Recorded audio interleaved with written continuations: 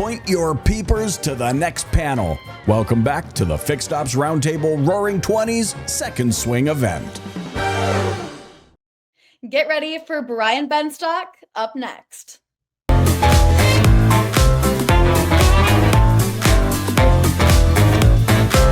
I'm playing with now all the data in one, trying to unlock the ability to reach more customers more often, because where do you get your customers from? Is it the new car department? Is it the used car department? Is it the service department? Is it the parts department? It's all of those. Facebook was originally for Ivy League university students, and Amazon originally only sold books. Okay, now we've got a niche. We can go through the 5 biggest opportunities for making money with AI this year, starting with AI agents. AI agents. Agents are emerging as... Agents are the thing everyone is talking about. More AI agents. The opportunity for agents is gigantic. Think of it this way. If ChatGPT, Gemini, Grok, etc. are like the brain, the AI agents are like the body that can actually go and do things on their own. For example, here's an agent that can match resumes to job posts and apply to jobs automatically. There are hundreds and thousands of businesses that are looking to use AI agents this year, and you can build them even with no existing coding or tech expertise. You can go to websites like crewai.com and start building AI agents that can execute specific tasks for businesses in your target niche. Things like sales, marketing, analytics, or even finance. With sales AI agents, they help you do things like analyze the score of a lead by looking at things like interactions, engagements, or even patterns. This way, your team knows what leads to prioritize and which leads to ignore. The last thing you want to do is pay sales reps to talk to leads that won't ever convert into customers. And when it comes to marketing, everyone knows that personalized experiences convert better. With marketing-driven AI agents, they can help you personalize the copy, the content that you're showing to each individual, which will cause you to convert more of those visitors or followers into leads and customers. You can appeal to different audience segments, which will help improve your conversion rates as well. With analytics, AI agents can help pinpoint the right kind of traffic that's generating the best revenue for you. Just because one customer buys from you and another buys from you, it doesn't mean they're equal. The first customer may come back 10 times and continually buy from you, while the second customer may only buy once from you. You ideally want the right customers that keep buying from you over and over again. AI agents can help you find them by telling you where to focus your marketing efforts. When it comes to finance, AI agents can tell you the lifetime value of your customers and your campaigns. It can even show you which campaigns create the highest lifetime value and which campaigns aren't profitable, so that way you can stop the bleeding and focus not just on revenue growth, but profitability. More importantly, the AI agents can go into your database and start making calls, targeted calls, right? Those equity data mining calls that they can make. We're using right now AI agents to make recall calls to customers that people don't want to make. Hey, Mr. Smith, I understand you have a safety recall in your car. Are you aware of that? And because it's a safety recall, we'll pick up the car, do the work for you, and bring the car back to you. How's that sound? And they make the appointment, set the appointment up in X time, send the confirmation to the customer. Nobody's involved in it, and it's fantastic. And they're right now, when the people don't hang up after the first 3 seconds, we're setting 60% of the appointments. But some of the customers are hanging up. And it's interesting when they say, hey, are you a bot? Yeah, I'm a bot. If you like to deal with a regular person, that's okay too, but we want to be able to help you. The technology's getting there. We're having some fun with it at the same time.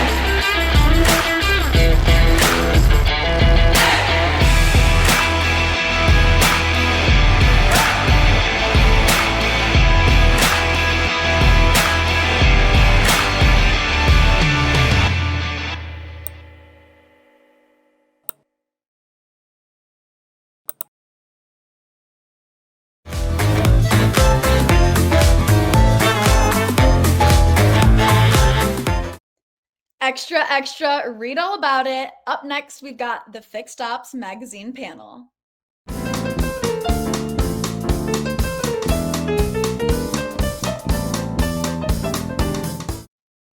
Welcome back to the Fixed Ops Roundtable. I'm Sarah Vantine, and today we have a very special panel with all of our esteemed guests of the Fixed Ops Roundtable and Fixed Ops Magazine. Ron Overs is here from Fixed Ops Magazine, and Ron, I don't know what to expect with this panel, but I know you've got some incredible topics that you're going to unpack with these gentlemen today.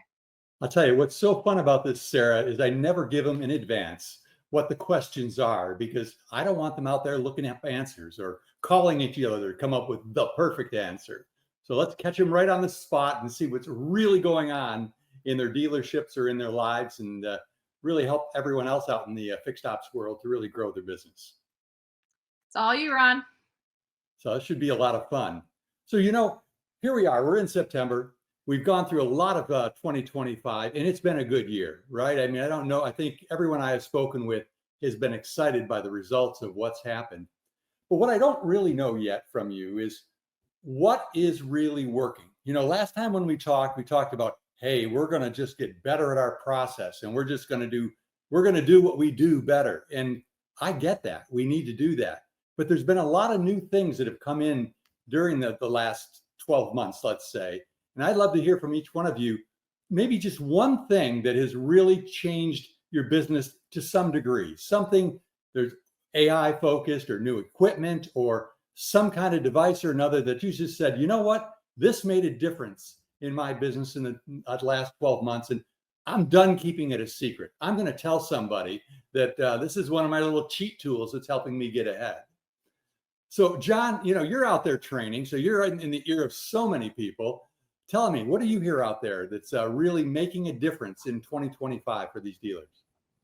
Well, not to mention, and I appreciate it. Thanks for having me on, Ron. Sure. Not to mention any particular software, but I do see a lot of new software implementation.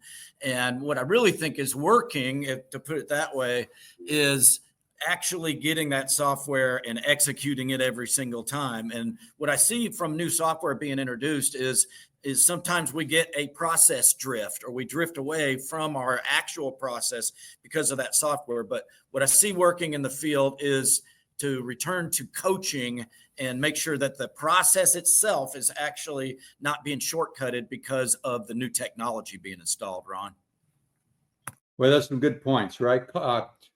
Process drift and coaching, right? If you think about that, right? We go to start a new idea, which leads us to another thing, and we forgot what we started off the software to do, right? Because now we're doing some other crazy thing. So it's just staying on task and staying focused, but using those new technology tools that are out there that really can make a difference and grow our business.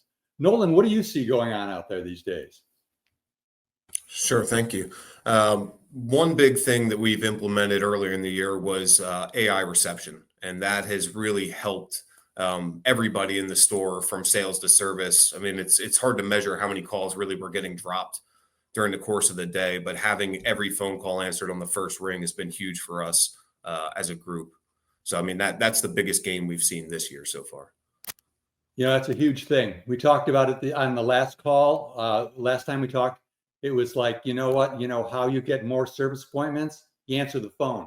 Okay, you pick it up every time somebody calls. That's the first trick, right? So the beauty is now there's tools to do that and help us get that done. And some of the new natural voice AI, tools that are available. I talked to one dealer, said, I just turned it on at night. Okay, I was afraid of it. So I only used it when my doors were locked.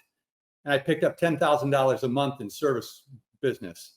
And you're like, well, okay, maybe turn it on during the day, see what happens. But it really is kind of cool to see what these tools like these natural voice AI tools can do to really help bring people into your store and make it just a better process. How about you, Jim? What are you up to these days? Again, thanks, Ron. Thanks for having me on this panel. This is an awesome panel with some really super elevated talent, and it's a pleasure to be here. So what we've really focused on, really quick couple of things, is the customer experience. We've really dove into that to elevate it and make sure it's It's consistent every visit, whether it's, the initial phone call contact, whether it's an email or a text message inbound to the dealership. It's responded to in a prompt amount of time. The questions are answered. We use the words yes more than we use the words no. We find solutions, right? We don't ever really want to say, no, we can't do that.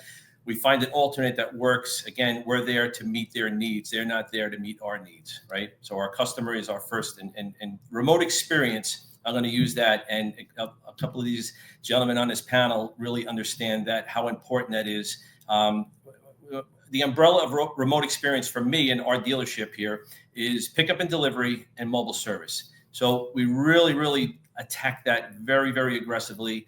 And it works. The retention level has gone up. The customer satisfaction level has gone way up.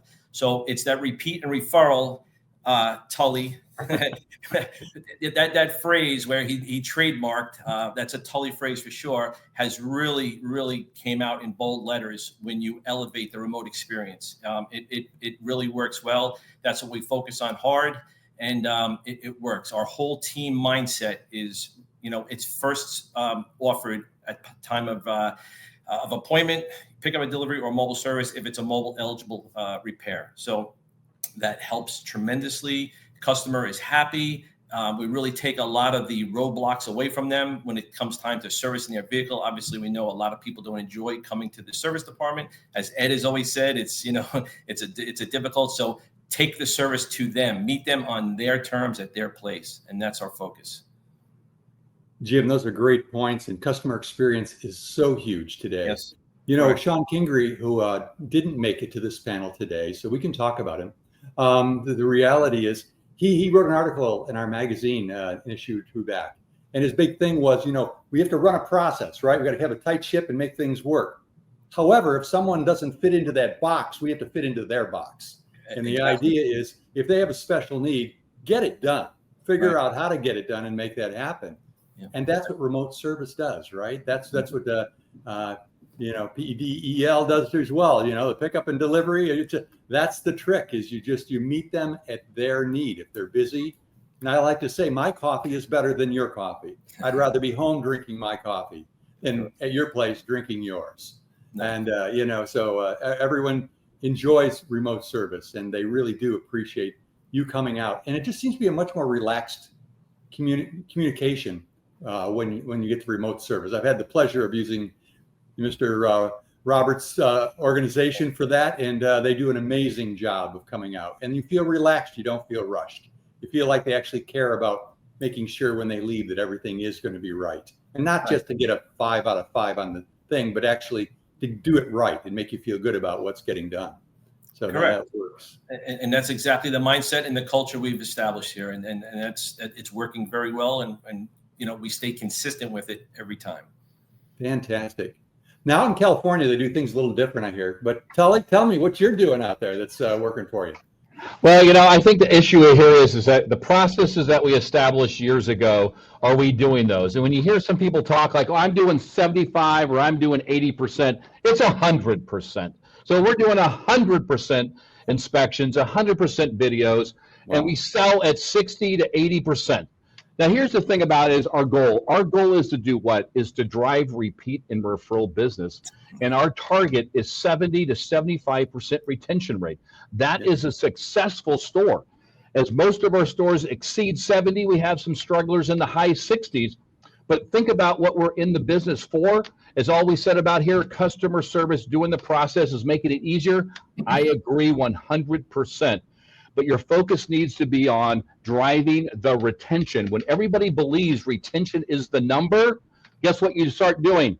You start selling tires, brakes, and batteries. You start going out and getting people's cars. You're starting to have CSI be 100%. And guess what happens? Your retention turns to 70 to 75. So I believe this is the year of retention. The retention is to look at that number. It's a slow number to move. But the goal is, are you really in repeat referral business? And so how is your business going this year? Tully, brag a little. Tell us what's going on there. Last 2 months were best evers. The average technician, I have 167 superstars. They made 13.5 hours each per day, 166 hours. When you focus on hours and I don't care about the money, guess what happens? I make my technicians rich and tired. I got to give up on this magazine thing and go out and just start fixing cars. I mean, I could have a really good quality of life. You know, Come on out. I really could. No, that's great. Tully, great points. Really is. Shoot for 100%. Shoot for every customer to be the customer giving you the great reviews and giving you the customer experience that they want to make this all work. Amen. Great points. And now we're moving to the desert. Scott, tell me what's going on out in Arizona these days. It's nice and warm, but we're starting to roll on towards the cooler days when it's good to live out here. September, October, it's when it's starting to get nice. But nice. Kind of piggybacking on what everybody else said, AI I think is really a up and coming thing. We added a piece to help the BDC in answering the phone and scheduling appointments both. But along with what John said, you can't lose sight of your processes, your basics, because I even caught some of the people in the BDC saying, hey, let's just see what AI does when they answer the phone. No, your job is to answer the phone. So you still have to have accountability. You still have to follow the processes. Like somebody said, you got to do your one-on-ones, you got to do your coaching, and make sure that every customer is getting an extraordinary experience every time they come in for service. And to Tully's point, you want to be building retention. You want them coming back over and over again. Those are your great customers, the key tossers that just throw you the keys and say, do whatever it needs, you know. That's what you want to get to. You want to earn the right to serve them again and again and again. And then they'll buy another car and just repeat the process. So that's really what it's all about, is retaining these customers. And to do that, you got to give them a great experience every time they come in. You don't want to ever say no. The answer should always be yes. There's a book on that. If you haven't read it, everybody should read it. But you can say yes in different ways. It doesn't have to be giving them everything they want. Just give them what they need, basically. Figure that out and let them know you're taking care of them. Sounds like you got it together. Sounds like you're using AI. You're making things work. How is your business going this year? How's it looking for you? It's very good. We had a record month last couple months, so really improving and rocking along. We can tell by the new hat and tie. Things are going well. Yeah. You can tell the difference. Yeah, customers love it. And, maybe you could, give Tom a few bucks to, buy a razor, Right. If you I think take about more that. than one with that beard. So, Tom, tell us what's going on in that cold Western New York climate that requires that heavy beard. What's going on just up getting there? ready to play Santa. I have a Looking have a good, new bud. granddaughter, so this will be I can finally play Santa every year. It's gonna be perfect. Looks awesome. Thank you. So, what are you doing up there? What's working? Well, so it's kind of a combination of what we're hearing. Our business has been in the news a little bit too much lately. A lot of uncertainty with a lot of different things. So for us, one of the biggest keys has been trying to make sure we remain the trusted source of information for our customers, our customers that are coming back every day. Like Tully says, we want that repeat business. We want the referrals. We want to keep cycling them back in through the sales process. So we're trying to make sure we maintain that trust. With things like video, we're showing them accurately every single time the condition of the vehicle, making sure that we're discussing needs, current needs, future needs, anything that we can do to help make sure that customer has all of the information to make a good buying decision, whether that be selling service, repairs, or it's time to look at maybe replacing the vehicle. But things like video, making sure we're answering the phones and just working on keeping promises. Calling customers back when we say we should. So we've got a little bit of customer experience. We've got some technology in the video, but really just trying to make sure that we remain the trusted source for our customers. Isn't that important? I mean, you think about that, right? I mean, so many times it sounds obvious, right? Well, I'm just going to be the guy who gives them the straight answer. And it's like, till I ask you a really tough question that the straight answer is really not a fun answer. If I open one more letter from Ford that says, hey, you have a recall on your vehicle and we don't know how to fix it. Okay. So, but drive happy out there. Be comfortable knowing that someday we're going to know how to fix that for you. The reality is that's what your customer's getting. And he's calling you up and saying, so exactly when will you have that part for my car? It's like, that's a great question. And when we both have that answer, I will share that with you. So, but the truth of the matter is just being honest with them and letting them know, hey, this is what's going on and this is what life looks like today. Yep. Now, one of us lives in like utopia. He's down in St. Augustine. Life couldn't be better, right? He goes in, there's probably a burger named after him at a restaurant, that's close to the place. But he's got the life. But when he's in the dealership, tell me, what is it that's really made your life great this year? Well, I want the audience to take note of what everyone is talking about thus far. We've talked about software and experience and AI and remote and video and trust. And those are things that our customers expect. And if we do the things that our customers are asking for, guess what? They give us back repeat and referral business. They reward us with the things we're looking for. So I'm glad to hear all those things. And a lot of the same stuff. Tully talked about video MPI at 100%, and I can't say that we're at 100%. We strive to get to 100%, but we don't just do the video MPI. And I challenge the audience to do this as well. We do a write-up video, we do a delivery video, and when you tie all those things together, there's elements that comes from that, and it's a time to build rapport with the customer. It's a time to document anything that's going on there. But if I had to label one of the key elements, we strive for same day diag. One of the key elements that's allowed us to get there, because we've struggled to get there over the last several years, simply because of the capacity constraints, is a second shift. We started a second shift late last year, and as we worked out the kinks on that, it's easy for us to accomplish same day diag. We have structured ourselves for us to be able to do that. But the other stuff that was talked about was remote, and as you've experienced, Ron, we might think that our coffee is the greatest, but it isn't what we think, or whether it is or isn't. It's about what you prefer, and you prefer your coffee. Right. And that's the difference when we can come to and fit into your world rather than force you to fit into our world. But don't lose sight of one of the key elements that allows all this to take place, and that's ongoing training. We got to make sure that we have our team prepared to see our customers and prepared to be able to answer the questions. And as Tom talked about, there being noise out there with different elements, and you talked about the recalls, our team's got to be ready to answer those questions, because that noise, those letters creates questions. And we got to make sure people's trained and ready to answer those questions correctly. Those are great points. There's no question. And I get the training, because you're right. We all fall into habits, right? We fall into habits that either work for us, don't work for us, or they're just our nature to speak in a certain way. And it's really important to just get everybody on track, review their progress every quarter, every period of time, and make sure they're really doing what you want them to do, and making it work. Well, it looks like we're off to a great start for the year. As we said, you've used technology to get things moving. Now we have the home. Now this is your rounding third base. You got to get this thing home some way, safely. Slide into home, run through the base. Somehow you got to bring this home before December 31st. And one little hiccup can make a really great year not look so great. So tell me again what you're going to do to finish strong through this year and make it work. And like you said, maybe play in a little bit of this information about this recalls. And it's not just Ford.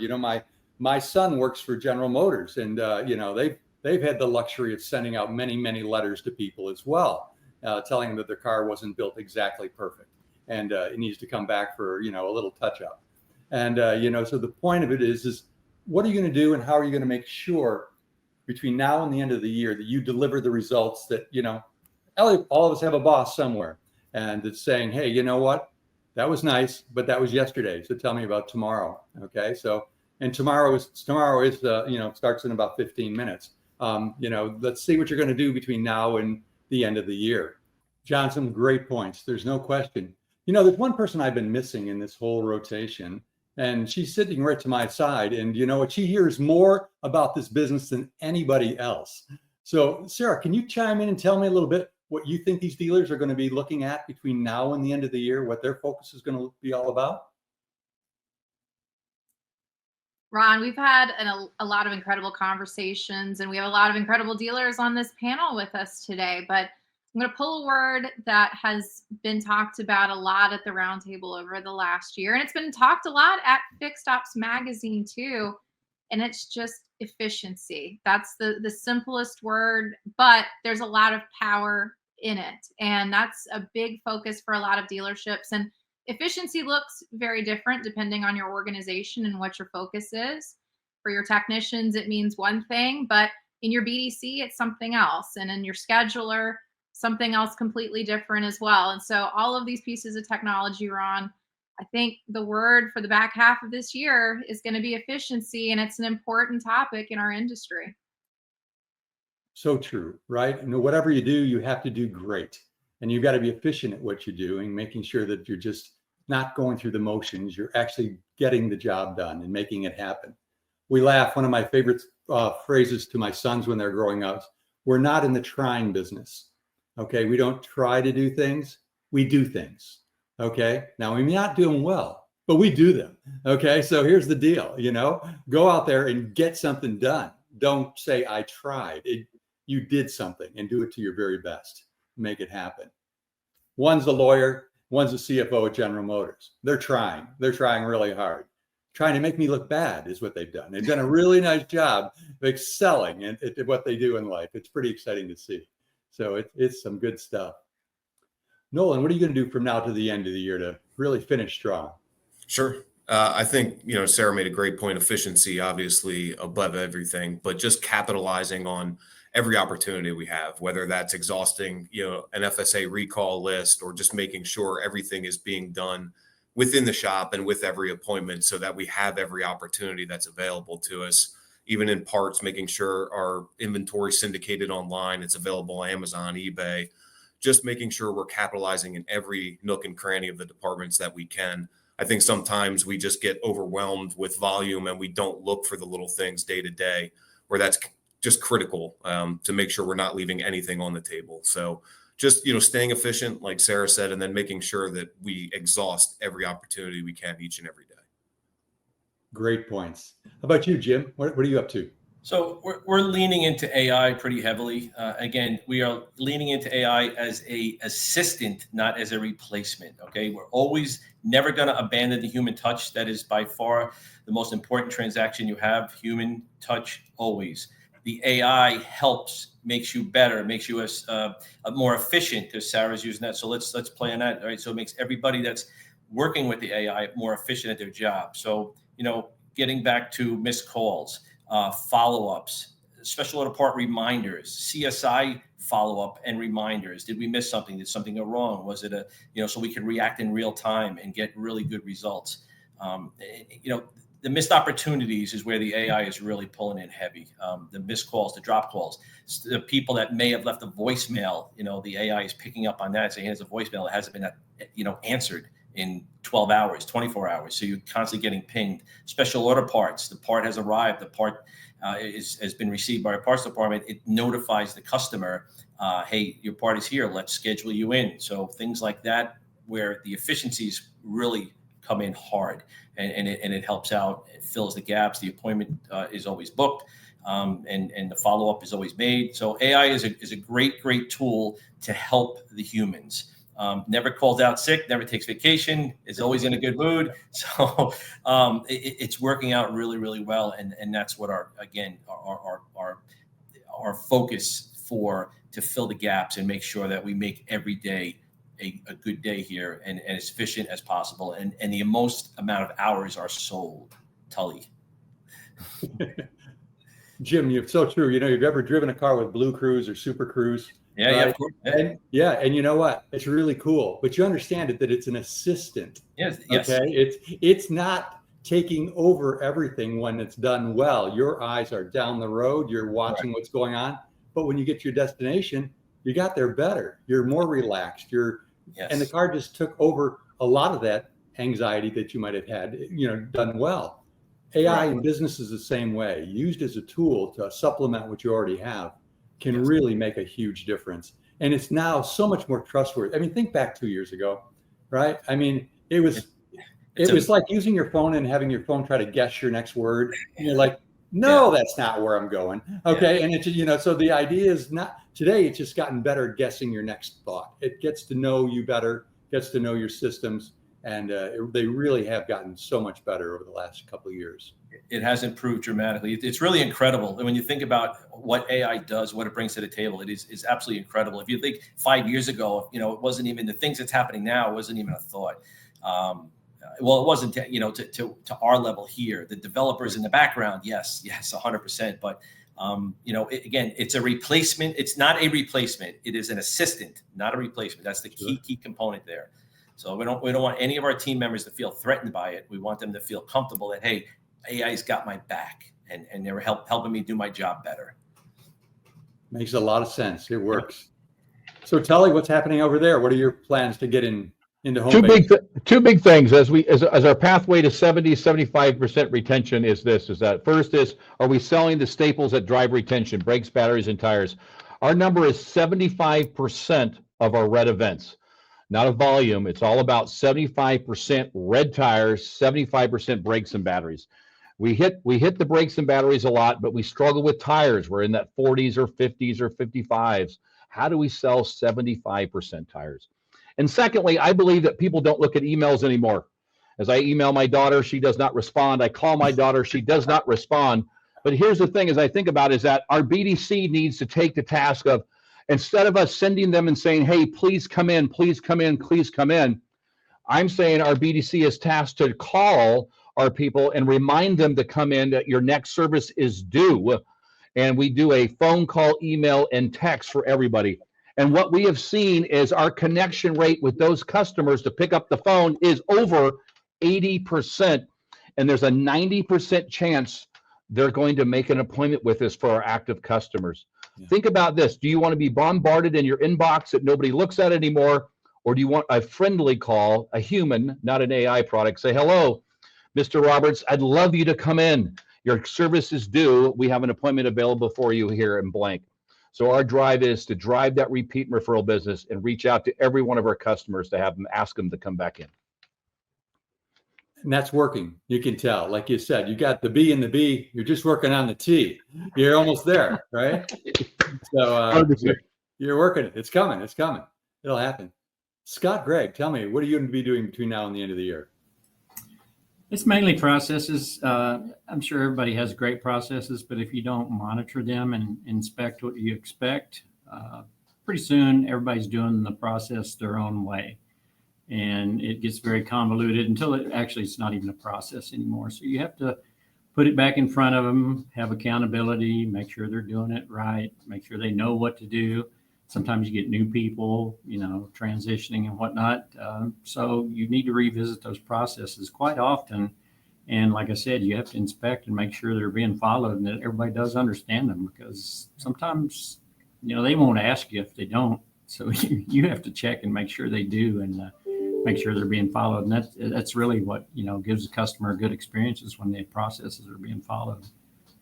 And what I've learned from guys like John Fairchild is, it's not just getting them to know the process, but to believe in the process, that they really believe that what you're asking them to do is not baloney, that it really is something that they need to do for the right reasons. And once they believe that, then all of a sudden they're going to make sure they get it done, and they'll make it happen. Absolutely. Got to get that buy-in. Absolutely. So Tom, how are you going to slide into home at the end of the year here? How's it going to work for you? So this has been a pretty tough year. The business is great, but the demands, the product issues and some of the things that we've dealt with has been a tough year. So, and you never want to let off the gas until you cross the finish line, right? So for us now, it becomes the last quarter or so of the year. I really look to turn to games and contests, right, to help make sure that everybody stays focused, they stay engaged, helps take their mind off a little bit about the things that are going on. But then it also puts some great fun out there and some blue sky. They've got something to look forward to. And a lot of them we try to make so that they're not necessarily always competing against each other, but competing against a number, right? So if you want to set efficiency goals, you want to set hours goals, your pickup and delivery goals, all of those sort of things, you have the ability to do that. And Your team knows that they've got the ability to win some great prizes, some extra spending cash with the holidays not too far down the road. So for me, as we get into the last quarter or so of the year, I really like to kick up the games and the contests. Nice. Make it fun. Make them enjoy what they're doing, and go for a goal. Makes great sense. A lot of fun. Way to go. Ed, how about yourself? How about you wrap this up for us and tell us what you're going to be doing between now and the end of the year? Well, Tully talked about retention and hanging on to the larger portion of that bench here. And we have been plagued, and as Tom was talking about there a little bit there, with more than we would like to see with recalls. The fortunate part is they're not hesitant to reach out and do those things. And I tell people all the time that all vehicles have some sort of issue. There's not a brand of a vehicle out there that doesn't have a service department tied to it somewhere. And so they all need service.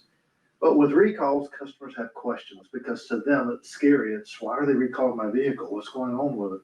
So that goes into the training element, making sure that our people's prepared. But then also it's a chance to reintroduce our dealership to our customers and to pick that VIN share up that we've lost, that we didn't retain when we had the opportunity to retain it. So it's our opportunity to go out there and continue to capture market share. And as these things come about, it's the ticket for us to go do it. So a lot of times those things create roadblocks, but I look at it as what can be on the promising side of that. And the promising side of that is we can gain market share. What a great point.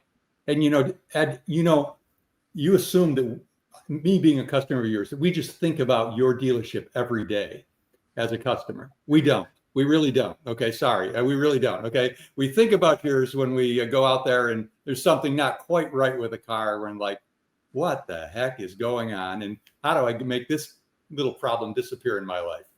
And your reality is, you're right. This is a great positive way, actually, saying, hey, here you got a problem and I'm here to fix it. Oh, by the way, it's not going to cost you anything. How about that? You want to get real happy? Come to our service department and not have to write a check. How's that sound? Let's try it out. And, the reality is the recalls can have a positive swing. And by the way, I think I mentioned to you, really appreciate the attitude that all of your dealership has about recalls. They don't look like, oh my God, look what Ford did again. They were really just like, hey, yeah, you know what? Let's tackle this together and make it happen. Everybody's got problems. Let's just make it work. Absolutely. Well, guys, everyone, and ladies, thank you so much. This has been a lot of fun. You've got a lot of great information. I think this should get the rest of the fixed ops world out there focused and making sure that they can finish the year in a really positive way. Thank you so much, Ron. Ron Overs, everybody, Fixed Ops Magazine. If you want to get your copy today, super simple. Just go to fixedopsmag.com. You can register to get it sent right to you in your dealership and get your copy in print or digitally at fixedopsmag.com. Ron Overs, I want to thank you again for putting together this incredible Fixed Ops Magazine panel. It's always a treat. Thank you, Sarah. Lots of fun. For more information, everyone, again, fixedopsmag.com. Be sure to stay tuned. We've got more exciting things coming up at the Fixed Ops Roundtable. Do you have a great product you want to get in front of auto dealers across the country, and specifically their fixed ops departments? You know, their service, parts, and body shop. For over 15 years, Fixed Ops Magazine has been putting service-related products like yours in front of franchise auto dealers across the country. There simply is no better way to reach every dealer in the USA all at once. Hi, I'm Ron, the publisher of Fixed Ops Magazine, which is both a digital at fixedopsmag.com and print magazine that reaches out to over 38,000 subscribers who influence what products are purchased in the over 16,000 dealers across the country. Fixed Ops Magazine may even publish your article about a topic you are an expert and have a real passion for in this industry. Every article has the author's contact info so they can reach you. Write an article, run an ad, and an e-blast. We call that our bundle for success. You won't believe how great a deal it is.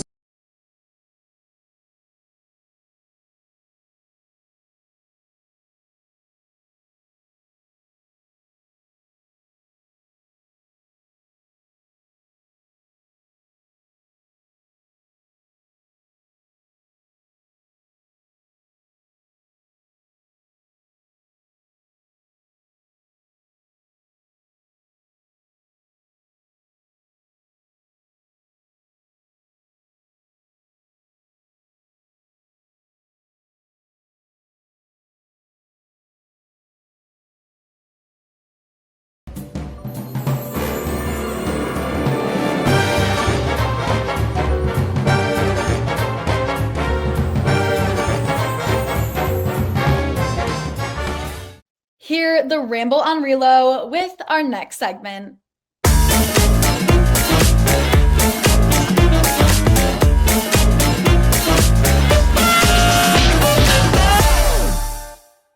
Welcome back to the Fixed Ops Roundtable. I'm Sarah Vantine here with Ted Ings. Today we are at the Reynolds and Reynolds Amplify Summit here in Dallas, Texas. And this has been one of the panels we've been looking forward to the most. We're talking about Relo, Reynolds' parts delivery robot. And this is the official release. I'm joined by Ed Roberts, COO at Bozard Ford Lincoln, which helped pilot the robot, and Reynolds' Gregg Uland to talk about it. Well, gentlemen, congratulations on Relo. It's here finally today. Yep. And we've been hearing a whole lot about it. Ed, you've been piloting this next innovation, which you're always looking for what's next in the industry. You've been a pilot for Relo. What's that process been like? Well, there's always obstacles that you run into. When you whiteboard something, you whiteboard as if it was in a perfect scenario. And then when you put it out there in real life, there's things that you have to overcome with remapping and various different things. So we've been a part of that and been able to help create some of the different algorithms of how to navigate different things, different scenarios, because things in our shop is always moving around. Yeah. And it's not like it's stationary where you map the shop and it's there. Vehicles moving in and out, toolboxes moving all over the place. There's different things happening in there, people all over the place. So it needs to be able to navigate those things. So it's a learning algorithm it's been a fun project to be a part of for sure. Yeah, well, I'll tell you, that's what's so great about having great partners like Ed at Bozard Ford, being willing to put the time in, put the work in, and provide the feedback and collaborate and work together.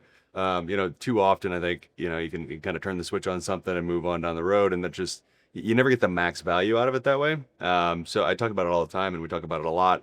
We want our dealers to be successful. That's our goal. And to do that, especially with something like this new technology that's really cutting edge, we have to work together on this stuff. So thank you, Ed, for being a guinea pig a little bit to make it much smoother for everybody else as they come down the road. Absolutely. Innovation is one of our key tenets. So we always want to challenge the status quo and find out what's new out there. But it isn't just a one-way street. It isn't just for you guys to get feedback from us. And we're the real world. Yep. And it's your product, and it's not justifying the obstacles. It's, hey, let's find a way to overcome these obstacles. And so it's been a great partnership, and thank you for that. Well, and I think too, if you don't mind, so one of the reasons I would imagine, and I don't want to put words in your mouth, but one of the reasons it's probably worth it is because the problem that you're solving is a real problem that has real dollars tied to it. So if you can solve it, it just makes the shop so much more efficient, makes the technician so much more efficient, and ultimately gives you an opportunity to get more hours to the shop. Absolutely. When you can take time-robbing elements from a technician, then it allows them to make their time more valuable to themselves and to us. And everyone wins in that situation. They feel much more fulfilled in their job. And because there are certain things that we all do in all of our jobs that just take up time. And going back and forth to the parts department as a technician is one of those. And when we can remove that, then we've made it more efficient all the way around. Yeah. Gregg and Ed, this question is for both of you. I want to talk about the need for a robot like this. In what situations does it really shine? Ed can probably give the most real world examples in his store, but I mean, when you think about it, the robot Relo, it does a lot of great things and creates a lot of efficiencies. And the way the technology is built, it has a lot of sensors in it. It has LiDAR built into it where it can avoid obstacles. It can work with multiple robots. I think you guys have 2 currently. So there's a lot of scenarios that show how versatile it really is. Wow. But as an example, it's not going to go up and down steps, right? So we gotta have a smooth surface. So there's a lot of those little things that has probably come across already. So I'll touch on that as far as where it is most impactful is when a customer comes in for some type of scheduled service, or what we may know what it's coming in for, a recall or whatever, where we know it's a certain set of parts, where we can have a parts delivered out to the technician before the vehicle even comes to the bay. And the technician never has to go back and forth. There's no diag period of time. There's everything he needs is already right there. And talking about increasing the level of efficiency, that's huge. Well, and in so many stores too, I don't know if this is the case in your store, Ed, but usually you have at least somebody in the parts department pretty early in the morning, right? 5, 6 a.m. And your techs might not be there. So you know what? Special order parts come in and voila, they're sitting there, not only, keeping the tech from waiting on them, but the tech walks to their bay, and the parts are sitting there ready to go for the day. It's no longer a question of whether it came in last night or not. Yeah. It's right there. It's sitting there. So they know that they can go to work and they can start planning out their day. And it's just another little element that makes them more efficient. So, gentlemen, Relo is available now to Reynolds customers. A lot of talk about it here at Amplify. But, Gregg, I hear you have some news on that as well. Yeah, so we're excited, obviously, to roll this out to all of our Reynolds DMS customers across the country. We'll have a lot of install work to do. So our Reynolds performance managers and our support team in the field will be very, very busy, which is exciting. But, over the course of the next handful of couple months, we'll be releasing it to all dealerships, regardless of their DMS. Oh, Ed, that's big news. That's huge news, because ultimately it's not everybody is a Reynolds customer. I know you'd like for them all to be, but it creates that opportunity to get your foot in the door and allow them to be more efficient and to show them some of the other products that you have that can allow them to continue to layer on top of that. Yeah. And even without that, though, I mean, just the opportunity to work with more and more dealers and do what we can to help the industry as a whole be more efficient, more effective, and just help dealers be as successful as possible. It's certainly a win for everybody. A true partnership. Absolutely. Yes. And I think Gregg mentioned you have 2 Relo robots. Is that correct? Yes. Is that going to be enough? You have a big shop. Is it going to be enough? No, it's not going to be enough for what we run through there. But that's what we piloted was with the 2, and but it'll grow from there. And who knows what that number ends up being? Whether it's 5, whether it's 4, whatever it ends up being. But ultimately, it's been instrumental. And once you have it, it's tough to find a way to live without it. Sarah, I believe it's the best dealers that look for the next best practice, the next thing that's going to help them go to the next level, who come to events like this at Amplify and the Fixed Ops Roundtable as well. And we've seen a lot of that here. We have, Ted, and it's so exciting to see all of the innovation that Reynolds and Reynolds continues to build. Relo is just another exciting element that we get to see firsthand, officially launched here at Amplify and on the Fixed Ops Roundtable. So, Gregg, congratulations to you and Reynolds and Reynolds. Thank you. And Ed, congratulations to you on helping Reynolds bring this new technology out. Absolutely. Thank you. I'm Ted Ings. I'm here with Sarah Vantine, Gregg Uland, and Ed Roberts. We're in Dallas at the Amplify Summit for Reynolds and Reynolds. Sarah and I will be right back. Meet Relo, the automated parts runner designed to minimize technician downtime and streamline service operations. Today, we're going to walk through exactly how Relo works, step by step. It all starts here. The technician completes an inspection and recommends work for the vehicle.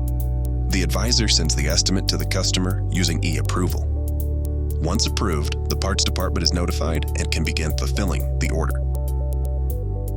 The parts counter person gathers the required parts and places them on parts rack 1. Most dealerships will have multiple racks, and one Relo can handle deliveries from unlimited racks to unlimited bays. Once the parts are ready, the counter person assigns a delivery directly from the parts application in Era Ignite. Relo autonomously navigates to the designated bay, avoiding obstacles along the way. You never have to worry about Relo getting stuck, running into objects, or needing manual assistance. It can easily maneuver a variety of indoor spaces.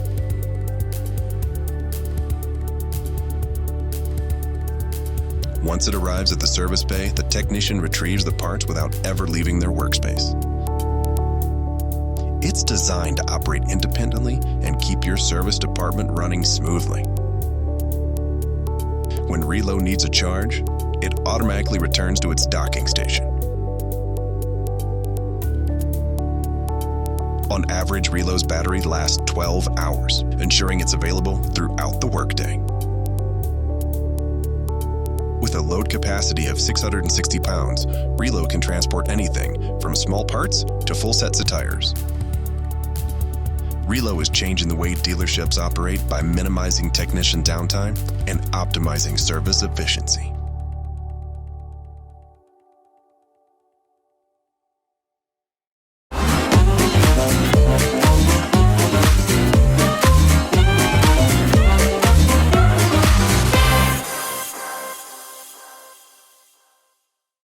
Get the buzz on BG products with our next speaker.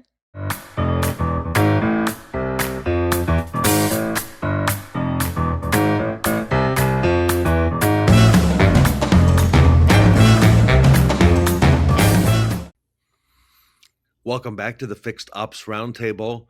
Spiro Morogiannis is with us with BG Products. He is the training program manager and BG University instructor. He's been with us before here on the Roundtable. Always enlightening to learn what Spiro brings to the table. BG is very, very busy, very active now, the leader in the industry. Spiro, welcome back to the Fixed Ops Roundtable. Ted, great to see you. Thanks for having me on again.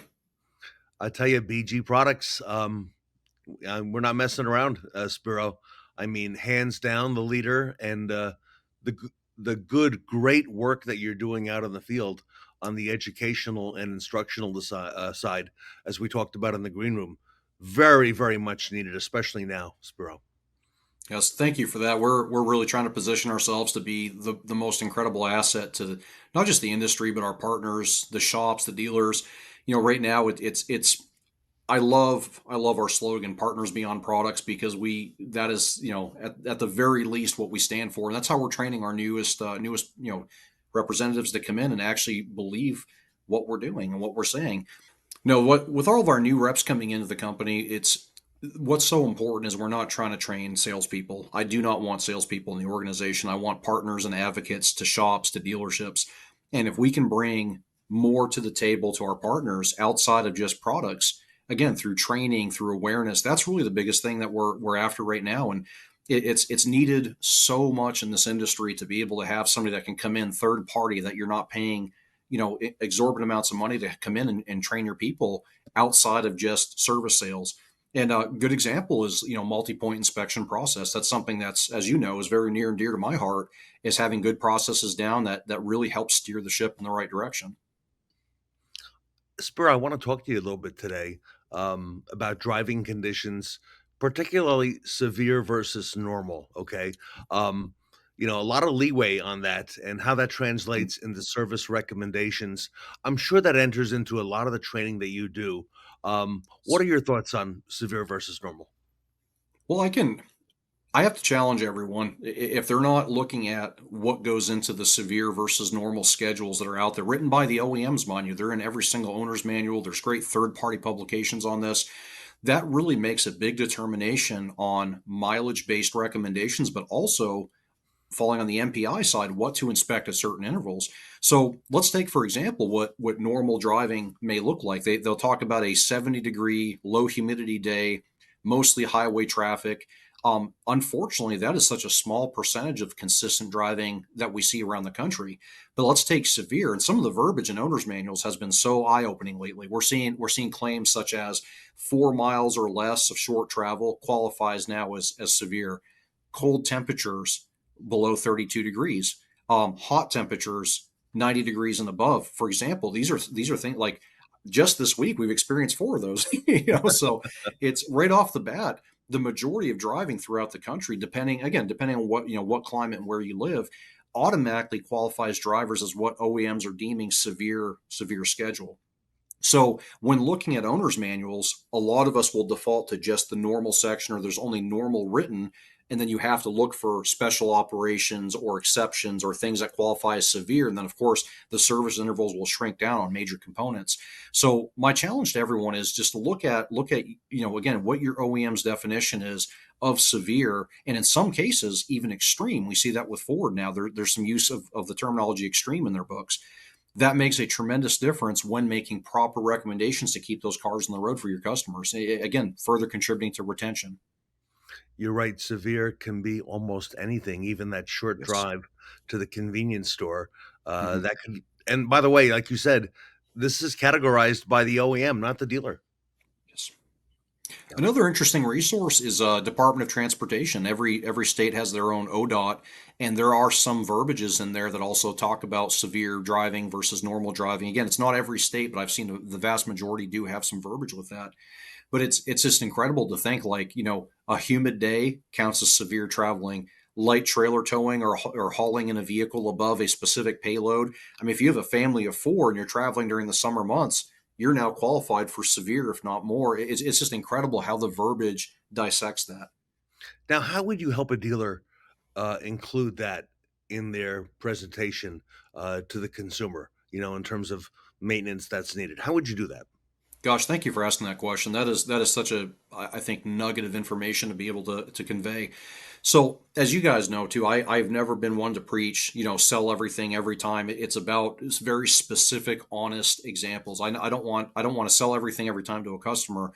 I want to give good, honest recommendations based on OEM, inputs, based on multi-point inspection findings. So I'm big on menus. Menus are a big thing. We have to be able to make presentations and options from something to give customers informed decision or informed information to be able to make good decisions.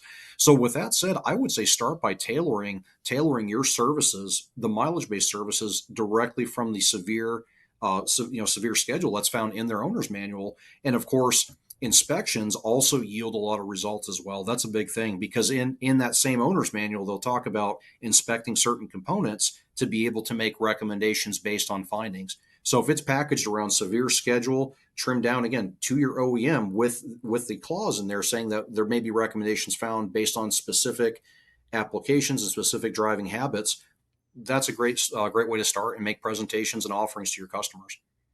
Spiro, I want to ask you, what are your thoughts? What would business financials look like if our dealer partners focused on a severe maintenance program based around severe OEM offerings, and doing that like clockwork? What would that look like? Oh my gosh.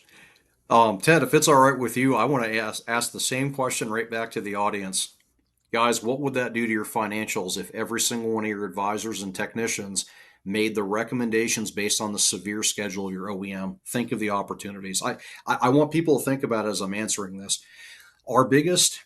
Again, I see different things throughout the country. I see some advisors that are afraid to ask. I see some technicians that overqualify, oversuggest. But what if we followed a process, again, out of the owner's manual, communicate that to the customers? Now, for a second, what if we could capture every 45K service at a General Motors dealership, right? What's that look like? Air fuel induction service, a fuel treatment, a transmission service, a transfer case service. What if we captured at a Ford store every 3 years by mileage? A lot of people don't realize that you see a brake fluid exchange every 3 years, regardless of miles. Ford is now following suit like a lot of our German OEMs are. So capturing these things and imagine being able to sell based on that and almost guaranteeing yourself that additional revenue from the OEM's recommendations. Again, it would, parabolic would be the only word I can use in terms of financials. As we know, the fixed operations pays the bills at the dealerships. If we could capture more of that by the findings required by the OEMs, I think the story writes itself at that point. And the OEM helps write that story for us. So you're right. But in most cases, advisors, we take the path of least resistance, right? Unfortunately. How about menus? You and I are both big believers in menus. BG is a huge believer in menus. You have Smart VMA. There's a lot of dealers who, believe it or not, as you know, still don't use a menu, don't have a good menu, don't have an up-to-date one. Your thoughts on that? For those out there that don't have, let's just say a menu processor, a good one in place, it's the lowest cost opportunity to have the highest yield on results. Because again, I want to make sure people have everything they need to make an informed decision in front of them. Let me ask a very silly question. When we go to a restaurant, what are we ordering from? The menu. Yeah, I go to a car wash and I've got 3 or 4 different offerings. That is a menu-based service. I'm picking something. It's amazing to see statistics from a lot of, for example, we have a car wash chain here in Oklahoma City, and I love the manager. I'm good friends with one of the managers down there, and I'm always busting his butt to say, hey man, talk to me. What's your upsell? What's your ratio? He says our second from the bottom is our highest by far. It's a 57% close rate from the second from the bottom. Wow. Out of their 4 packages. He said followed by a 17% of our top line. And then I believe it's like 20% or something on their third option. Very few of their actual car washes are the basic $15 express wash. Now, let's pivot that back to our shops real quick, our dealers. What if you have different oil change options, right? Oil service options. And now you have people picking from the middle of the tier the majority of the time. What's that do to your financials at 3, 4, 5, 1,000 ROs a month, depending on your frequency? That changes the financials of the entire game. Again, you're giving people options to choose from instead of just one oil service. Same thing with, again, going back to the menu comment. I like to see what I'm buying. I want to have some information of what I'm being talked to about, especially for preventative maintenance, services. So I really, really hope that if you don't have a menu or a good menu process or something that hasn't been updated in a long time, get with a third-party provider, get with a marketing company, and just have something put together with your branding, your logo, have it put together facing your OEMs or, again, your third-party providers options, and give people options when they come in at the drive, at the time of upsell from the MPI. People have to have something to pick from, and that's a great baby step towards financial success. Or get with BG and your BG distributor, because 100%. Spiro, that's the visual we need. Yes. People, we need visuals to help paint pictures and tell stories, and to give customers a choice, give them a choice close. It's probably the most effective one out there, right? So, Ted, that's something that we are so proud of our partnerships, and anyone out there that has that's not with BG or is with BG, remember, you can lean on us for things like that. If you need a menu put together, if you need, op codes polished up and refined, that is something that our guys are trained to do, to provide that service to you. Don't feel like you've got to take that on by yourself. That is something that we absolutely pride ourselves on. Hey, BG, we need to put together a menu with these different service offerings. We have programs in place to be able to pick from templates, OEM designs, Excel sheets that create formulas. Again, let us take that burden off of you as a thank you for being our partners in this business. you mentioned opcodes. Yes. That's a sore spot for many dealerships there. Are those opcodes current? Are they obsolete? In many cases, they're very obsolete. Are they up to date? Speak to us about that, because that goes hand in hand with maintenance as well. 100%. So I'm going to throw another question out there. If we had the gift of time given to us, would we not accept it? And that's how I look at op codes. Is if your operation codes are completely up to date in the system, and your advisors can focus on presentation and offering to your customers what they're coming in for. And I cannot tell you the instances where I see advisors trying to build out an op or trying to sell a service because the op code's not in there, it's not up to date, parts and service are not on the same page, and it creates so much additional time conflict. Getting those op codes dialed in, even if you have to do an every 6 month or 1 year review of them to make sure that they're up to par, especially your top 25, let's say, your maintenance items, your oil change packages, right? That right there is going to free up so much time that's needed for advisors to be able to present to customers so they can simply push that button and proceed with the transaction. Time is the one thing we don't have enough of in any part of our industry. And Ted, I'm sure you can vouch for that.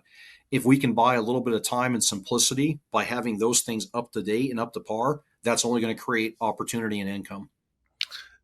An ounce of prevention is worth a pound of cure. And Amen. We're doing a lot of preparation and prevention here. What are your thoughts on, why customers come to us? They come to us for a reason. They have a need. We are the franchised dealer for their manufacturer. What about after the warranty is up as well? Again, throwing out a silly instance, but it's something to kind of provoke thought, if you will. Ted, why do you go to your favorite restaurant? What is makes them so special versus somebody else? It's the service, it's the consistency. 100%. What you're ordering is going to come out exactly the same way. It's not hit or miss every time. And again, I'm just using this as a quick analogy, but imagine that in our business. Why do people come to us? I know we have OEM retention hooks, and sometimes you have OEMs that will offer complimentary maintenance for 224 or whatever it may be. But I tell advisors it's the U factor. People come back and they do business with people they like and trust. That is such a big thing, and instilling that into the culture of that dealership is so vital, because again, people have a choice on where they can service their vehicles. So anytime that I, again, this is going 10 years back to my Ford days, I'd have a customer come in. I would always start by a sincere handshake and thanking them for coming in.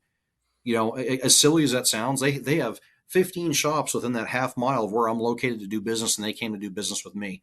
And that established, relationship up front. They come back, and I have so many people come back after warranty when they don't have to go back to the Ford dealer for that warranty.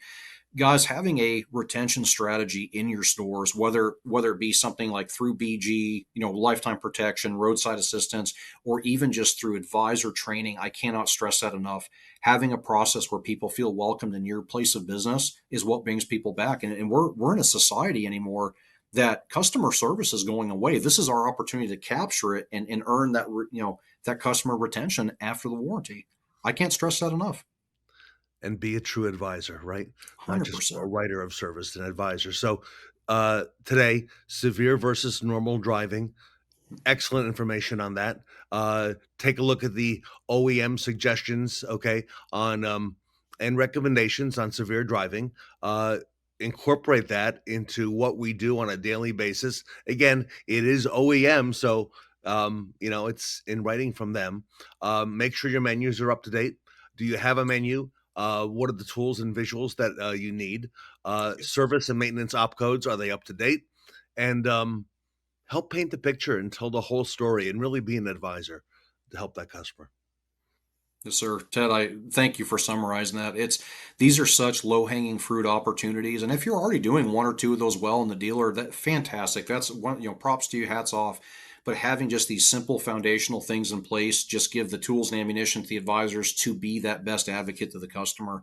Again, my goal for everyone here on this audience is to make sure customers are coming back to see you directly. That's what we're after in this whole thing.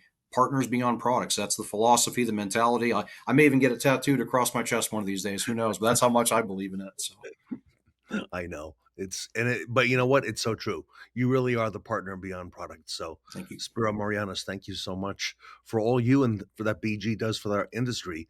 BG, the leader. Nobody even close in what they do. And 50 plus years in serving our industry, far and away. Just amazing what they have in place. And if you haven't had a chance to take a look at BG, reach out to your distributor. You've got a lot of manpower in the field, Spiro, all over the nation, bigger than any other organization or OEM out there. BG has it all. yes, sir. And we're proud to say we're almost 900 and counting boots on the ground just in the domestic United States, and it's growing. We're in a huge growth mode right now. And again, we are here to serve our people. That is BG's philosophy and mentality.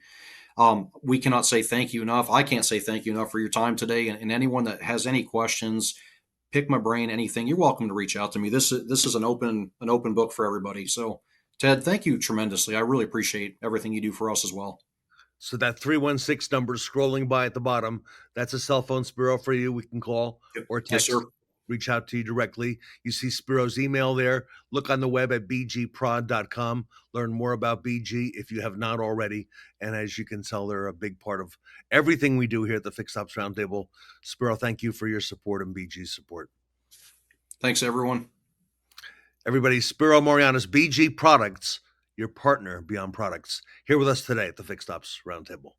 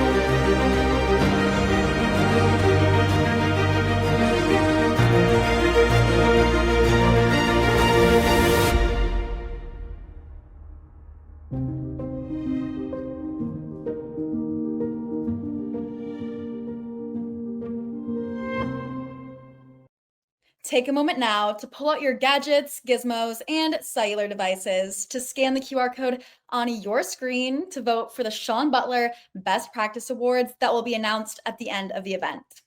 Remember, every vote counts, so make sure to gun for your 5 favorite speakers or panelists, and don't forget, you can only vote once.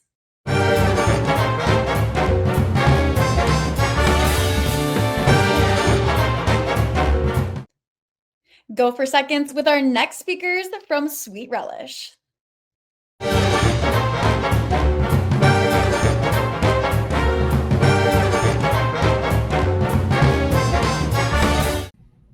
Welcome back to the Fixed Ops Roundtable. I'm Sarah Vantine here with Ted Ings. Today we have an exciting panel with Sweet Relish and Tammie Ventura of Hudson.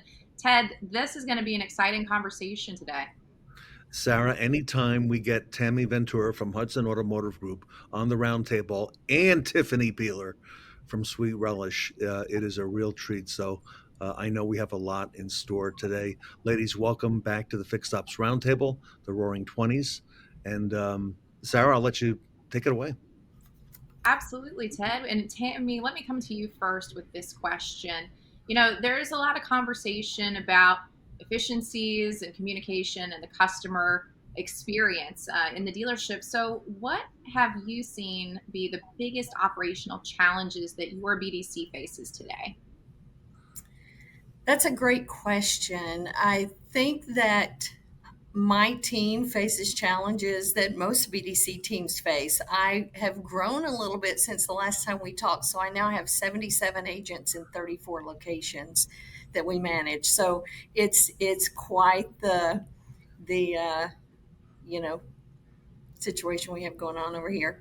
Time and efficiency is probably the biggest thing that I think most BDCs face, and then also the cost of staffing is something that people really struggle with, and to try to make sure that you have all of the coverage and all of the support that you need, whether you're a single unit location or a multi-unit location. I think that's really the biggest area where BDCs tend to struggle. Tiffany, a follow-up, you see a lot of dealerships across the country. What other challenges do BDCs face in today's environment? Yeah, I think I kind of want to elaborate a little bit on the staffing challenges that Tammie mentioned. I think we're always trying to do more without spending more money, right? So we have to make sure that we're keeping expenses low while we're keeping activity results high or better than they were last month or better than they were this month last year, right? So we're always reaching for growth without spending as much, or hopefully spending less. And that's really where Sweet Relish comes into play. I mean, Sweet Relish is an automotive specific call center platform. The goal of our tool is to increase efficiency, do more with less people.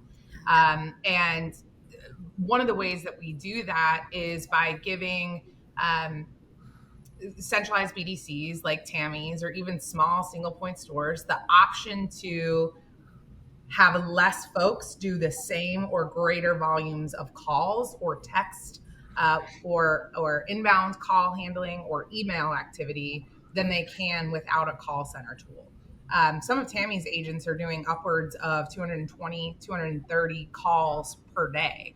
And the texting piece is all automated. So they don't actually have to physically do a lot of that part. So she's able to get a lot out of those 77 people handling those 34 stores because they're able to have really 2 times the activity that we traditionally think of in BDC, right? Like gone are the days of 100 calls a day are the goal. When you have a call center platform like this, you're doing 200, 250 calls a day and automating all the other admin tasks. So that's really the goal of Sweet Relish.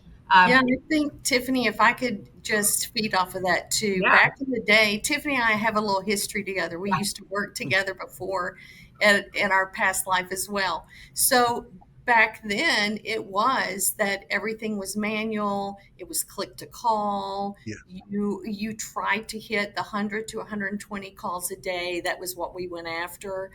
Sweet Relish brings a whole new realm to how you can manage your business more effectively, more strategically, and really zone in on what you're trying to accomplish for dealerships. Specifically, in my situation, is our service drives. Looking at, and we'll get into this, I'm sure, later, but looking at strategic campaigns, inbound calls, outbound calls coming back in. How do you handle all of that at such high volume And it really takes a tool like Sweet Relish to make all that possible. When I had it on the sales side, we were making 350 calls a day. That was required. My team is required to make 30 to 35 calls per hour. Also, there is some manual that, creeps in there a little bit, and then calls coming back. Yeah. So to be able to have this tool to strategically set that and set those clear expectations for your employees and for the BDRs, they have no doubt when they sit down every day what their goal is, what they need to accomplish. It also allows more time for coaching and business development. So yeah, it's a real strategic tool. And it's reasonable to expect that they can do it. So many of Tammie's agents are reaching those numbers. I think the other thing is being able to offer remote work. You're looking for quality candidates, and it can be hard. I mean, the job, Sarah, Tammie, you certainly know, being a BDC agent is hard, grueling work.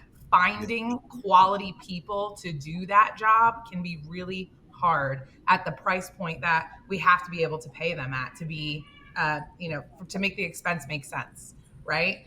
To make it a profit center. And I think one of the ways, especially, over the last 5 years, that we've learned can help achieve like finding the right person for the right price is by offering them to work remotely.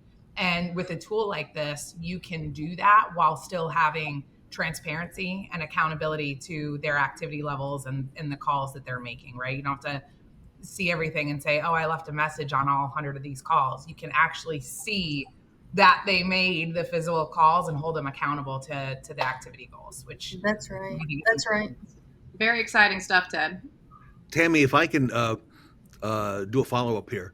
Hudson Automotive Group, you're a very well-known and respected group in our industry. Congratulations. 77, I think you said, was the number of agents you have with you today. You actually your group works with Sweet Relish. Tell us a little bit about that and give us some of the backstory on that and some of the color. Okay, sure. Happy to do that. In my past life, as we like to say in automotive, I worked with Sweet Relish at the very beginning. I remember sitting at the round table with just a few individuals when they were starting up their organization, and I utilized them primarily on my sales side.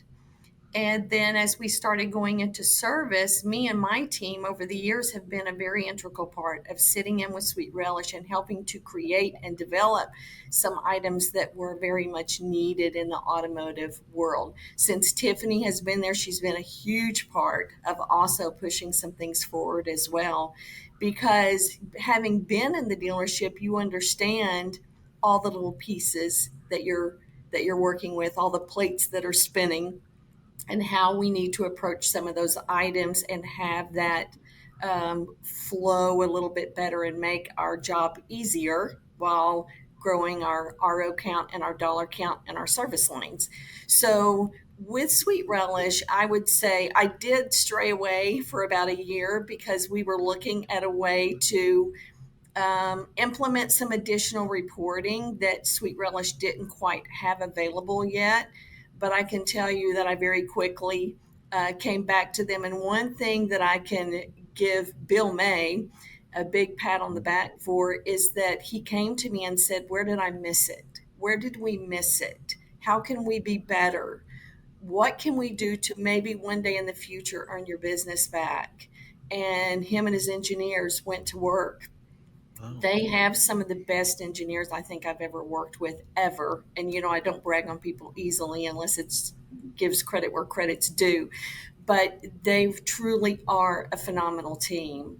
And they worked with us hand in hand, helped create the reporting that we're looking for. They continue to work on that reporting and give executive reporting, daily reporting, management reporting that is important to me and my team, as well as to the managers and the general managers that are working in each individual location that we support. Honestly, I could go on and on, Ted, but it's been an amazing journey with them. And I just feel they put all the work and effort where it's needed. without question, they just jump Sure. in and do their best to make it happen. Well, I have a follow-up for Tiffany now that the automotive world has heard about Sweet Relish now, okay? And your phone is going to start ringing. Tiffany, I want to come to you.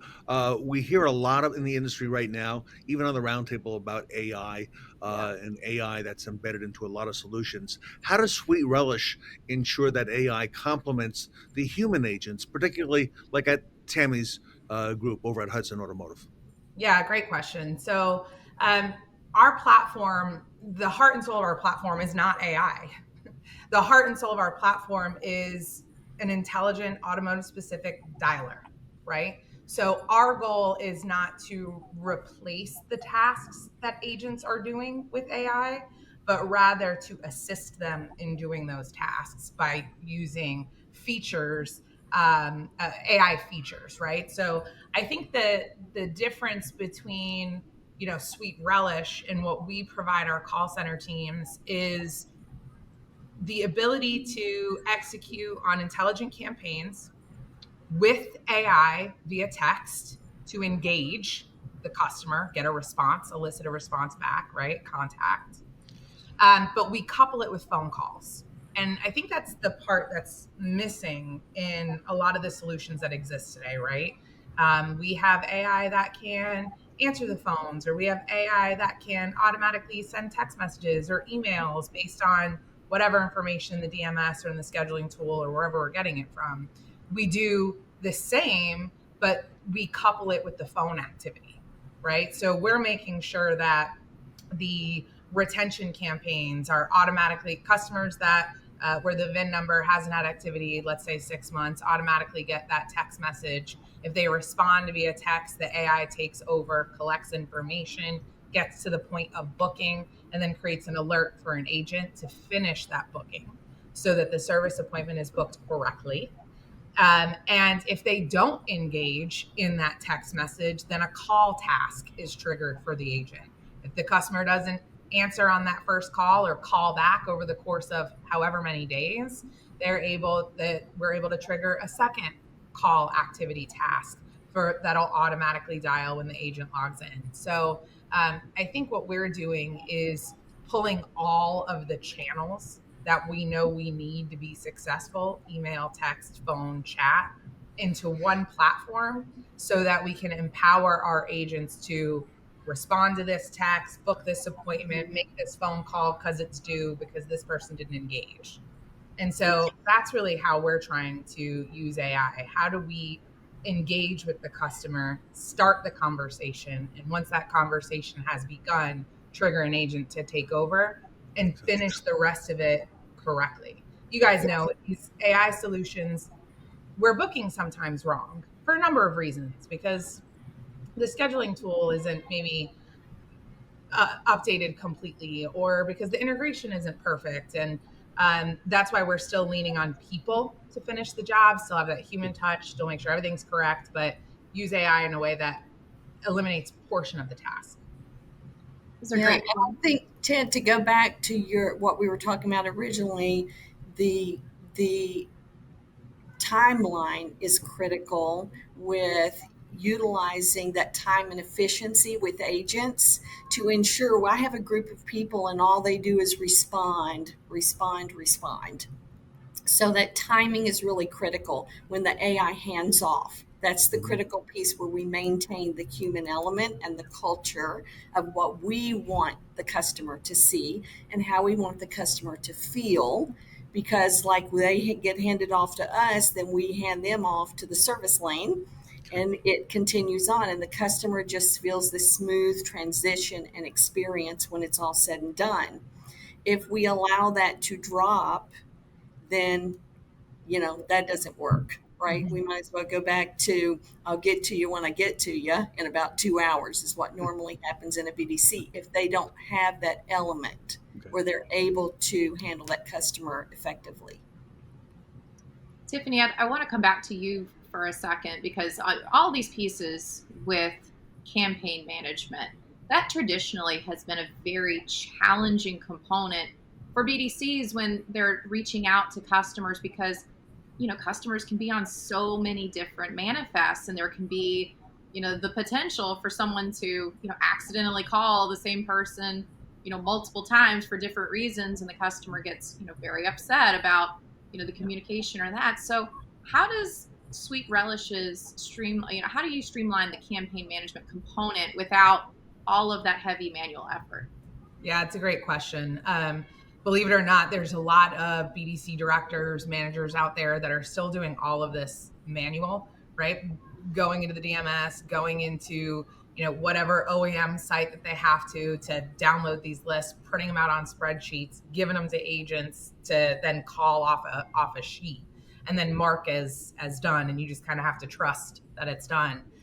What we're doing is we are integrating directly to the DMS. So we'll do that integration and we will automatically bucket VIN numbers, customers, into campaigns based on query parameters. Whatever those campaigns are: retention, first service, sold not service, missed appointments, declined work. We also give our clients the ability to upload lists. So if they do need to download a list off a manufacturer site, or maybe their marketing partner has provided them a list that they want to call behind, they can upload those lists. What we will do is we, in our platform, will dedupe. So we are able to look across all those customer records, and we're able to dedupe those customer records based on a number of things: first name, last name, phone, email, VIN number. In the DMS, you're going to have 6 profiles with one person. So we're deduping across all of those lists and automated campaigns. We then work with our clients to understand if they want to prioritize those campaigns. And this is something that, to be honest, when I joined Sweet Relish, I found very frustrating. But personally, because, it's a lot to manage from a client management standpoint. However, I think it's one of the best things that we offer. And that's the ability to customize how everyone is using the platform. Tammie's team uses it different from some of the other centralized BDCs that we support. And so we work with our stores to understand, how do you want to prioritize these campaigns? Do you want to prioritize your TLE campaign over your basic retention campaigns? And if so, then we are able to put the settings in place to ensure if you have one customer that falls into both of those campaigns, then that your store can say, I want them to get the TLE message instead of the retention message, right? Because that one's more important to my store for one reason or another. So there are so many ways that we can customize the tool to make it work for each store. And I think that's kind of what Tammie was talking about when she was mentioning our engineers and working with our CEO, Bill May. They've done so much over the years to give our clients the ability to use the tool in the way that works for them, which is really great. Which is critical. Yes. Tammie, can I come back to you as a follow-up? Has all this helped improve efficiency for you there at Hudson Automotive Group? Oh my goodness. We could not do, thank you, Sarah, also for that question, because that's an incredible question. We could not do what we do if we did not have this capability. We just couldn't. It's not doable with just a BDC and a list. Oh my gosh, Tiffany, the list and the manual dialing. Holy cow. That brought back a little bit of a nightmare. So it is just an incredible tool and it supports us in ways that I can't even begin to explain. Every single store, if you called every single store that we support, and I will tell you, they know that we are very adamant that we are not called a call center. We are not a call center. We are a business development center. And all of our stores are very much aware of that. We handle more outbound than inbound. Our campaign, thanks to Sweet Relish and the capability we have of various workflows, how these are input, how they pull into our system, how we're able to train our BDRs and place them on specific campaigns, the prioritization of those campaigns. To Tiffany's points, we have a lot of Toyota stores as an example. We want TLE to be a priority over retention. In some instances, the person that helps me on my team place these campaigns, we're looking at hundreds of campaigns to get placed a day. So it's critical that we have a platform that streamlines it all. It makes it a very simple best practice for each and every person that goes into this. If I have an inbound agent, they know when inbound calls aren't coming, they go to their outbound campaign and it all flows. As soon as a call comes in, it knocks them off of their outbound and they take the inbound. So the system is a very sophisticated system, and it allows us to hit volumes that we never would be able to hit if we did not have this system. Incredible stuff, Ted. Yeah, I would agree. Finally, last question, lightning round if I can.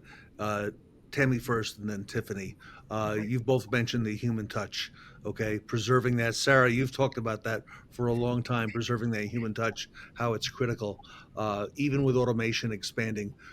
Tammie, why is that important? If you would, lightning round, 30 seconds, and then Tiffany, bring it home. Okay, great. The human touch, I was telling Tiffany earlier in the week that I saw something on the news where Bed Bath & Beyond is coming back because people love to be able to see, touch, feel, know what things look like. They don't just want to do shopping online. I believe the human touch is so critical to being able to give that customer an option, right? To be able to ask questions that an AI is not going to answer, to have that human feel and connection, to keep that culture that you want to cultivate in your dealership flowing. And as you know, the BDC is typically that first touch in most cases. So I just think it's a really critical part of how a customer feels when it's all said and done, that they have that person that is available, but also its timing, as we talked about as well, having that all that information in front of you and being able to help the customer feel like they were heard, they were helped, and they were taken care of effectively. So it's important, very important. It's a big part of what I teach my team every day. Tiffany? Right. To me, I'm going to just echo what Tammie said. I mean, I think it's important to have the option. So I like to separate this into kind of two buckets: inbound, talking about fixed ops specifically, right? So inbound and outbound. On the inbound side, I am in favor of using AI where it's needed, where it makes sense. I think it works. Obviously, I'm a proponent of that. But I am also a firm believer in having the option to be able to speak to somebody. Sometimes customers are, especially if they're trying to service their vehicle, sometimes they're in distress and they just need to get to a person to answer their question or to help them. And so having that option be available quickly and readily, I think is super important, while still leaning on AI. Like if a customer gets disconnected from Sweet Relish, we're sending them a text immediately from that hang up or disconnected call and using AI to engage, right, via text. On the outbound side, I think the importance of coupling the text and emails with a phone call is still really important. And you can't make outbound calls with an AI bot, right? It's against TCPA. And we really, in order to convert these service campaigns at a high level, like the Hudson's team is able to do, adding that phone call component to those campaigns is imperative. And having the human kind of book the actual appointment so it's all done right, according to store scheduling policy, I think is kind of the final important piece, because that will directly impact customer experience when they come in. If something's done wrong, they won't be happy. So yeah, Ted and Sarah, if I could say one more thing just off of what Tiffany mentioned there, because I think that's critical, is that each and every rooftop that we support, we set up in a different way. Everyone still has an option of how they want everything in their store to be handled. And I think that's a critical piece that people need to understand, that it's not just the same across the board for every location, no matter how many rooftops you have. All right. There we have it, everybody. Everyone watching, Sweet Relish empowers your agents rather than replacing them. You've heard it here today from Tiffany Peeler and Tammie Ventura, and helps you scale that outbound capacity, which is so important and also helps you improve the customer experience. I want to thank Tammie Ventura from Hudson Automotive Group, Tiffany Peeler from Sweet Relish, the big name in town now, and you can book a demo at sweetrelish.com. Tiffany, if our audience wants to reach out with questions for you, I see your email scrolling. Is it all right that they do that? I know there's a lot of folks in this segment, so I could see some questions definitely coming back at you. Yeah, absolutely. You reach out to me directly via my email, tiffany.peeler@sweetrelish.com. Or like you said, Ted, visit the website, book a demo, and let's hang out for 30 minutes. And I'll be happy to ask any question that you might have, show you the platform, and appreciate you. So thank you, Ted. Thank you, Sarah. Tammie, thank you. Always great to be with you guys. Thank you, guys. And Sarah, just fascinating to see how this space continues to evolve, for the betterment of the customer, Sarah. It's all about the customer experience, Ted, and Sweet Relish has some exciting things for BDCs that are looking to improve it. All right, everybody. Again, visit Sweet Relish online, sweetrelish.com. Tiffany Peeler from Sweet Relish, Tammie Ventura from Hudson Automotive Group, with Sarah Vantine and myself here today at the Fixed Ops Roundtable.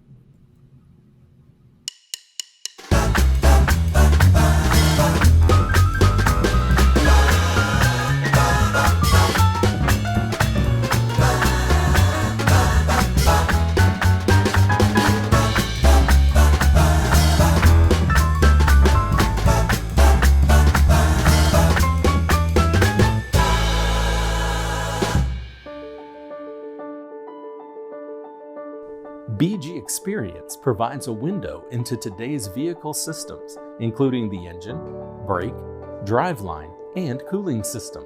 You will learn about how each system functions, the challenges they face, and BG Products' preventative maintenance solutions to these challenges.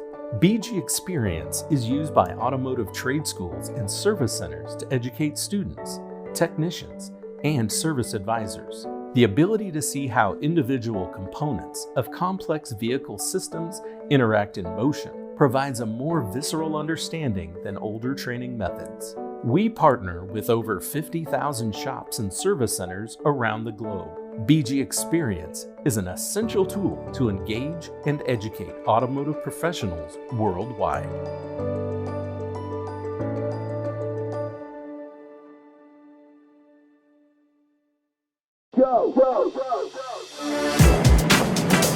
Hey, how would you like to pay? Card, cash, or check? I will do a card. Okay, thank you very much. And will you sign right here? Sure. Okay, have a great day. Great, thank you. Introducing Dealer Pay Moves, Dealer Pay's new mobile application for dealerships on the move. It's really great because all you have to do is search for your repair order. It's then going to search whichever DMS that the dealership is connected to. As you can see, it's going to pull up that customer record in that open repair order. I'm simply going to select it. Now you've got all your customer details here, including the surcharge amount if it were to be applied with a credit card. I've got options to pay by credit debit. I can key enter the transaction. I can use a paper check or even report cash. I can even add transactions in here so I can do some real-time voids and refunds. Dealer Pay Moves is a great solution for your dealership to stay relevant and mobile.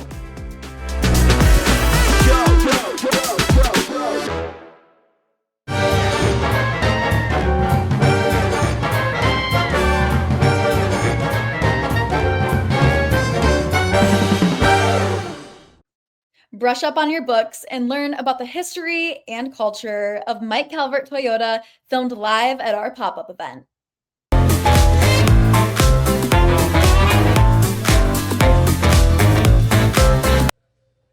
Welcome back to the Fixed Ops Roundtable. I'm Sarah Vantine here with Ted Ings. We're at Mike Calvert Toyota today. And Ted, we got some exciting questions to learn about the history and culture here. Great honor to be here at Mike Calvert in Houston, Texas. Mike Gorbett is the general manager and managing partner. Mike, thank you so much for having us in. Thank you for coming in. Mike, just to kick things off, talking about how many changes have happened at Mike Calvert Toyota.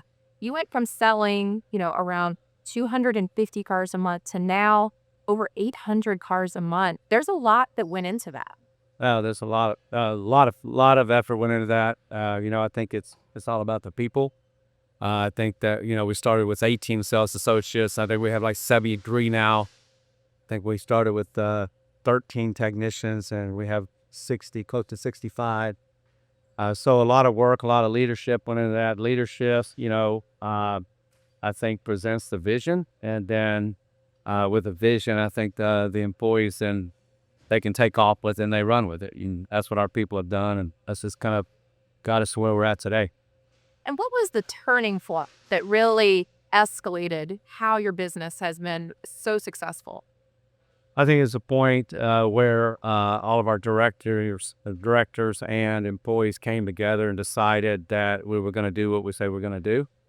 We want to be leaders in our market. We want to be a leader in everything. We said everything is measured. We want to win. And so I think that we try to get better 4%, 5%, and 6% at a time. And we did a lot of training and development, and the employees took off with it. And here we are. Mike, fixed ops revenue also has doubled from $1 million to $2 million. That doesn't happen by accident. There had to have been a mind shift or some operational changes that made that growth possible. What can you share with us today? Well, I give a lot of credit to Matt Winston, our fixed operations director. Just a wonderful person to work for and work with.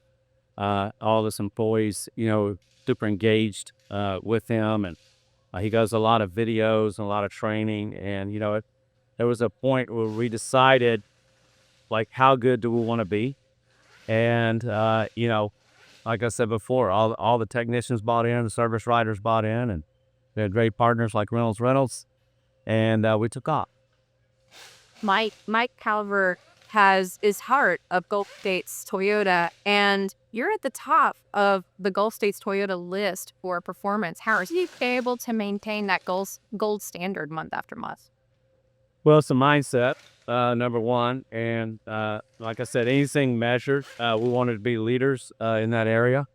And so we talk about it. We talk about, hey, we're going to sell 1,000 cars. And we just kind of made that our mindset that we're going to sell 1,000 cars. We came from being number 77 in Gulf States Toyota to number 5. And we did that one step at a time through the people and minimum standards, accountability, that kind. There's definitely a culture here at the dealership. Sarah and I can feel it when you come through the front doors and here in the service department and parts as well. What elements of your culture and even the dealership's history do you feel are most important to the employees who work here and your customers as well? Okay. The elements for the employee, I think, is knowing what the expectations are. And so we make it clear what the expectations are. We have buy-in, we have pre-agreement, and then we go out there and perform. As far as the customers, for us, it's about hospitality. And, how can we take care of the customer the best, the fastest, most efficient?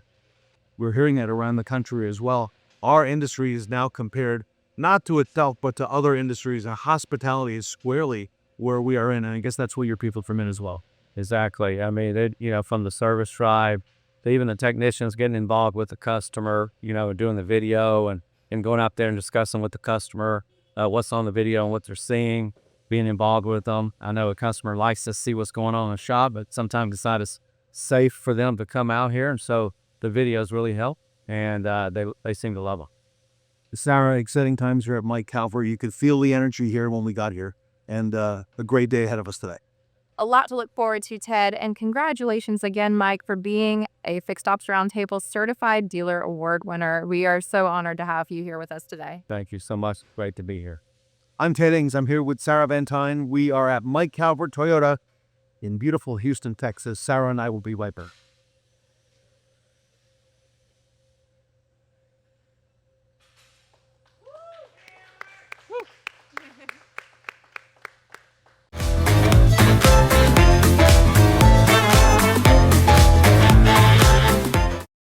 Get the show on the road with mobile service for our next segment.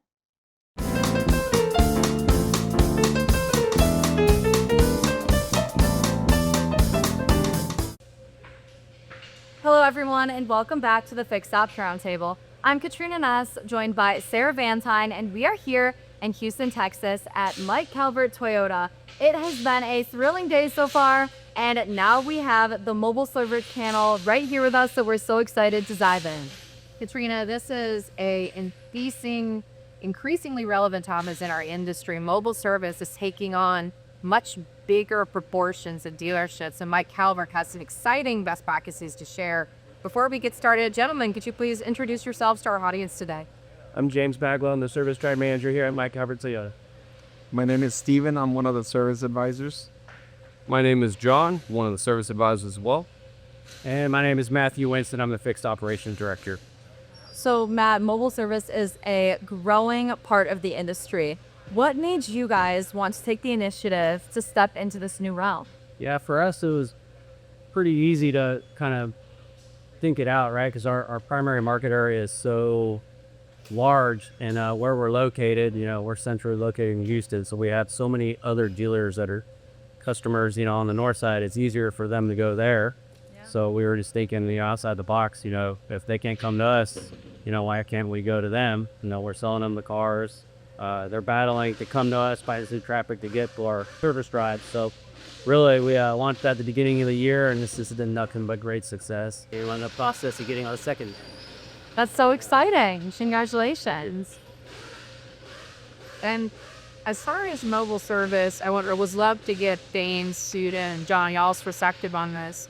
Has mobile service changed the way that customers interact? Yeah, I would say that it has, right? And in a positive way.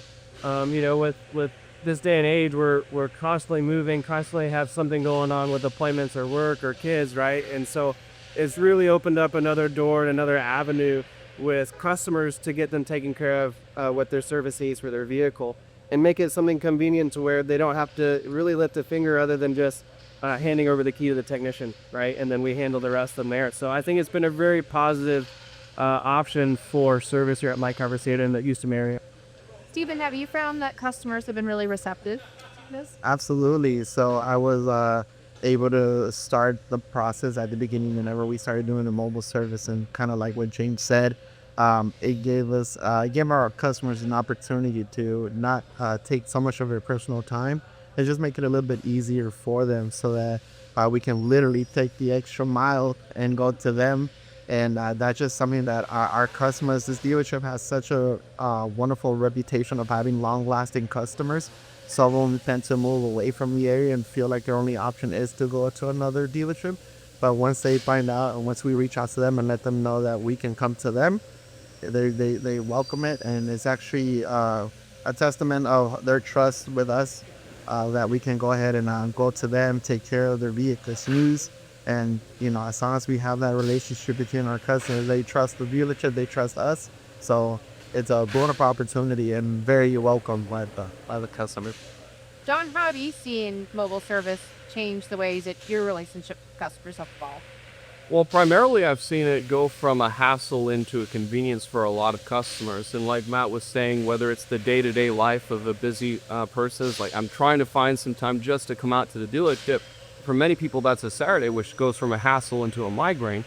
And now we've shifted that around and reversed it from going just complete convenience.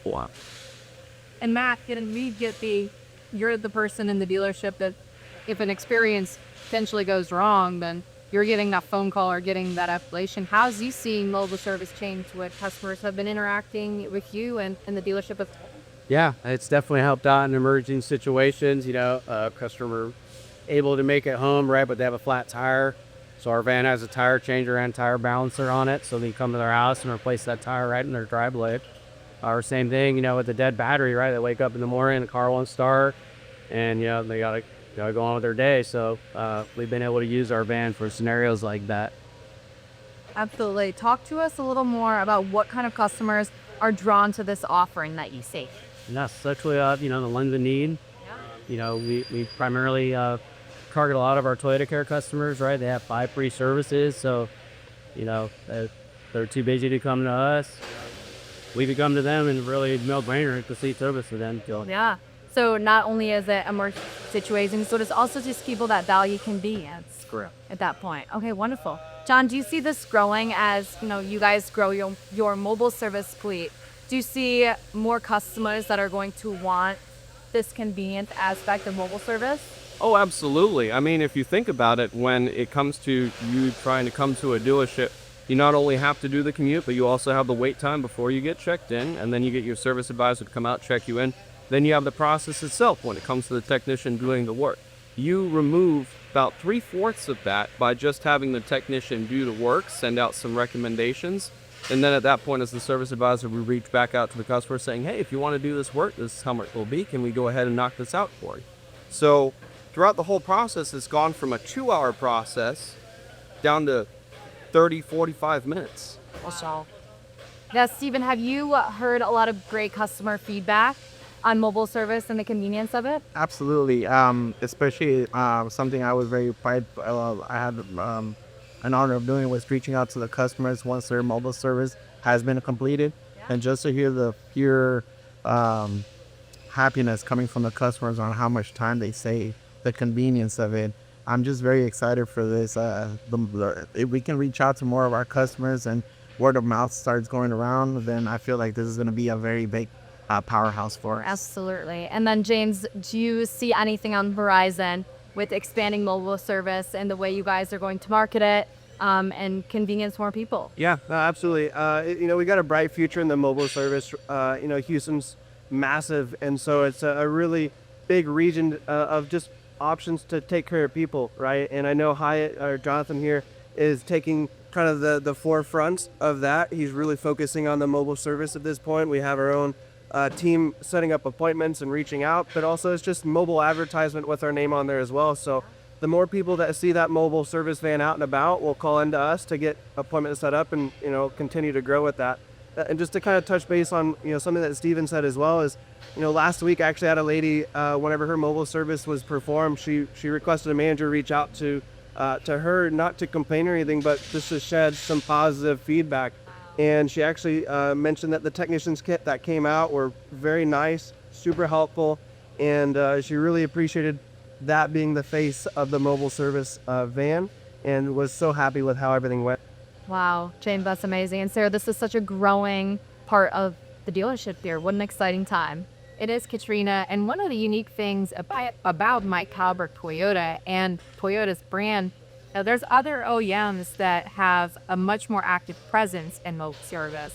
But, as far as Matt, what you put together here, you're kind of pioneering some things with Toyota and with Toyota dealerships and offering mobile service to customers. So what other advice would you give to Toyota dealerships about offering service? Yeah, I would say jump on the bandwagon. I mean, we've seen Ford roll it out. They're doing a great job. I think BMW is on board with it. And, really our plan is to have multiple vans. So we have a van going north, south, east, and west, to be able to retain our customers that aren't able to come to us, whether it's a busy schedule in their day or, just logistics, just being too far from the dealership. So, really the convenience factor of us being able to come to them, I don't see why any store wouldn't want to do that.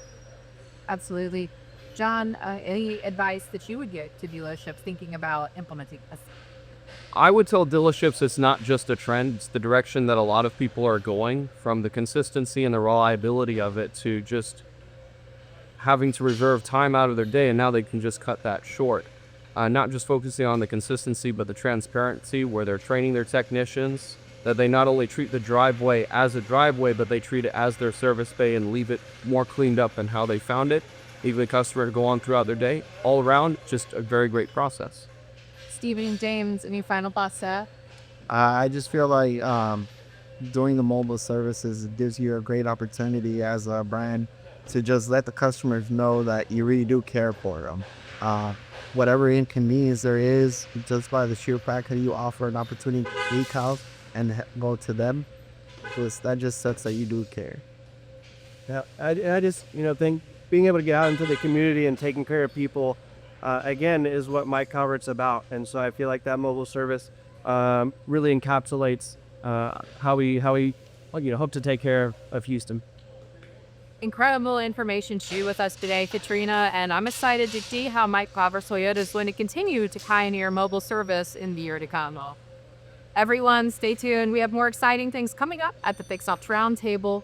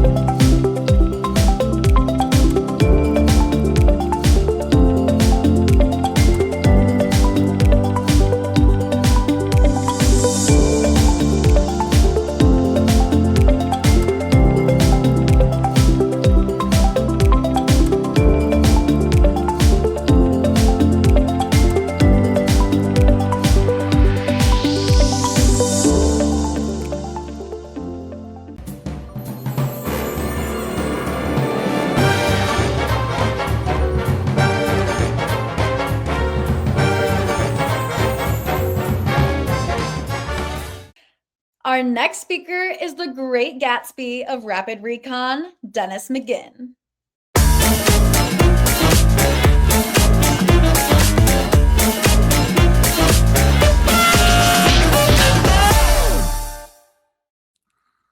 Welcome back to the Fixed Ops Roundtable. I'm Ted Ings. We're here today with Dennis McGinn, the founder of Rapid Recon, to talk about an important topic, among others, accountability. Dennis, welcome back to the event. And, not just the founder of Rapid Recon, but I think the founder of Recon would be even more appropriate. Well, thank you for that. I would like to be the founder of Recon, but I think it's still in its early stages. And so I'll have to keep founding it. I was in a dealership last week in Houston, Texas, and the word accountability kept coming up. And as I travel more and more, Dennis, I hear that as being one of the top buzzwords right now in dealerships, and particularly in fixed operations. And accountability means different things to different people and different dealerships. But take us through that, if you will, because I think that's a huge part of the recon that we need to deal with. Okay. Yeah. Let me go back to the beginning, because I came from Hewlett Packard, where it was just a terrific company. Accountability was a huge deal, and then I got involved with the auto industry, and by and by, I started to.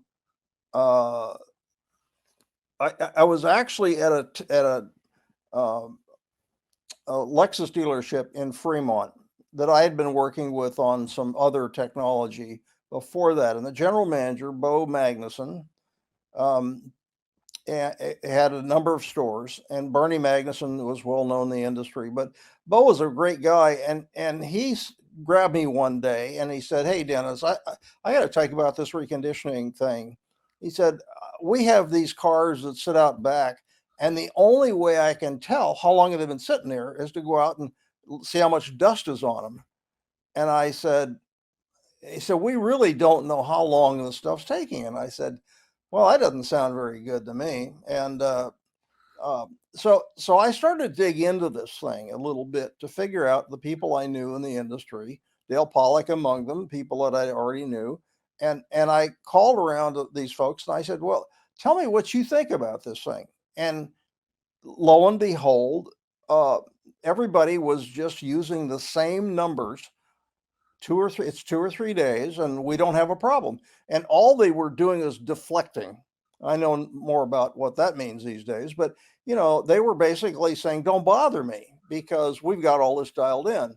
And even the general managers would say, "Oh, my guy's got that working.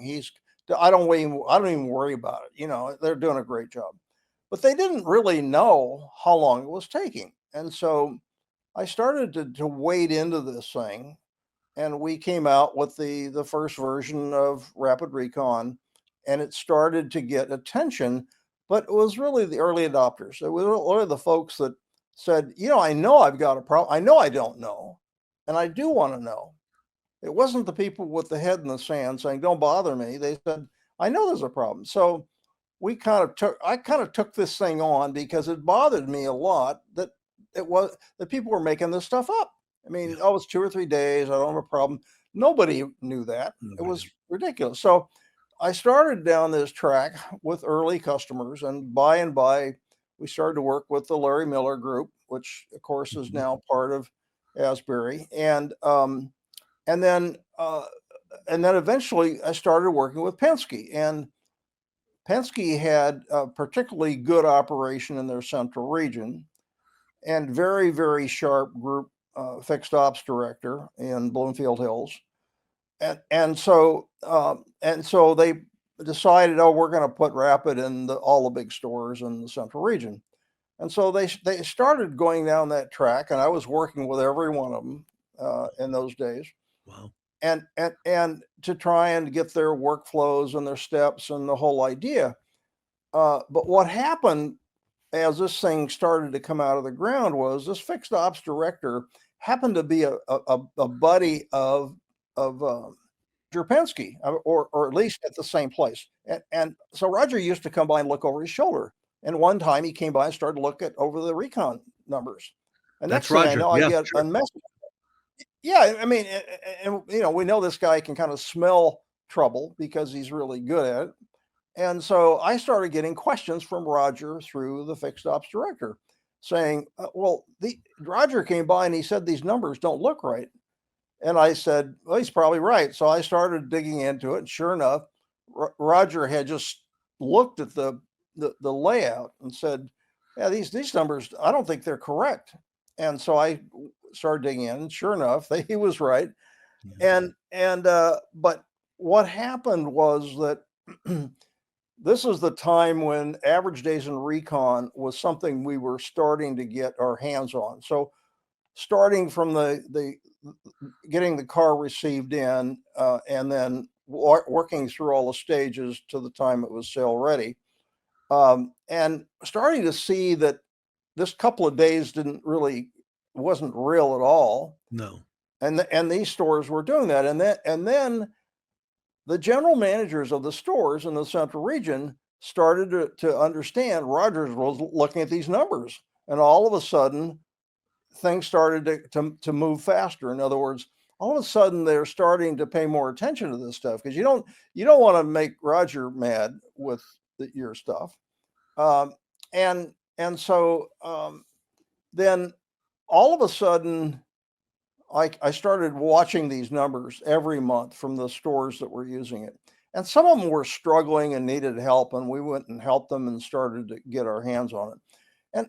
And so over a period of time, and I look back at it now at the mini groups that we have on Rapid, and I see the same exact thing. About 20% of the stores that are on Rapid really get it. In other words, the general managers are using the actual metrics to figure out how to improve things. I mean, they're on top of the numbers. About 80% of them, the majority, are still working around the edges. In other words, they're doing what they were doing before, because nobody's beat them up with this stuff, or they didn't get fired yet, or what, that kind of thing. So right. But it really bothers me that we've went to all this work and things didn't happen. So all of a sudden I came along and I said, well, we need another metric, not just average days in Recon. We need this time to line. So that's where T2L came from. It was really a shift away from wrench turning metrics to looking at the inventory cost of their on the ground. In other words, it was the time from owning the car till the time it's sale ready. And this is, I said, this is the general manager's job. Okay, this becomes a profit per vehicle thing. Yes. So all of a sudden, there got to be more traction in this thing, because the general managers knew what was going on, and some of them really got with it. Now, this is years later, and it's still the same. 20% of the stores, whether it's Lithia or Asbury or Sonic or or that, they all the same thing. Yeah. It's that 20% of the guys grab onto it and say, I'm going to make my life easier, and I'm going to make it easier for my folks by getting ahead of the game. So that you can take that to the bank, okay? And Dennis, you're the first one I heard ever to call out that time to line and talk about that as a metric that we at the dealership level need to be aware of. Yeah, that's right. Because through the Penske relationship, the 2 or 3 days that we were kind of, saying, oh, well, what the heck, don't bother me about this. Well, it turned out that because Penske Central Region had a very smart fixed ops director. He's since retired, but this guy is really very on top of things. And he said to me one day, he said, I keep track of this thing. He said it's 16 days. 16. Yeah, he said 16 days. He said, because they could look at open and closed ROs and all that through fixed ops. And he said, yeah, it's not 2 or 3 days, it's 16 days. And I thought, wait a minute now. Okay, so the difference between what they are really doing and what they would talk about is going to be about 10 days. Okay. And I started to look at the inventory and the cost of inventory, the difference between 6 days and 10 days. And you're talking about so much money now that this is real money and it's still there. And so my point here is that we still have this 20%, 80% thing going on. And so I look at this as where we are today and say, I still think one of the biggest opportunities for profitability gain, whether it's earnings or earnings per share or whatever, is still the used car business because as things would have it, a lot of these folks have gone back to doing things the way they were doing it before. And we know everybody hates change in a dealership, especially if they've gotten used to doing something, right? And so we've just basically put a dent in the accountability, but we put a good dent in it because we know we can go to the people that are doing it right. And I can see in every group which ones they are. And they're the guys that are with it. They've gotten ahead of the metrics. So now we're going to go back and upset the apple cart again. Okay. And by the way, if I can call this out, someone said recently, Dennis McGinn, that what you've done with Recon is you have created a culture of Recon and a culture of accountability, which did not exist before. Like you said, everyone looked the other way. They had their head in the sand. They said, oh no, we're fine. It's just a couple, 2-3 days. And as you mentioned, the gentleman in fixed ops said he tracks it and it's more like 16 days. Dennis, you've created a whole new culture in the way we look at our business. And Dennis, that affects both variable and fixed in what you're doing in Recon. Totally. Yeah. No, I and that's, I think it's a really good thing. But we're ringing the bell, but it's not loud enough because the guys at the top need to get with this thing like Roger did, because he could see the numbers. All of them need to do the same thing, especially if they're public, earnings per share. Because if you think about that 10 days, what is all that inventory, thousands and thousands of cars that they've got that they're having to pay for 10 days, an additional 10 days on every single car. So, if your holding cost is, let's, pick a number, $50, 40, 50, and multiply it time your inventory, all of a sudden, wow. Yeah, you got a lot of money. And what's happening is the guys at the top are just letting the operations get away with it now. But I've decided I'm going to do something about it. I mean, just like back in the beginning, that it doesn't make any sense to do this. And so we've got 20% of them that are high-fiving and doing things and getting paid better, and their people have fewer ulcers and things like that. And so we have the proof points all over the place. What AI has done is, and I've made this really clear from the beginning, and I'm going to do it now. AI is not going to be telling dealers what to do, or reused car managers or fixed ops directors. Not going to be say, here's the answer. That's not going to work. Okay.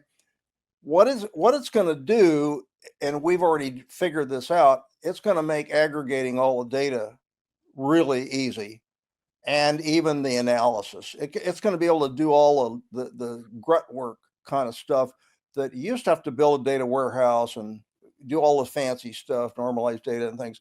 And now you don't have to do that. That's what Anthropic, a lot of these guys have figured out, how to be able to throw all this data basically in against the wall, and the AI figures out what points to what. So all of a sudden, organizing all the data becomes the AI's problem and not your problem, and the brain damage goes way down. So I'm extremely excited about this thing, because I want to see this thing, get completely integrated into everybody's thinking around reconditioning for sure, but it also bridges fixed and variable. I mean, that's what we do. It impacts everybody. Dennis, when the dealer's watching this and the manager's watching this, hear that you've got AI now intertwined in the recon process, your phone is going to ring off the hook. Your email is going to go crazy, because Dennis, that's the logical next step if you've got that figured out. And I realize you're doing some testing with it now, but once this is out, I mean, there's no stopping you. Yeah, I mean, and I waited this long to start doing proof of concepts to make sure it worked, because I've been around databases and all that stuff for a long time. I ran the biggest competitor, Oracle, for a while, so I understand technology and databases and even business intelligence before AI became a thing. And so I wasn't sure this would work, but it's going to work, because it makes everybody's job easier.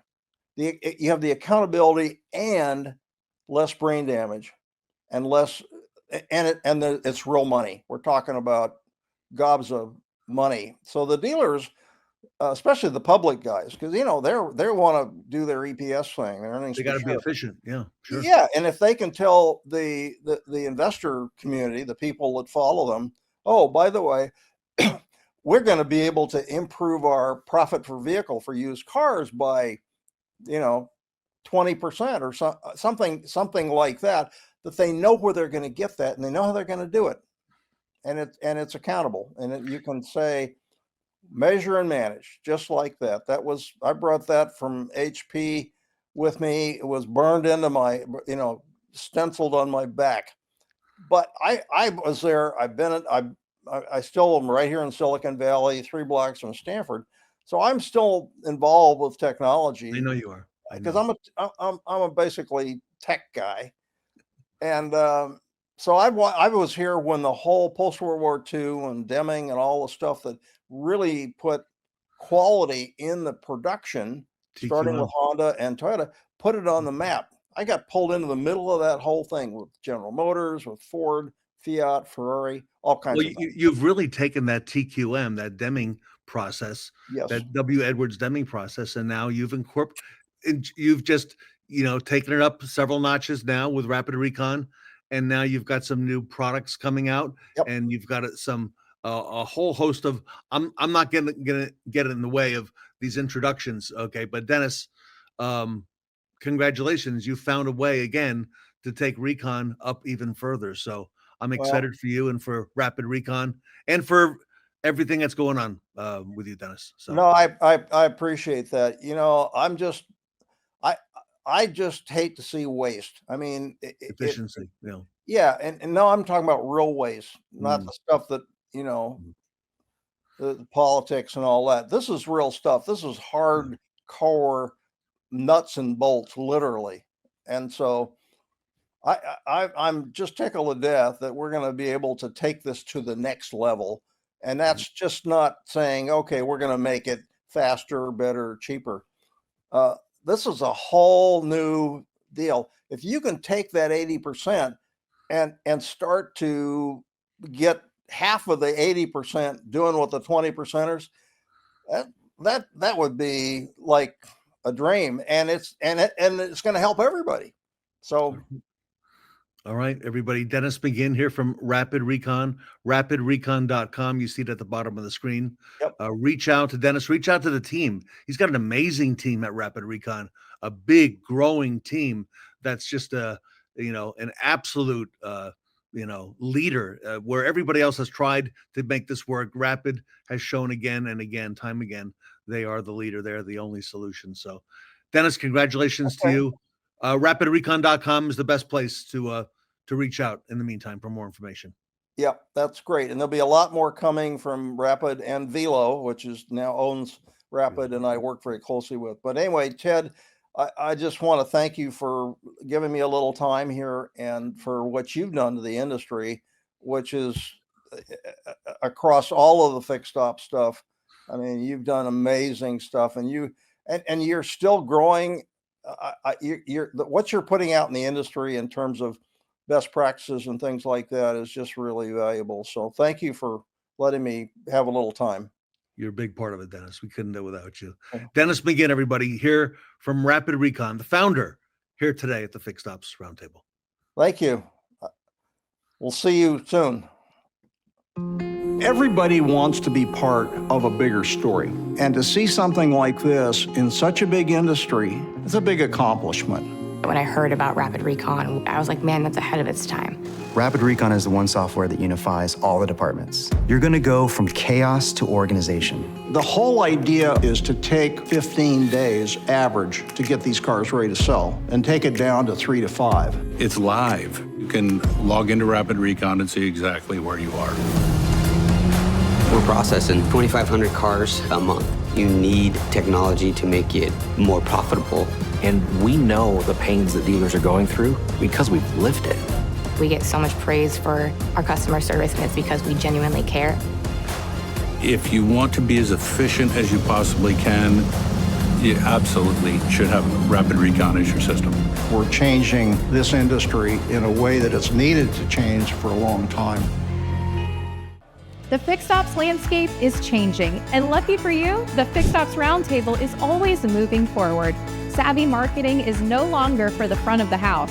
I'm Sarah Vantine, and it's time to get creative and take a seat at the roundtable. Discover new, innovative ways to market your dealership by becoming a Fixed Ops Roundtable certified partner.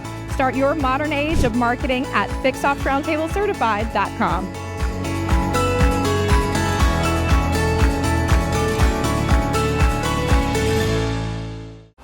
Don't jump the gun on us just yet. We've got some great panelists ahead of us. Welcome back to the Fixed Ops Roundtable Roaring 20s Second Swing event. Our next segment features a pair of kings. Hear from David Spisak and Brian Kramer, filmed live at our New York City pop-up event.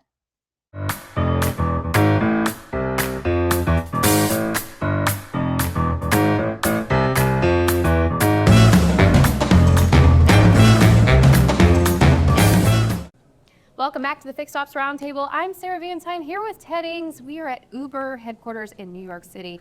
And Ted, we've got some exciting questions for Brian and Jake today. What a rare opportunity. We have both Brian Kramer from Cars.com, Cars Commerce, pardon me, and David Spisak, Disruptive Growth Solutions with us. Gentlemen, welcome, and really honored to have both of you here. It's very kind of you. We appreciate being here. I mean, I'm honored to be here, and it's been fabulous listening to everybody's perspectives and feedback.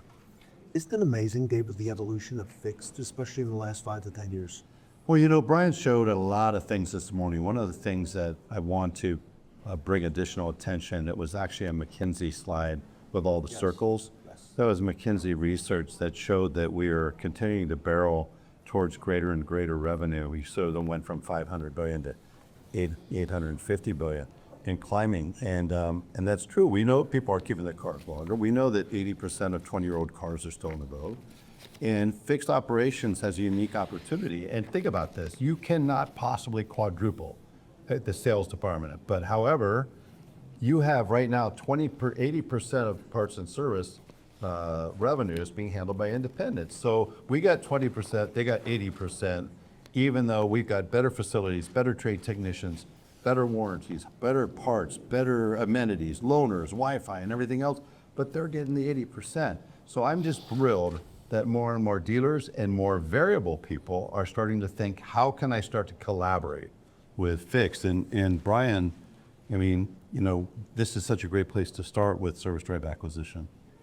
Right? Yeah, and I think that I would also, even before we get into service drive acquisition, I would, you know, we've got everybody from the tip of the spear here in fixed operations, and they've already built their quick service lanes, and they're doing crazy velocity, and their retention with the manufacturer and with employees is best in class. So they've got the operational piece, which I think that probably the majority of the industry needs to get that, you know, a little bit further developed.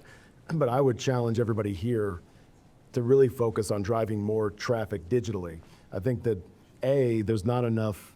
First of all, there's not enough marketing, not enough dollars investment. If we're looking at the concentric circles that David's talking about, what the mix is, and it's going to $2.1 trillion of revenue that's potential. The marketing spend doesn't align with that. And we're still spending 10 times more in variable than we are at fixed. So it doesn't get the same due, even though we're retaining 73 cents on the dollar and versus 34 cents on the dollar in variable. So it doesn't add up. And I also think that there needs to be a greater awareness with the marketing departments and also with all the fixed operations directors to know how many visits am I getting to my website? What are they converting? How many appointments are we converting off those websites? And look at the same conversion funnel with the same attrition and resources as we do in sales with fixed ops. I think one of the big benefits that I get out of these meetings, David, is I end up taking a lot of notes, and I end up learning a whole lot on topics that I thought I knew a lot about, but they continue to evolve and get better. What a great comments, and I could not agree with you more. I wake up every day saying that I'm a white belt. You know, both of my boys study Taekwondo. One's a black belt, one's belt away from that. And I tell them I'm a white belt every day because I wake up knowing very well how much I don't know. And every day in this, if you don't feel like that right now, more than you ever have, something's wrong. You're not paying attention. You're living in fantasy. It really, and it's a dangerous thing because, you know, if the smartest dinosaur, there's nothing to be proud of. If you're the last dinosaur to be extinct, you're still extinct.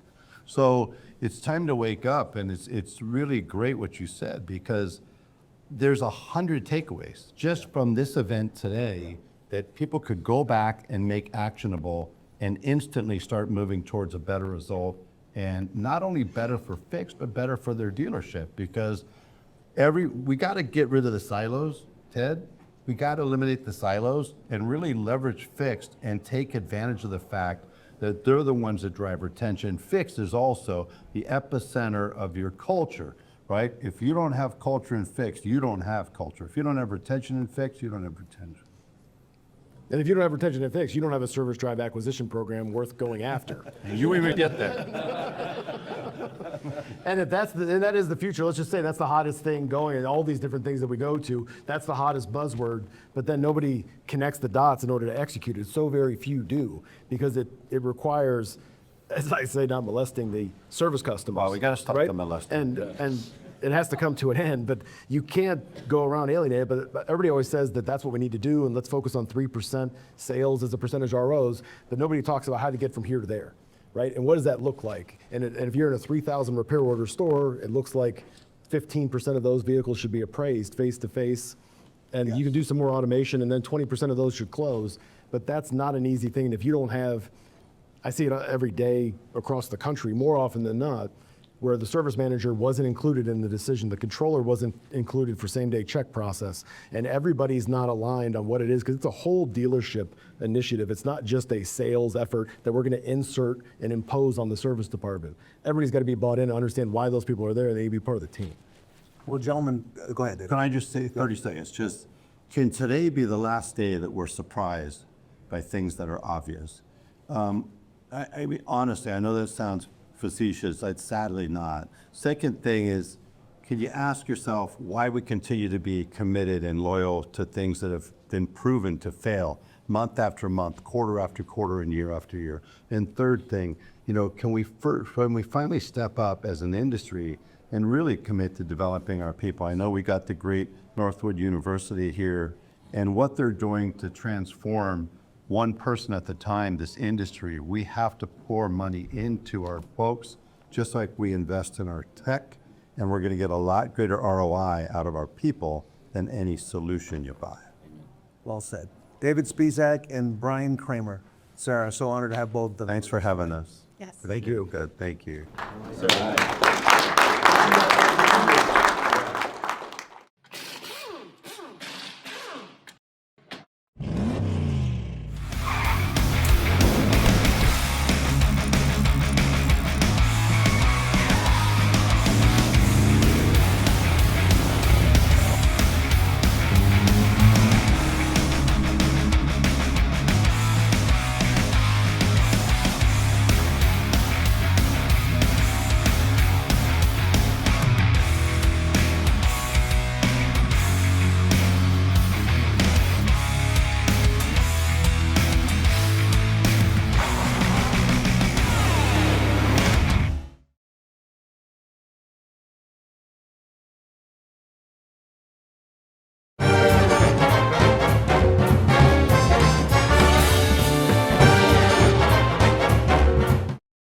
Do the Charleston for our next segment with Skyler Chadwick from Cox Automotive, along with Tully Williams.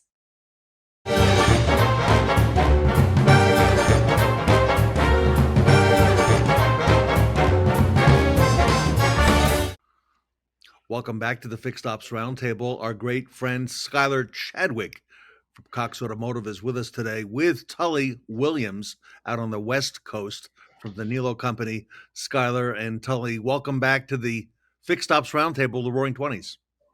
Thanks for having me. I'm super excited to be here today with you both, and we're going to be talking about some really important things about fixed ops today, for sure. A lot of good stuff coming up, 100%.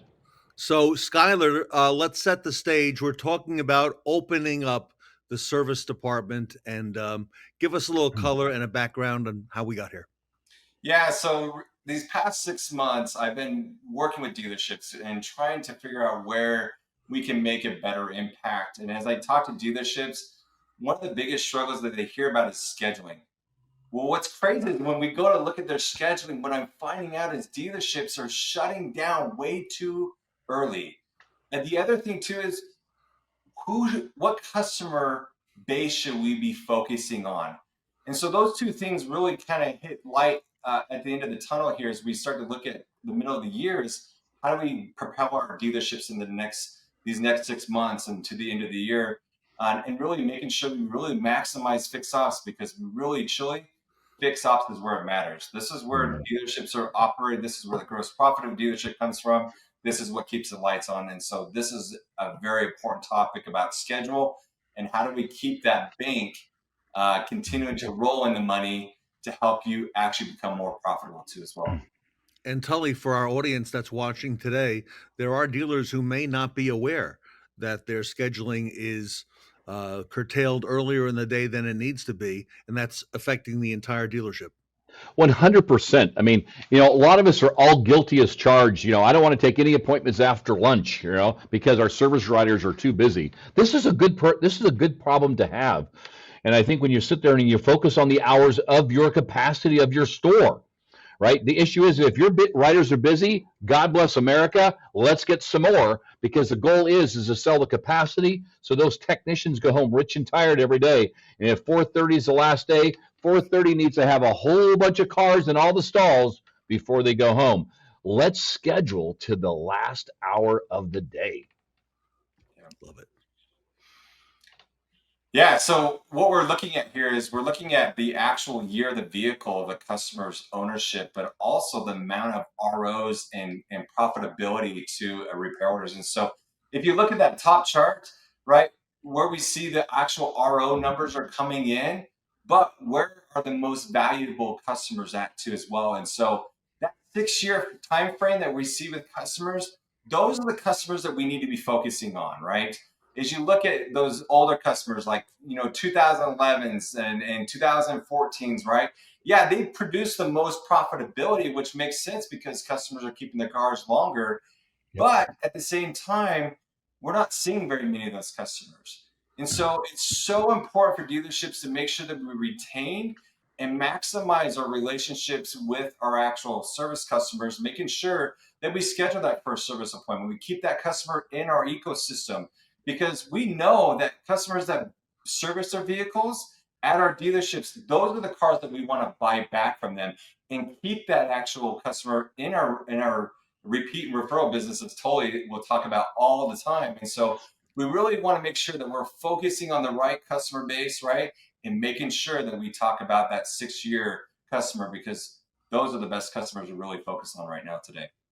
And Skyler, engaging with those 6-year customers and those in that vicinity as well. Yeah, true. Very true. When you look at this here, the importance of those first couple years of under warranty, right, is so important, because if we're in the repeat and referral business, and truly we are in retention, that's the business that we're in, is that we've got to make sure those customers stay with us. And what does that mean? Maintenance is king. Are you making sure that you have time to do maintenance? Repair is totally different.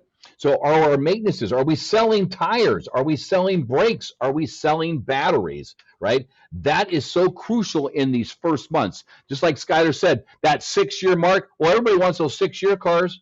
But here's the deal, we got to earn them. We got to make sure they stay in the shop, make sure those customers are extremely happy, and drive your retention number up. Very well said. Skyler, a lot here and a lot to digest, but common sense and the strategy that Tully always talks about, Skyler, that you talk about as well, that repeat and referral, that is the way to go. It is the repeat and referral. The other two is we got to give our customers options. I think that's the number one key. What I'm finding is, if you look at these two slides here together, side by side, when you look at this and the slide to the left of me, what's important to me is that when I gather that, there's nothing after 1 o'clock. What does that mean? You're driving your customer to go somewhere else. Correct. You're losing business. And I will tell dealerships day in, day out, you're shutting down the financial banking system of your dealership with your scheduling tool. And so when we shut our customers off after 1 o'clock, because like Tully's saying, we don't want to take a service appointment after 1 o'clock. No, we got to change that focus. We want to open up the floodgates to our service appointment and making sure. And the other thing too, is you see the slide to the right-hand side, the most coveted appointment in a dealership is morning time. Why? Because the customer feels like if I get it in, I'll get my car. However, what about offering discounts? And why is it so important to make sure that your tools are connected? So making sure that my marketing CRM tool is connected to my scheduling tools. That way, I can focus on providing discounts to my customers. Maybe in this example, I want to offer this customer a 10% discount to come in the afternoon. Mm-hmm. Change the focal point. Open up the mindset. Be more transparent with your customers. Make it availability for them to be able to select the times that make most, right? Change it up. I love changing things up, and I think this is a great way to change it up. But most importantly, we've got to stop shutting our service doors down way too early. And I guarantee you, Tully has some comments on that one.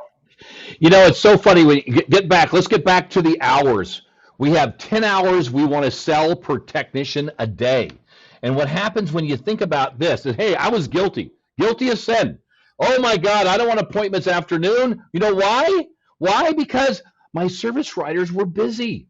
Okay, a service writer busy is a good thing. So the goal is that do you have enough service advisors to support 10 hours per day per tech? And right now you're saying, well, Tully, we're super busy here. Our writers are real busy. I bet you if I go back, the shop is empty at 3, and they're stretching it out to get to 3 o'clock. But here's the thing, is that hire more writers.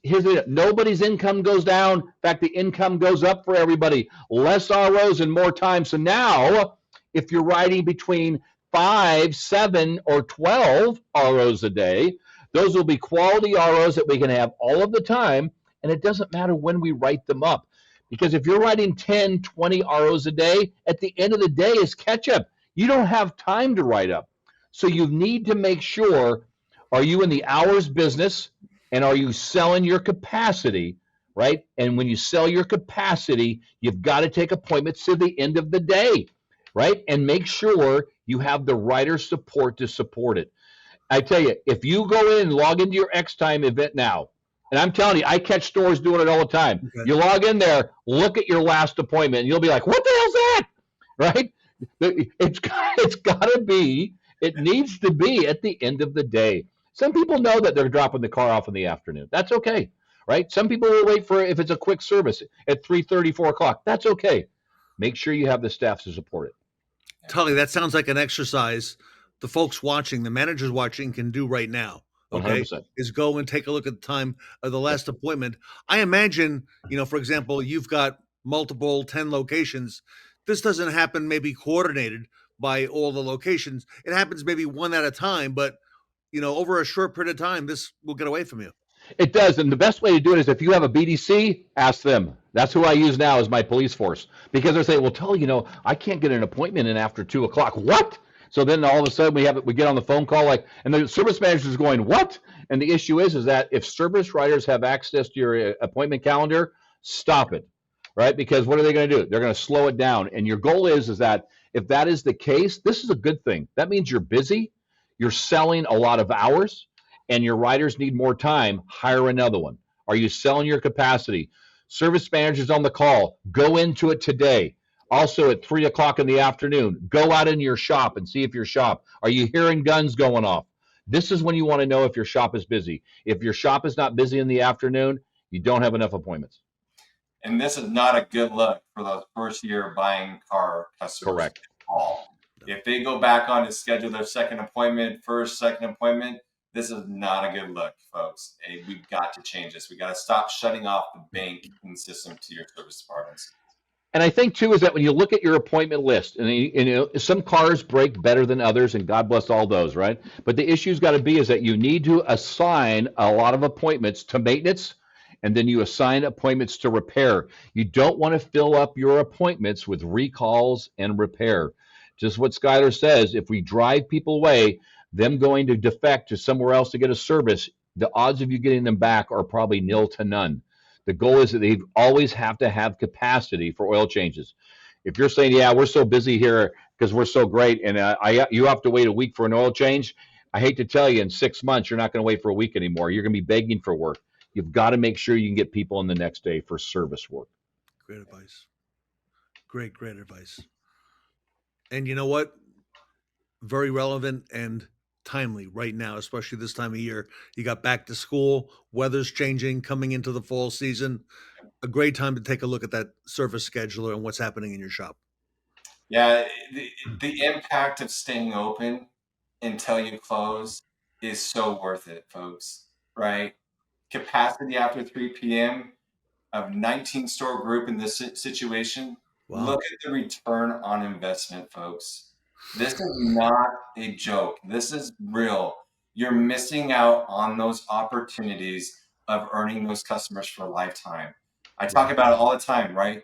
If we can increase that 5%, great, awesome, open the doors. But the opportunity's there for you guys if you take your scheduling tool to its maximum capacity. Sell the hours, sell the customer experience. Make it easier for your customer to schedule, whatever that may be, text message, BDC, whatever it may be, AI chat, right? Whatever it may be, get the customer to the dealership, because obviously, if you don't get that customer in, you've got no repair order, which means no dollars to your balance at the end of the day. So, super focus point. Amen. Think about your capacity of hours, and that's what we're selling. So the goal is going to be is when you're setting up your schedule, when you look at the impact to your store, is are our technicians making 6 or 8 hours? Like at our store, we're making 10 to 13 hours per day per technician. So the goal is why is that? That's because we're set up to do that. Our technicians have stalls, have cars in their stalls when they go home at night. Waiting to close out your day and have everything gone for the next day is not the way to have a full shop.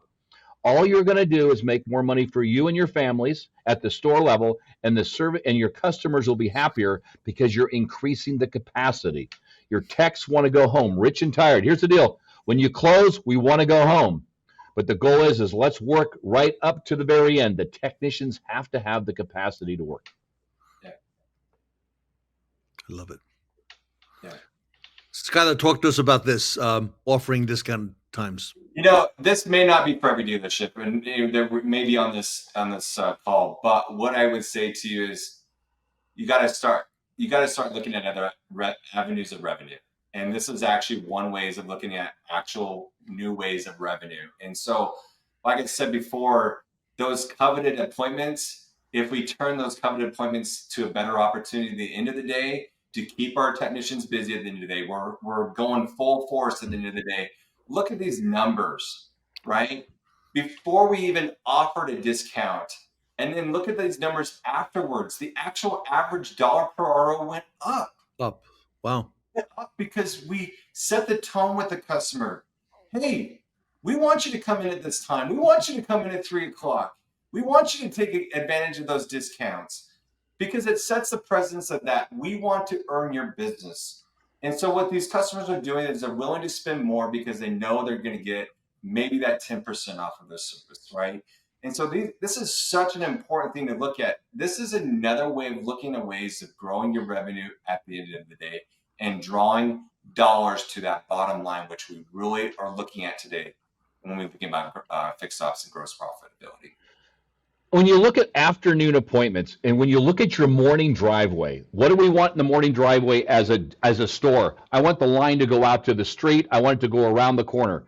Customers don't want this. Customers don't need to wait 4 hours for an oil change. So when you have a busy mornings, because like Skyler said earlier, everybody thinks they need to get there at 8:00. Well, if you have 10 techs and you have 400 cars show up at 8:00, I hate to tell you, they're going to be there a while. So the goal is going to be is if you spread them out and tell people, it's kind of chaotic in the morning, but I could get you in at 3:00 and probably get you in and out. And that's because your store is set up to do maintenance. You can't have heavy duty guy techs doing services. Is that if you have an express team or a maintenance team, right? If you have 2 people or 1 people, but those people are dedicated to do those services all day. So when someone comes in at 3:00, they're going, wow, there's no chaos. I can drive up. You're going to walk out and greet me. I get the service done. If I need to have some additional work done, I don't have to wait in line at the rental car office. The goal is going to be is they're going to find out that afternoons are mellower. And now your mornings can mellow out so you don't have these massive cattle calls.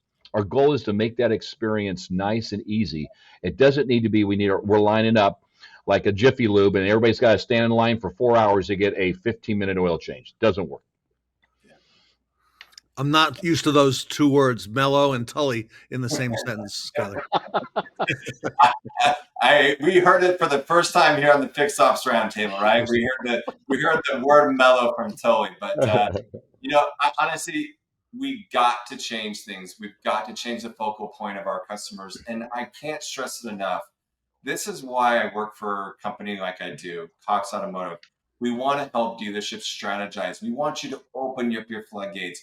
But most importantly, this is the advantage of using tools that are connected to each other, that they talk to each other, that they create this customer-centric, seamlessly process at the end of the day. And I just love talking about this, and I love seeing these things because the last 6 months, I've talked to a lot of frustrated dealerships, but we're helping resolve, like Tully said, we're helping mellow them out.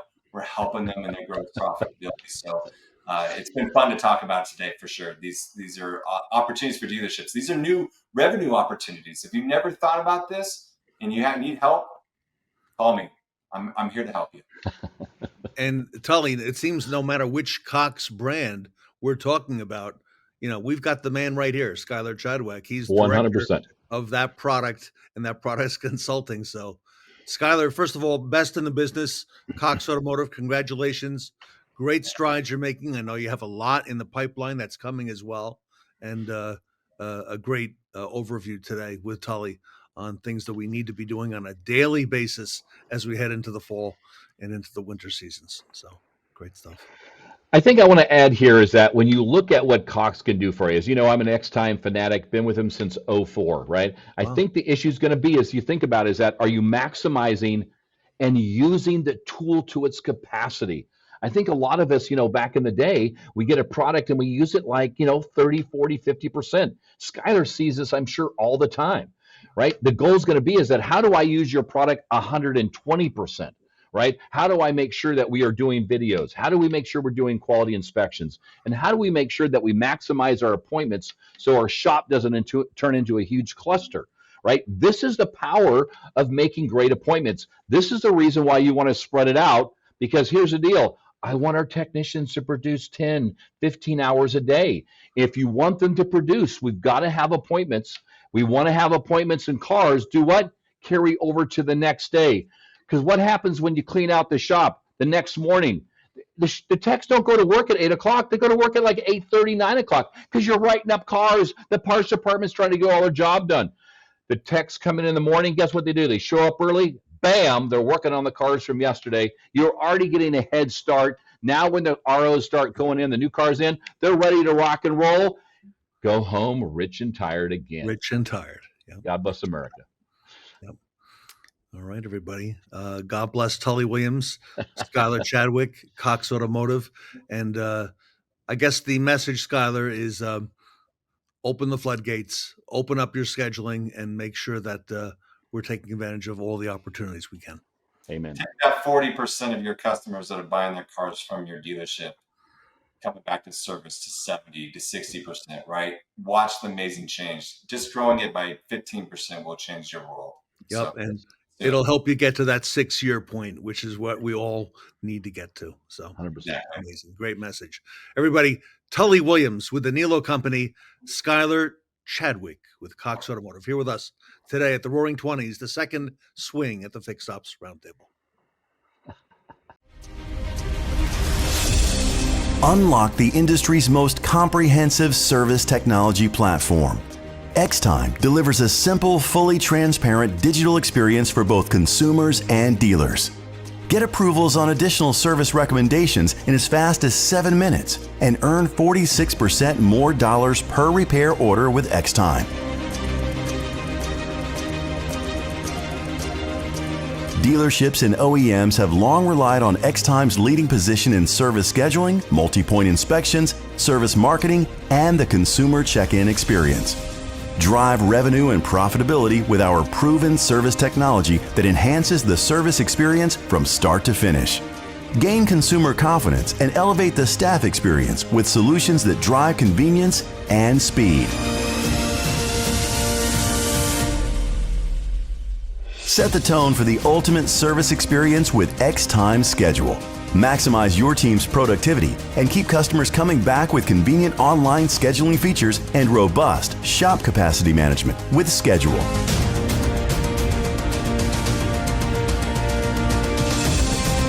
Grow fixed operations with every appointment using X-Time Engage, creating superior personalized experiences for your customers.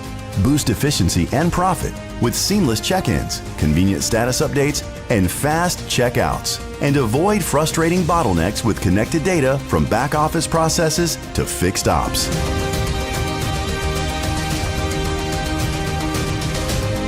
Improve your service department throughput and yield with X-Time Inspect, a fully integrated digital multi-point inspection tool. Obtain faster ASR approvals and higher profits, increasing RO value, instilling confidence in customers, and improving staff productivity with enhanced time-saving technician processes. Generate the demand you need at the right time from the right audience with X-Time Invite. Maximize revenue potential with multi-channel marketing capabilities through AI and service automations that drive performance marketing, precision targeting, and personalized outreach. A more profitable service experience requires a better service platform. X-Time gives you the comprehensive tools you need to enhance every communication touchpoint, resulting in satisfied customers and dealership staff to ensure ROI and increase likelihood of repeat business. X-Time is a part of a powerful ecosystem of retail solutions from Cox Automotive, Power On Retail 360.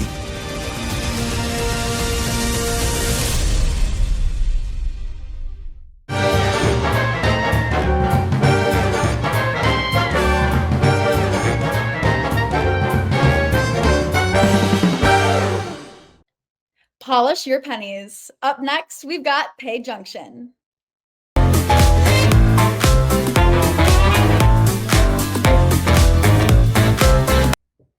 Welcome back to the Fixed Ops Roundtable. A lot of things happening in the industry that are top of mind, none more important than customers and how they pay for their services, service, parts, body shop. Great opportunity and a great honor to welcome the team from Pay Junction with us today, Randy Motos and Tom. First time on the roundtable. Welcome to the event, gentlemen. Pleasure to have us, Ted. I mean, it's really a pleasure to be here. And we got to talk for a second about how you started this before we jumped on recording, and what an arc of how you've been in this industry for years, weaving together the fabric of the fixed ops group and talking about the impact on the total dealership operations. And in that light, I was reading some data before we came in here. So, out of the 6 publicly traded franchise groups, fixed operations contributed to about 12.6 of total revenue, and then accounted for 39.6 of gross profit. And in our discussions, discussing with some of the dealerships that we work with, that gross profit number has gone up north of 50%. So as you think about fixed operations as like the margin-rich segment within the auto dealerships, it's essential for offsetting any variability during the sales and the economic downturn. So it's just really a fascinating kind of backbone of the business that's responsible for profitability, customer retention. And for the years that we've been working in this industry, it's been really a pleasure working with the groups and optimizing those. So as we're thinking about like rising labor costs, parts, credit card fees, all those things putting pressure on margin, what Pay Junction's been doing for nearly 25 years now is engineering specific products designed for the auto industry that we built specifically for the auto industry that control costs, protect CSI, streamline payments, and reduce costs and increase margin across all the different departments. So what we do for fixed operations is unique, Ted. And it's interesting. So what we do in terms of introducing the market is we introduce a single unified payment system that works across fixed operations, so parts, service, also sales and F&I.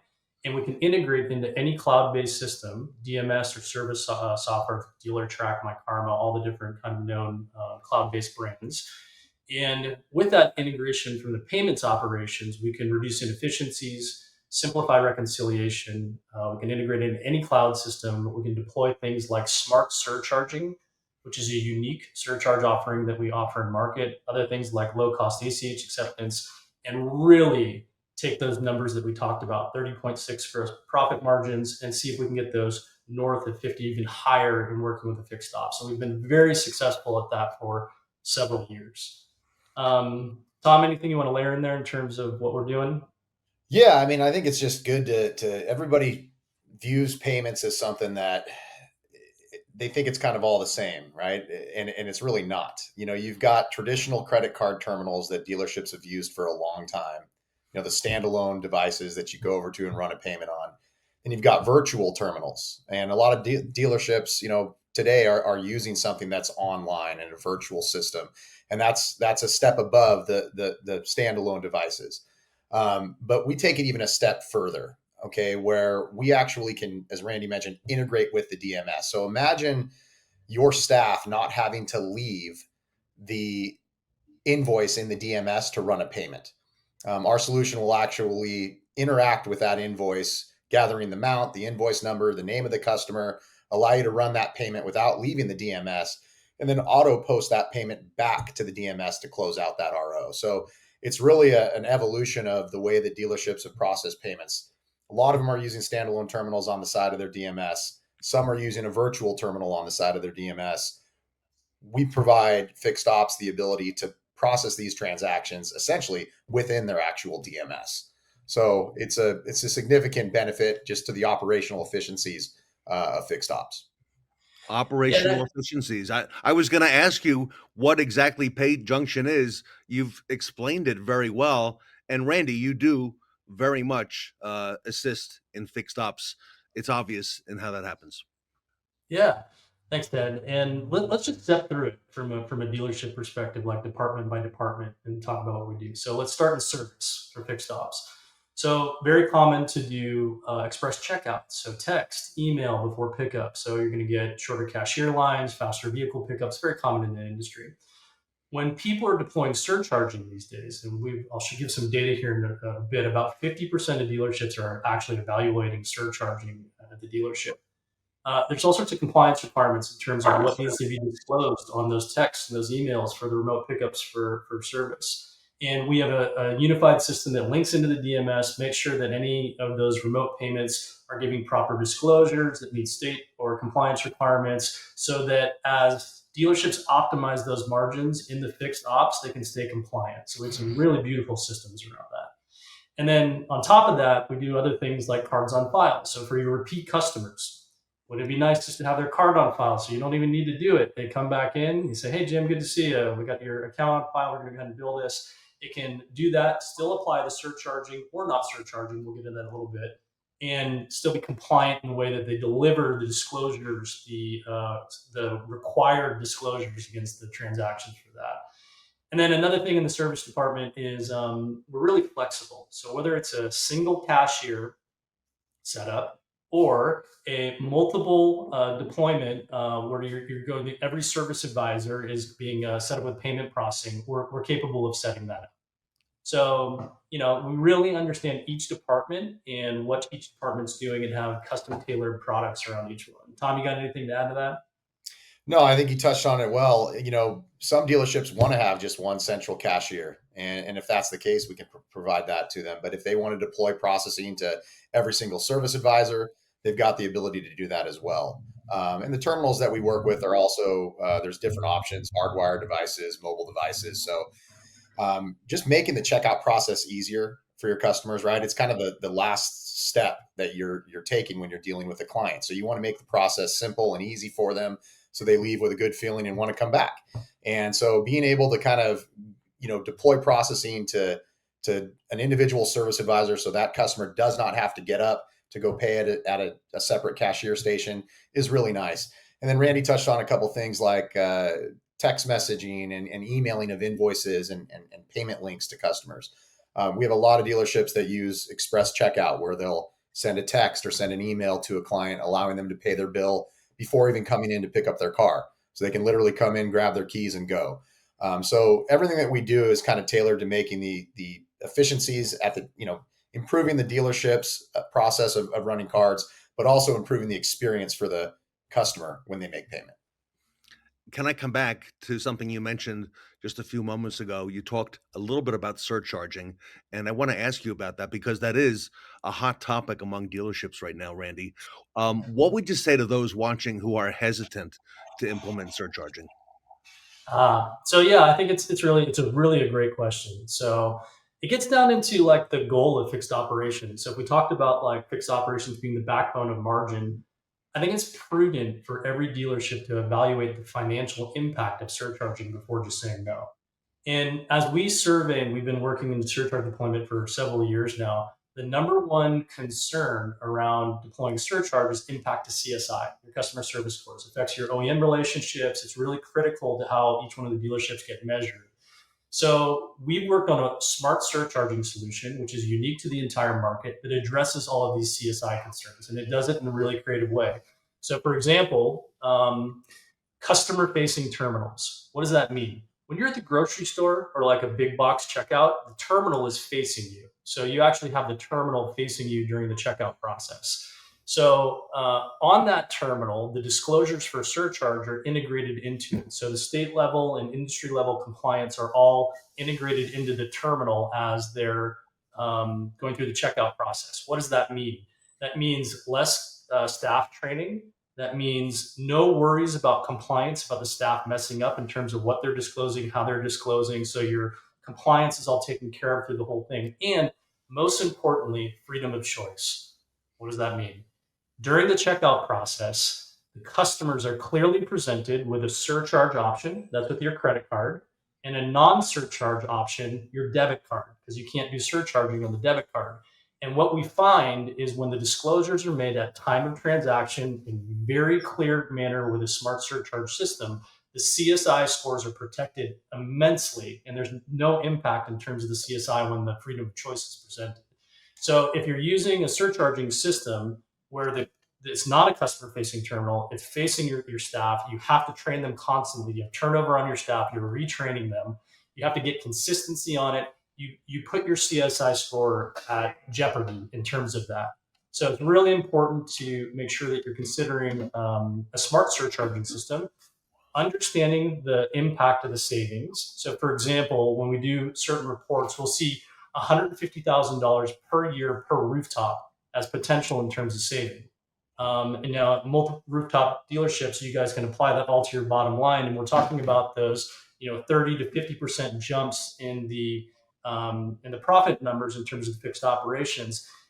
So I just think it's prudent to take the time. We're able to generate a report to show the savings. We're able to give a demonstration of the technology of how it protects the CSI, and then make the decision from an informed point of view. So Tom, do you have anything to add on that? Yeah, I mean, just getting back to Ted's question of dealerships are generally hesitant to do it because they don't understand it. In terms of all of the compliance and rules around it, a lot of times it can be daunting to make sure you're hitting, dotting all those I's and crossing all those T's. We've done that for you. So the system, as Randy mentioned, takes care of all of the compliance. I mean, in reality, the only thing that you have to do at a dealership is post the appropriate signage that the card brands require. Everything else is handled by our system. It's automatically going to recognize the difference between a credit and a debit card. As Randy mentioned, the smart terminals display the language, so you don't have to train your staff on how to articulate that to the card holder. It's just a turnkey surcharge solution, which is rare in the market today. And full disclosure, I didn't understand it. Great explanation. Now I have a much better understanding. So thank you for that, Randy and Tom. I guess finally today, for dealerships who are already surcharging and watching, how can Pay Junction help those dealers? Tom, I think you should take this one because Tom is our national sales director. He's literally working with the dealerships day in and day out and looking at the operational and the cost impact. You want to walk us through some real world scenarios around that one, Tom? Absolutely. So surcharging is passing a fee on a credit card. You're prohibited from passing a fee through on a debit card. So one of the biggest issues that we see, and one of the biggest problems that we fix for dealers that are currently doing surcharging, is looking at their debit card rates. So you as a dealership, you're prohibited from passing through a surcharge on debit. So you're covering those costs out of pocket. A lot of times we'll find that dealers that are doing surcharging will have a very similar rate for the debit card transactions as they do for the credit card transactions. And all that that's doing is it means they're really padding the pockets of their processor by paying those increased fees on those debit cards. So what we do is we're able to implement interchange plus pricing on debit, which significantly lowers the cost on debit card transactions.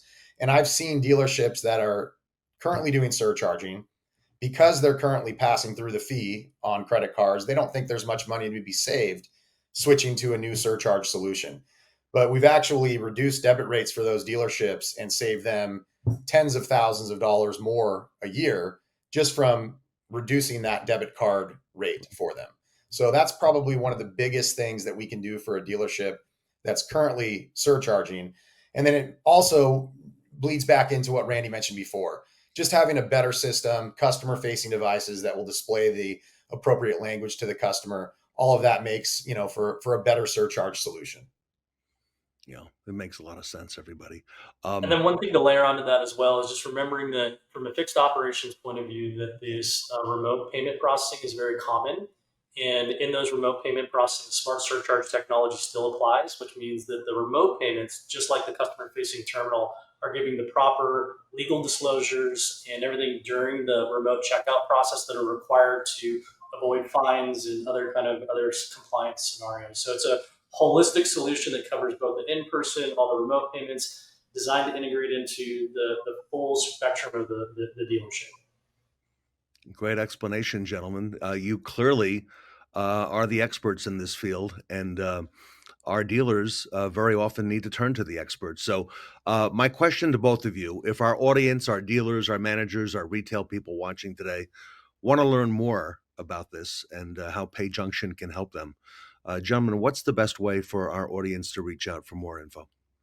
Yeah, so at the bottom of the screen, you'll see a ticker that's got my email address. You can email me directly. There's also a phone number there. You can call in and ask to speak to Randy or myself. We'll be happy to assist.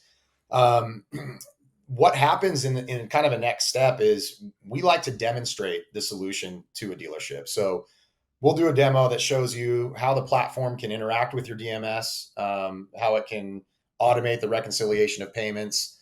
We'll give you a full demonstration of the solution. And then also, of course, crunching the numbers, taking a look and seeing, what you can save on the rates and what the potential surcharge savings would be if you are interested in implementing smart surcharge as well. So just reach out to us. My email is right there at the bottom of the screen, and our phone number as well, and we'll be happy to assist. Gentlemen, thank you. Pay Junction provides automotive payment solutions designed for dealerships. Tom and Randy Motos, experts in the field, with us here today on the Fixed Ops Roundtable. Gentlemen, thank you for all you do for automotive, and I'm excited to see where this goes next. This really applies to everybody out there who's working with fixed operations customers. So again, thank you on behalf of the Roundtable for being with us here today. Thank you, Ted. Thank you, Ted. Appreciate it. Everybody, Pay Junction here with us today at the Fixed Ops Roundtable.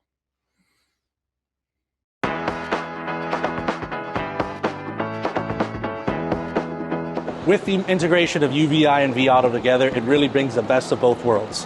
It brings you the digital forefront as far as what UVI can bring.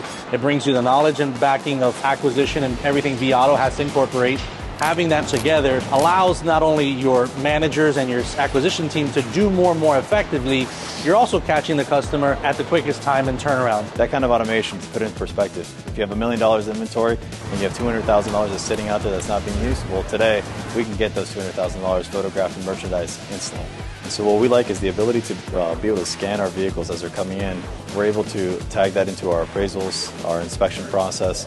This level of detail that it's able to deliver to our team is certainly incredible, and it's the future, and us being able to leverage today's technology to be able to accomplish that is everything that we're looking for. Understanding that service is really the lifeblood of a lot of brands. It gives you the best fixed absorption, and the biggest pain point has always been that multi-point inspection to make it on a consistent basis. I'm very excited about the relationship between UVI and vAuto coming together. It's a perfect relationship where it just makes sense, where the two can work together, where we can get the inspection, the photos, and have it talk and get direct appraisals, which then integrate with Vin Solutions. That entire ecosystem speaks exactly to what we're looking to accomplish. And so the fact that you guys are working together, I think it truly is the next best step for us.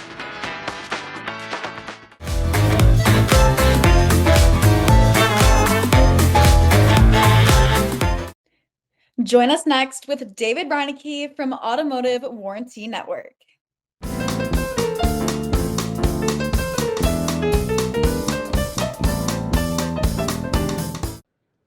Welcome back to the Fixed Ops Roundtable. I'm Angie Piscato, joined today by Ted Ings. We are at Rohrman Automotive Group at Schaumburg Honda. Ted, we've got an exciting warranty topic to discuss today. Angie, we really do, and really fortunate to have the leaders with us here today on this panel. If you would, gentlemen, introduce yourselves, tell us who you are and what you do. Sure. I'm David Reinecke. I'm president of Automotive Warranty Network. We process warranty claims for car dealerships on an outsourced basis. So, yeah. My name is Nick Ruffalo, and I'm director of fixed operations. And I monitor our warranty compliances and our effectiveness across the 10 stores here in Chicago. I'm Jake Trout. I'm the VP of Account Management with Automotive Warranty Network, and I am tasked with success of dealers and processes with the Automotive Warranty Network.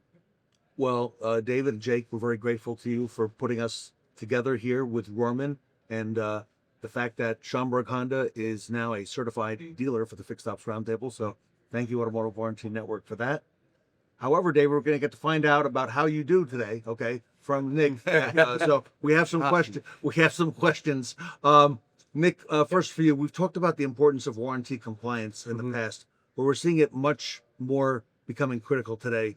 What should dealers like yourself be focused on? And then I'll ask the same of these gentlemen.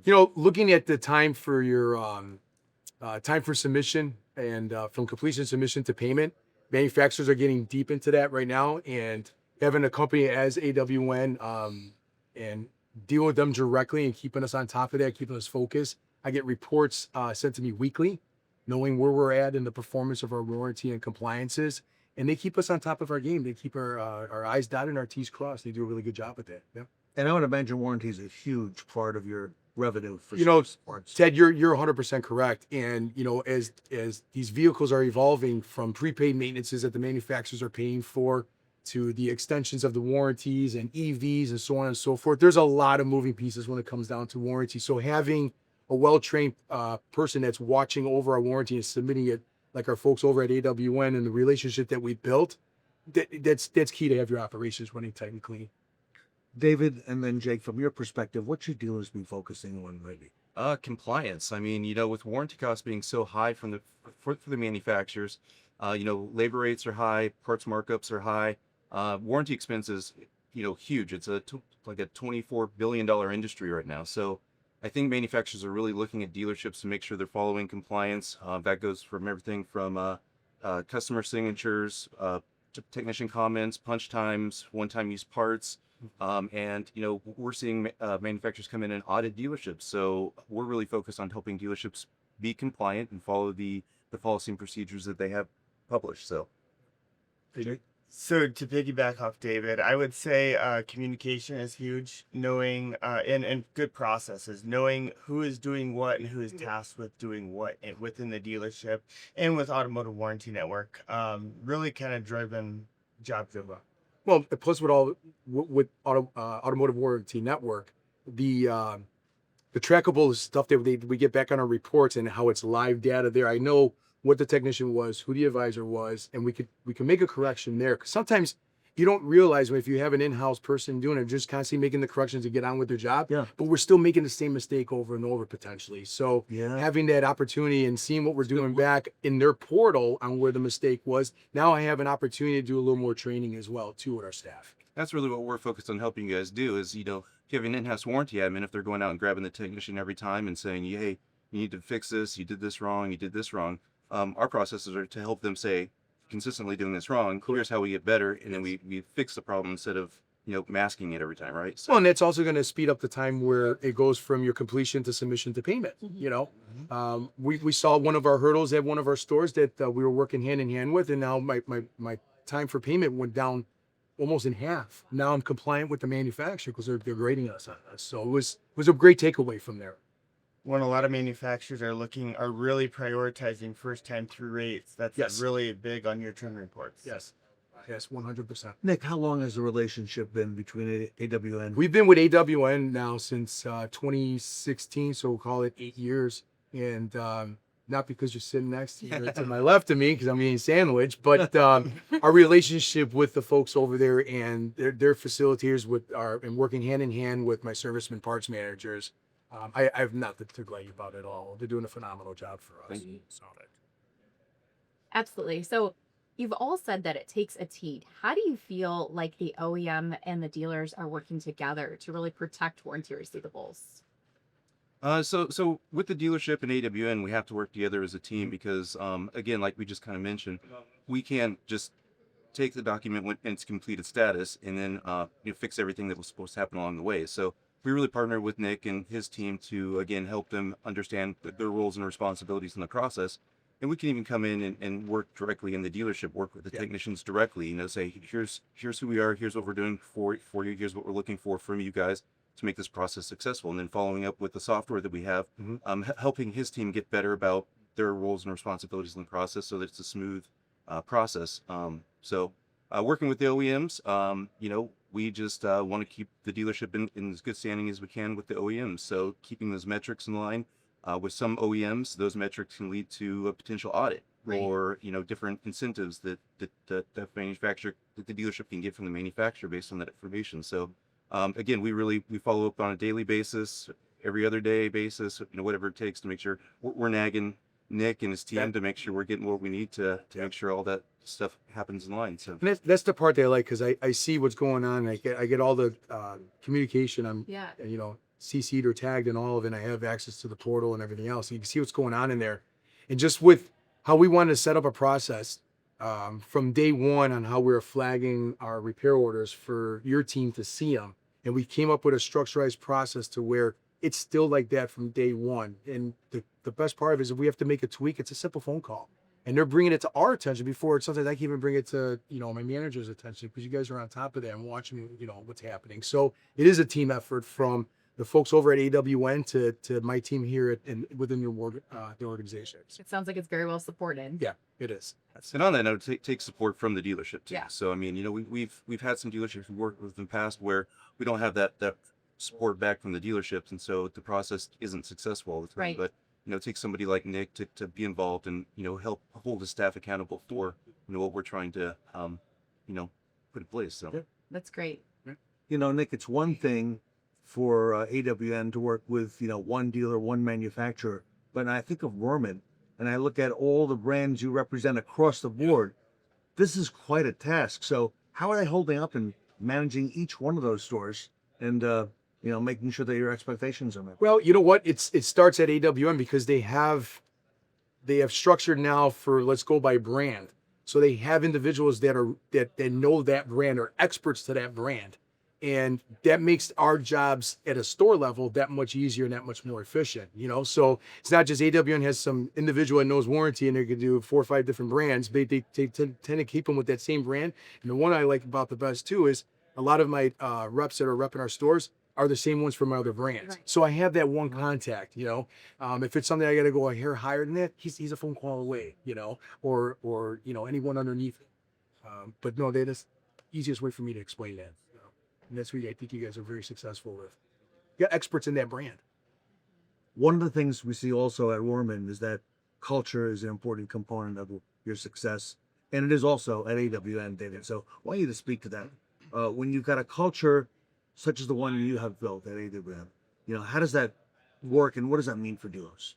Well, I think we've talked a lot about culture here today with the Rohrman Group. And I think, if you could cultivate a culture where your employees are happy and passionate about the work that they do, they're going to do a good job taking care of your customer, which in this case, you're a customer, right? So just like you guys are working on your culture and maintaining your culture and, that supports the, your customer, our culture is to make sure our employees are happy and passionate about what they're doing, happy with the workspace, and in turn, they take good care of you. And you could tell that you get that when you're speaking with them on the phone. It's almost like they are one of our employees, like they're a Rohrman, and that's the part I think that's where that passion comes in on his side of the spectrum. Now, you know what I'm saying? You created that as well, so that's why we've been with you guys. That's where we match really good. We have dealer groups that have like cultures, and we support each other. So we have to be on the same side of the road, Paul. Yes.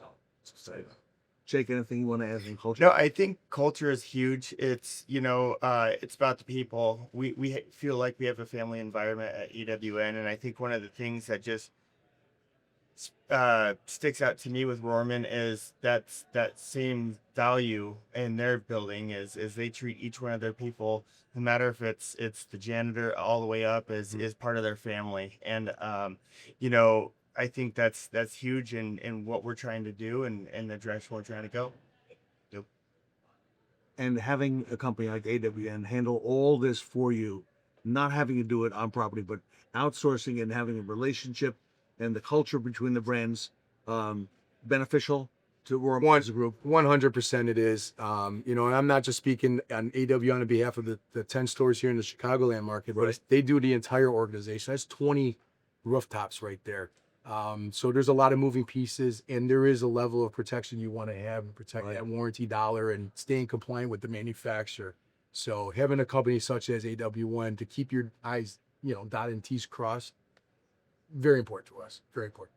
And David, congratulations, AWN, the largest in the industry. Yes. For warranty. So, sir, keep up the great work. We are. Good job.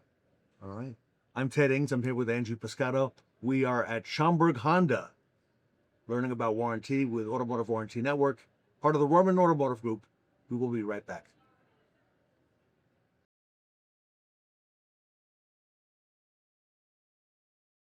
The business model of Automotive Warranty Network has always been to provide the very best service we can to automotive dealerships. We believe very much in partnerships, so we partner with dealerships to help them process their warranty repair orders the best they can, but also stay compliant with a manufacturer policy and procedure.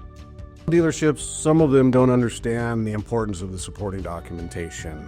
The repairs are performed, manufacturer is going to come in and audit them. That supporting documentation needs to stand up in an audit. If not, those monies will be charged back to the dealership. So, important thing that our team provides the dealerships is the information where the supporting documentation does not support the repairs performed, where they could lose those monies in an audit. Audits are not scary. Audits are actually fantastic learning experiences. I'm a big proponent for audits. I am not perfect. I do not think anybody is perfect. AI isn't even perfect. It is such a learning experience, and manufacturers are looking for things differently every year, and it keeps us on our toes. Then I know that I could take that information that I gather and provide it to my other dealerships and say, hey, we need to stay on top of these things. We offer full warranty administration services from beginning to end, from reviewing technician comments and punch times, looking up and applying labor operations and times in the DMS, and transmitting to the manufacturer for payment. We then follow up on claims daily and account for any differences in payment. SWAT stands for Specialized Warranty Assistance Team. We provide coverage for admins who could be taking vacation, if there's family medical leave, bereavement, sick time. So we provide coverage so that there's no hiccup between the admin being out and the dealer having their work processed. We developed an application called CARS, which stands for Claim Accountability and Reporting System, which is a reporting tool that we use to help dealerships improve in their processes. So it's a tool that we use to identify how frequently compliance issues are happening in a dealership. And we can tell dealerships how frequently those problems are happening, which of their staff members is happening with. And then we also offer training to help educate those particular staff members on the types of issues that they're having and help them improve. I think the biggest thing I love about this company is the owners. David and Jamie, they care about us. They encourage us to do training. They encourage us to make sure that we're master certified in our car lines. When I started with AWN, we had 30 employees and about 167 clients. Currently, year to date, we're at 1,500 clients and 340 employees and growing. It's pretty amazing. The people that are with us, our clients, we love them. It's a pretty amazing place to be right now.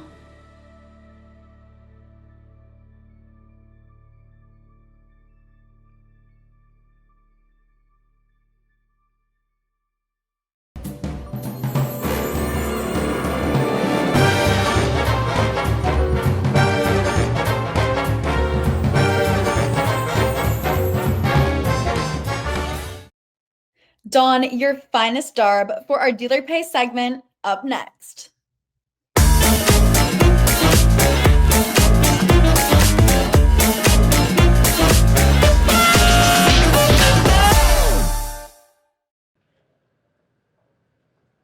Welcome back to the Fixed Ops Roundtable. I'm Sarah Vantine here with Ted Ings. Today we are going to be talking with Sandy Neary about dealer pay. Sandy, welcome to the Roundtable. Hi, thanks for having me.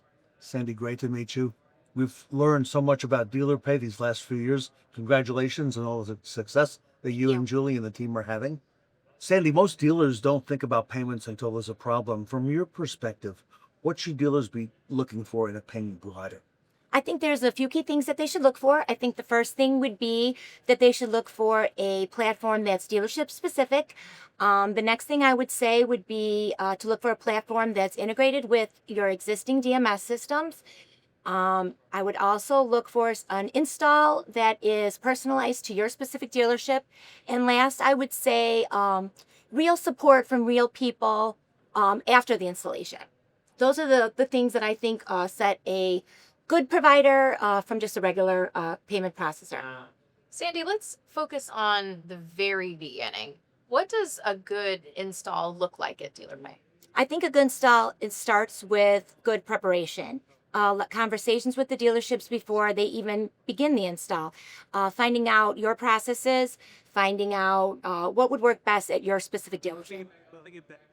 And you know, dealer pay hasn't been doing this just for a few months or a few years.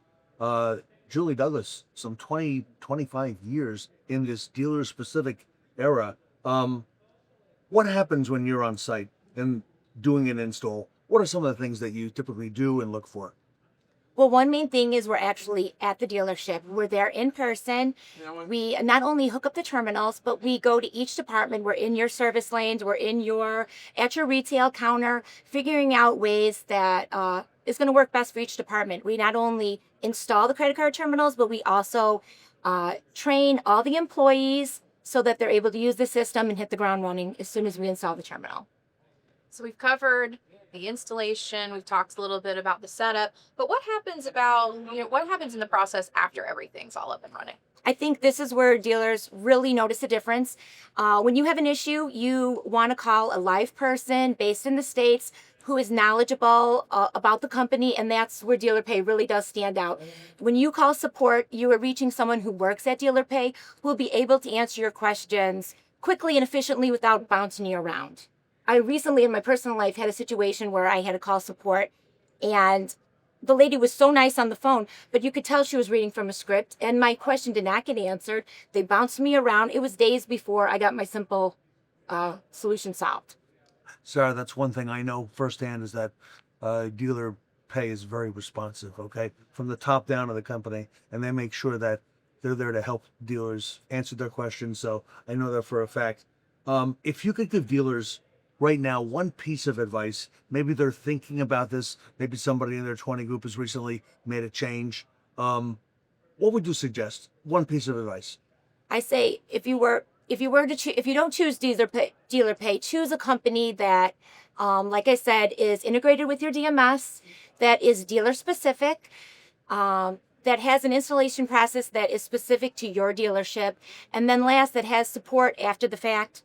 Those are the things I think that would make a big difference moving forward.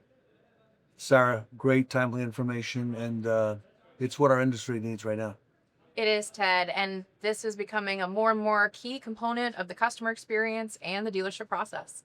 All right. Well, Sandy, on behalf of the Fixed Ops Roundtable, thanks for being with us today. Thank you. Here at Schaumburg Honda, and we look forward to learning a lot more about dealer pay in the years to come. So I'm Ted Ings. I'm here with Sarah Vantine, and we will be right back. Go. Okay, how would you like to pay? Card, cash, or check? I will do a card. Okay, thank you very much. And will you sign right here? Sure. Okay, have a great day. Great, thank you. Introducing DealerPay Moves, DealerPay's new mobile application for dealerships on the move. It's really great because all you have to do is search for your repair order. It's then going to search whichever DMS that the dealership is connected to. As you can see, it's going to pull up that customer record in that open repair order. I'm simply going to select it. Now you've got all your customer details here, including the surcharge amount if it were to be applied with a credit card. I've got options to pay by credit debit. I can key enter the transaction. I can use a paper check or even report cash. I can even add transactions in here so I can do some real-time voids and refunds. DealerPay Moves is a great solution for your dealership to stay relevant and mobile.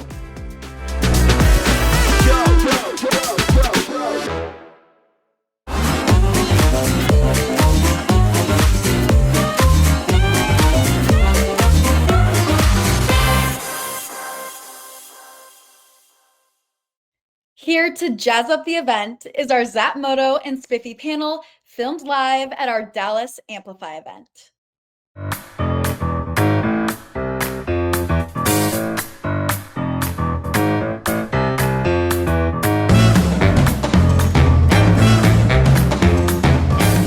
Welcome back to the Fixed Ops Roundtable. I'm Sarah Vantine here with Ted Ings. Today we have an exciting topic for our audience. We're going to be talking about mobile service and pickup and delivery.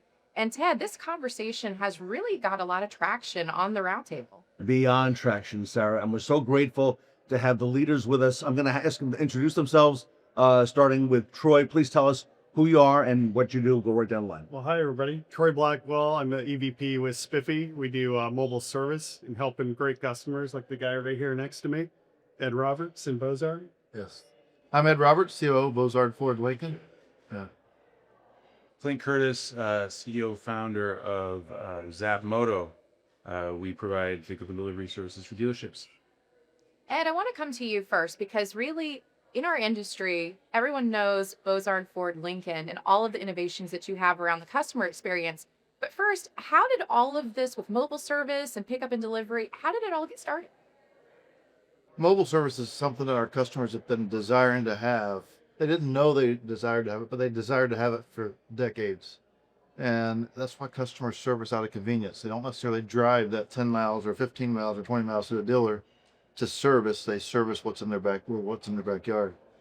And when we can come to their backyard, we can come to their front yard, then we retain them. And so whether that's with pickup and delivery with Clint or in mobile service with the support of Troy, we're making service convenient for our customers. Troy, you're doing a great job at Spiffy. Your phone must be ringing off the hook. Tell us about the relationship with Bozard, with Ed, and where you are now. Well, I think it's great having a partner like Ed and Bozard. They're the most inviting dealership I've ever been a part of. They're constantly inviting other OEMs down to Ford to go through and tour and look at what their process really is. So it's been super exciting. Ed has certainly opened up a lot of doors for us as a company. And we're really it's a small community. And this small community, we're out on these stages like today with you, speaking to the group about all the reasons why you should get into mobile. And Clint, it doesn't stop there. Pickup and delivery is a huge part of this whole pie. Tell us a little bit about that and how that works as well. Yeah, mobile service is great to begin that relationship. I feel like right after the sale happens, but then there's only so many things you can do on a mobile service truck, and you've got a big beautiful shop, a big beautiful facility with technicians that can fix everything. And pickup and delivery helps make that happen to continue that relationship in the home or where the customer's at. And let's get that vehicle in, so that it can get fixed and get everything that it needs. So we feel like remote experience, pickup delivery, and mobile service, they really work hand in hand in creating that relationship. Like what Ed says, he's a pioneer in that way that, he galvanizes that relationship with the dealership and keeps that retention super, super high. Ed, talk to us about the customer satisfaction. I think that's a big ingredient as well. Customers tell us through their surveys that they're pleased with it. And it is not uncommon to go month after month after month with 100% perfect CSI. And that just tells us that our customers had already wanted it. It's just now bringing it to them and they get to experience it. And once they go mobile, once they do pick up and delivery, and they realize they don't have to come to the store, it's game over. You're married to them forever, and that's the marriage that I like. That's a romantic story there. Yes. You had me at hello. Well, gentlemen, little lightning round. There's a lot of conversations in the industry on efficiency and improving the customer experience. And of course, Ed is doing incredible things with Bozard, but we're expanding this beyond into the entire automotive industry. What are some of the things that dealerships should be focusing on this year? Where we start? Yeah, go on down the line. All right. I feel like I should go last because I'm the youngest one here. Not including you. No, I think I'm biased, but I think that pickup and delivery needs to happen within all of the OEMs. I think there needs to be OEM support for it, but it's going to take the relationship between the OEM and the dealerships to push this along. They need to both be engaged. So I'm excited about what we see coming down the pipe and some of the conversations that are happening between us and other OEMs, that we're going to see other programs roll out that are really going to help support pickup and delivery going into 2026 and 2027, because it needs to happen. And we feel like we're in a great spot because, dealerships, the service department is an emergency room. I used to watch ER, George Clooney, before he was George Clooney. It's one of my favorite shows. And it is a crazy environment. I go into a service department, it's the same thing. And to ask a service department to run triage on 3,000, 4,000, or 13,000 cars a month, and then on top of it, run a fractionalized DoorDash that's really hard, you know? And so we feel like we're in a great position where we can empower the dealerships. Hey, we're going to take this off your plate. We're going to handle all these deliveries and take on all that liability so you can concentrate and do what you're really good at, which is fixing people's cars as quickly as possible and making them happy. Anyway, so we're really excited about what's happening and what's coming down the pipe next year. So it's all things remote. It's pickup delivery. It's mobile service. It's remote sales deliveries. And if you think about that for a moment, Amazon didn't build these Taj Mahals and say, come to our website most of the time, come to our store some of the time. No, you go to the website all of the time, no matter what it is.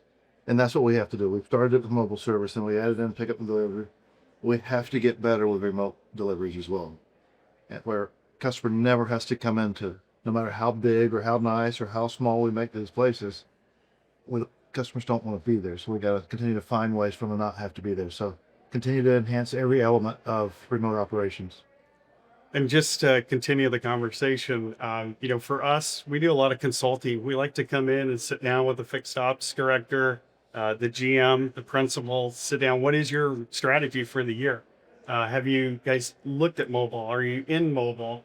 We thought about mobile, but we haven't quite gotten in there. So what's the roadmap? So we look at different stages that they may be at, present to them best practices. They may have low-hanging fruit where they say, we're going to go after recalls first, and then we'll go tackle the B2C side of it. So for us, it's really just sitting down, educating, and then giving them a roadmap for success.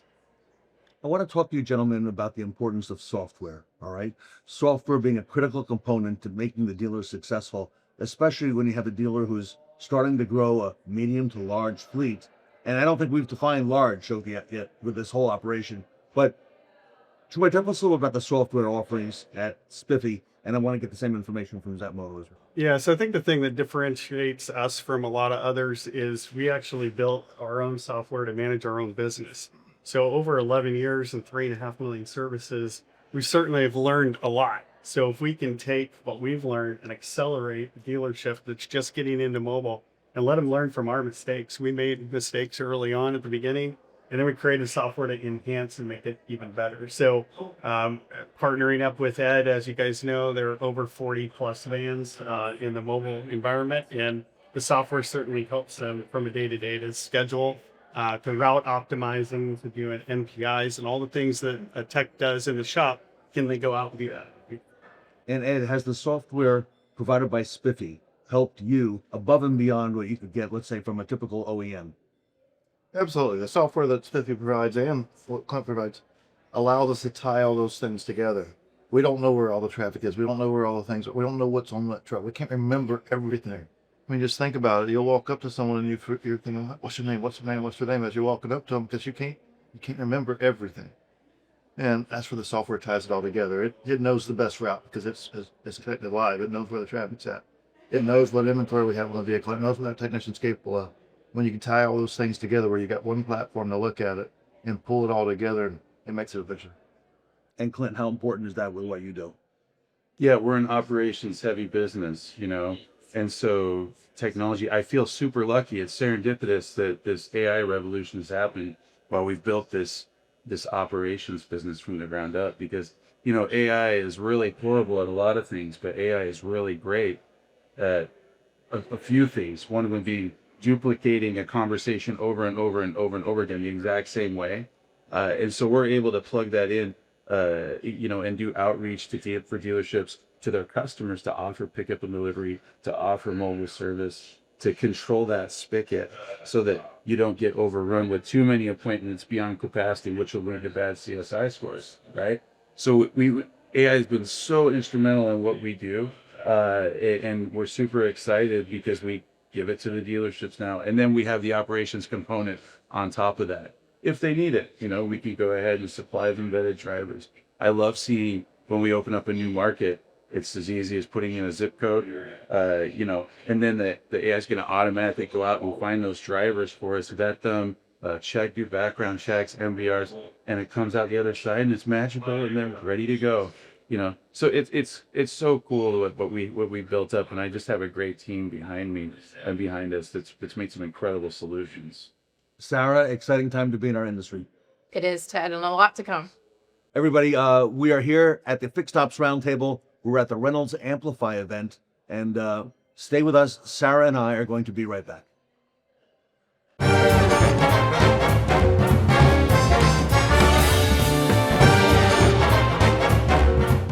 Speak about glitz and glam. Let's hear from our speakers at Zap Moto.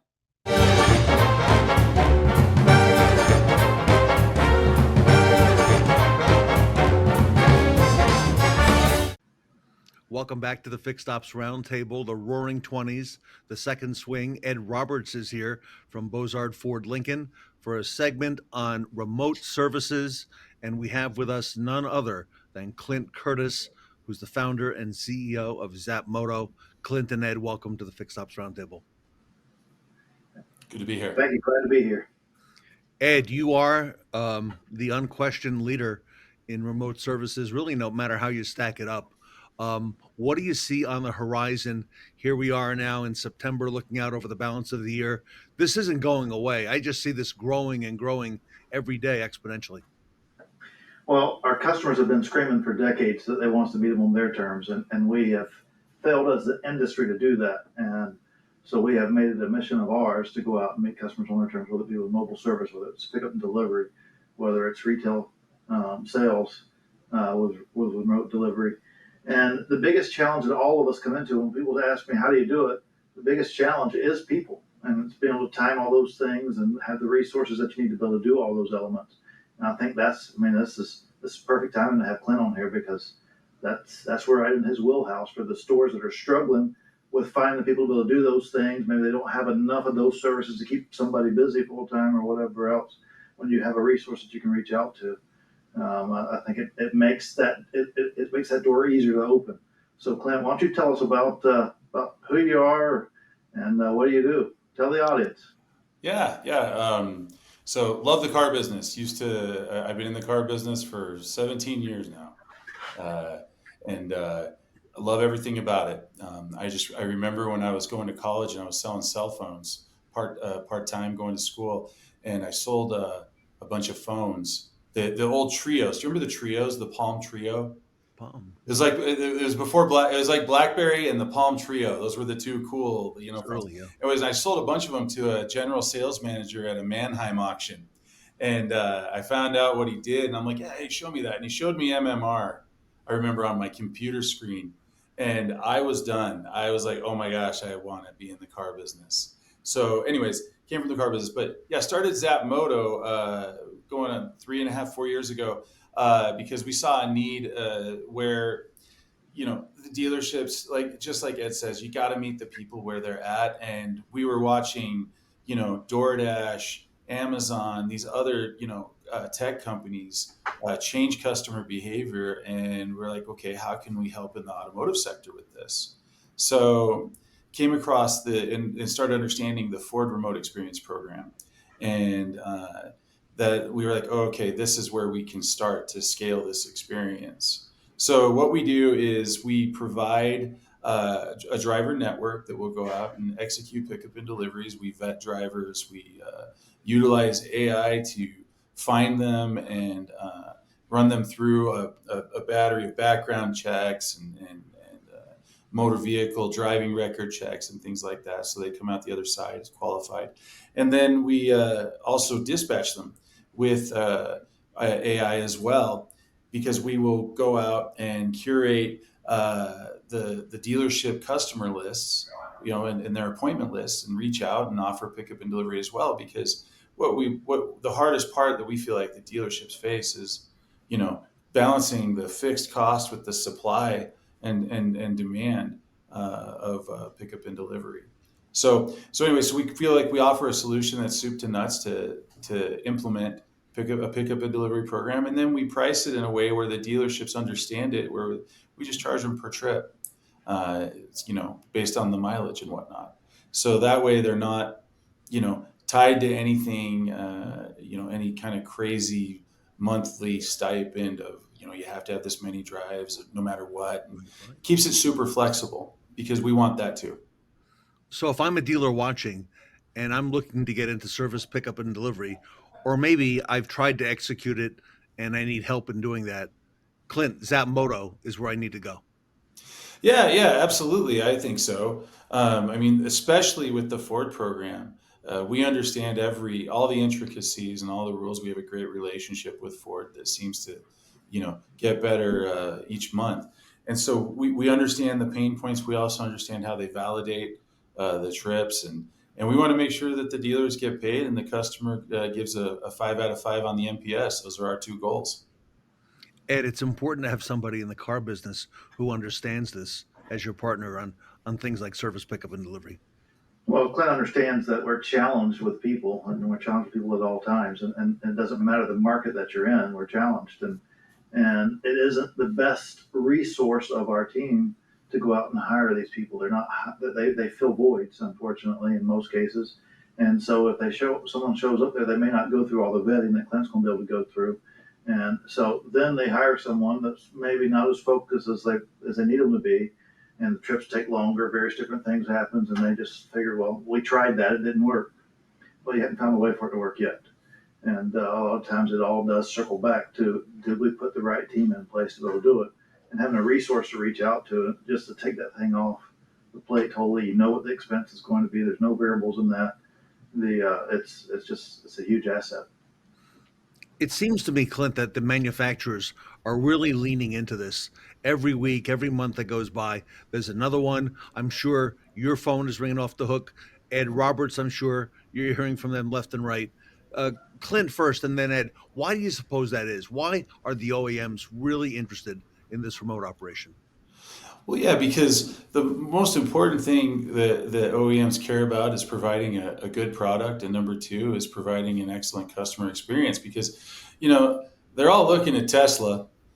I mean, it's the elephant in the room, right? I mean, one of my favorite things to bring to everyone's attention is Tesla's got a $1.3 trillion market cap. And if you add up every manufacturer, every auto dealership group that's publicly traded, take all that market cap, add it together, you probably get to about $850 billion, which is nuts because Tesla's only got 233 locations in the United States, and they're worth that much. But the reason why is because they own the experience end to end and they own all the data, And so how do you bridge the gap between the relationship and the autonomy of the franchise dealership and the OEM? And I feel like internally they're realizing and the dealerships are the early adopters like Ozark Ford. They understand, that, hey, we've got to change and we've got to offer a superior ownership experience to Tesla, or we're going to continue to lose more and more customers, And so the OEM's trying to understand that how do we get the dealerships on board, and the dealerships are like, hey, how do we get the OEMs to help support this? And the future of the program is going to be the customers pay a little bit for the convenience, the dealerships pay a little bit for the convenience, and the OEM has to support it as well, and because this is what everybody wants. And there's 19,000 franchise dealerships across the US. We have a physical footprint advantage that can offer a better ownership experience to customers. And the product is right there with Tesla. It's better than Tesla, but we have to band together. Ed Roberts can't do it alone. It has to be all these dealerships. We all come together and say, okay, with the OEM support, say, hey, this is how we're going to do business now, and this is how we're going to win. Ed, Clint and I were recently in a dealership together. We were walking through a beautiful customer lounge, and you would say on any other day, 5-star, amazing. Yet we both turned to each other and said, you know what? This is really not the future. The future is really the customer getting to do it on their terms from their home or their work. And that's paid off and resulted in higher ROs, higher percentage dollar amounts. Ed, speak to that in the OEM direction as well. Well, it doesn't matter how nice we make these places. Our customers don't want to be here. So if they don't want to be here, we need to quit doing things that force them to come here, because then that's what allows Tesla to do what they've done with the 230-something locations. And look at what Carvana's just released in the last quarter, their best quarter ever. And everybody thought they were circling the drain. Well, they still had the vision. They still stayed true to the vision, as we're going to meet customers on their terms.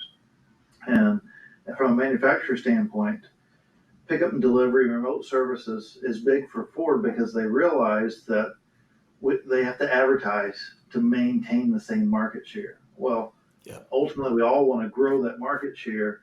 And if they're advertising to maintain, that means they're losing customers. And so they have to do something different. And then, so they're advertising to pick up and replace the ones that they lose. So they have to do something different to create that loyalty. And that goes back to experience. Everyone loves to have a better experience. That's the elements that we all look for. We can go buy a burger at McDonald's, but we may buy a burger somewhere else because we're sitting down, we got service, it's the experience. It still fills the void. It still does the same job. We just pay more for it.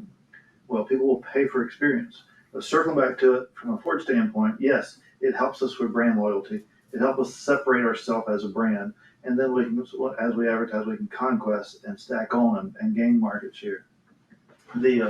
But to keep telling ourselves that we want our customers to come into these doors and darken these doors, it doesn't matter how nice we make the place.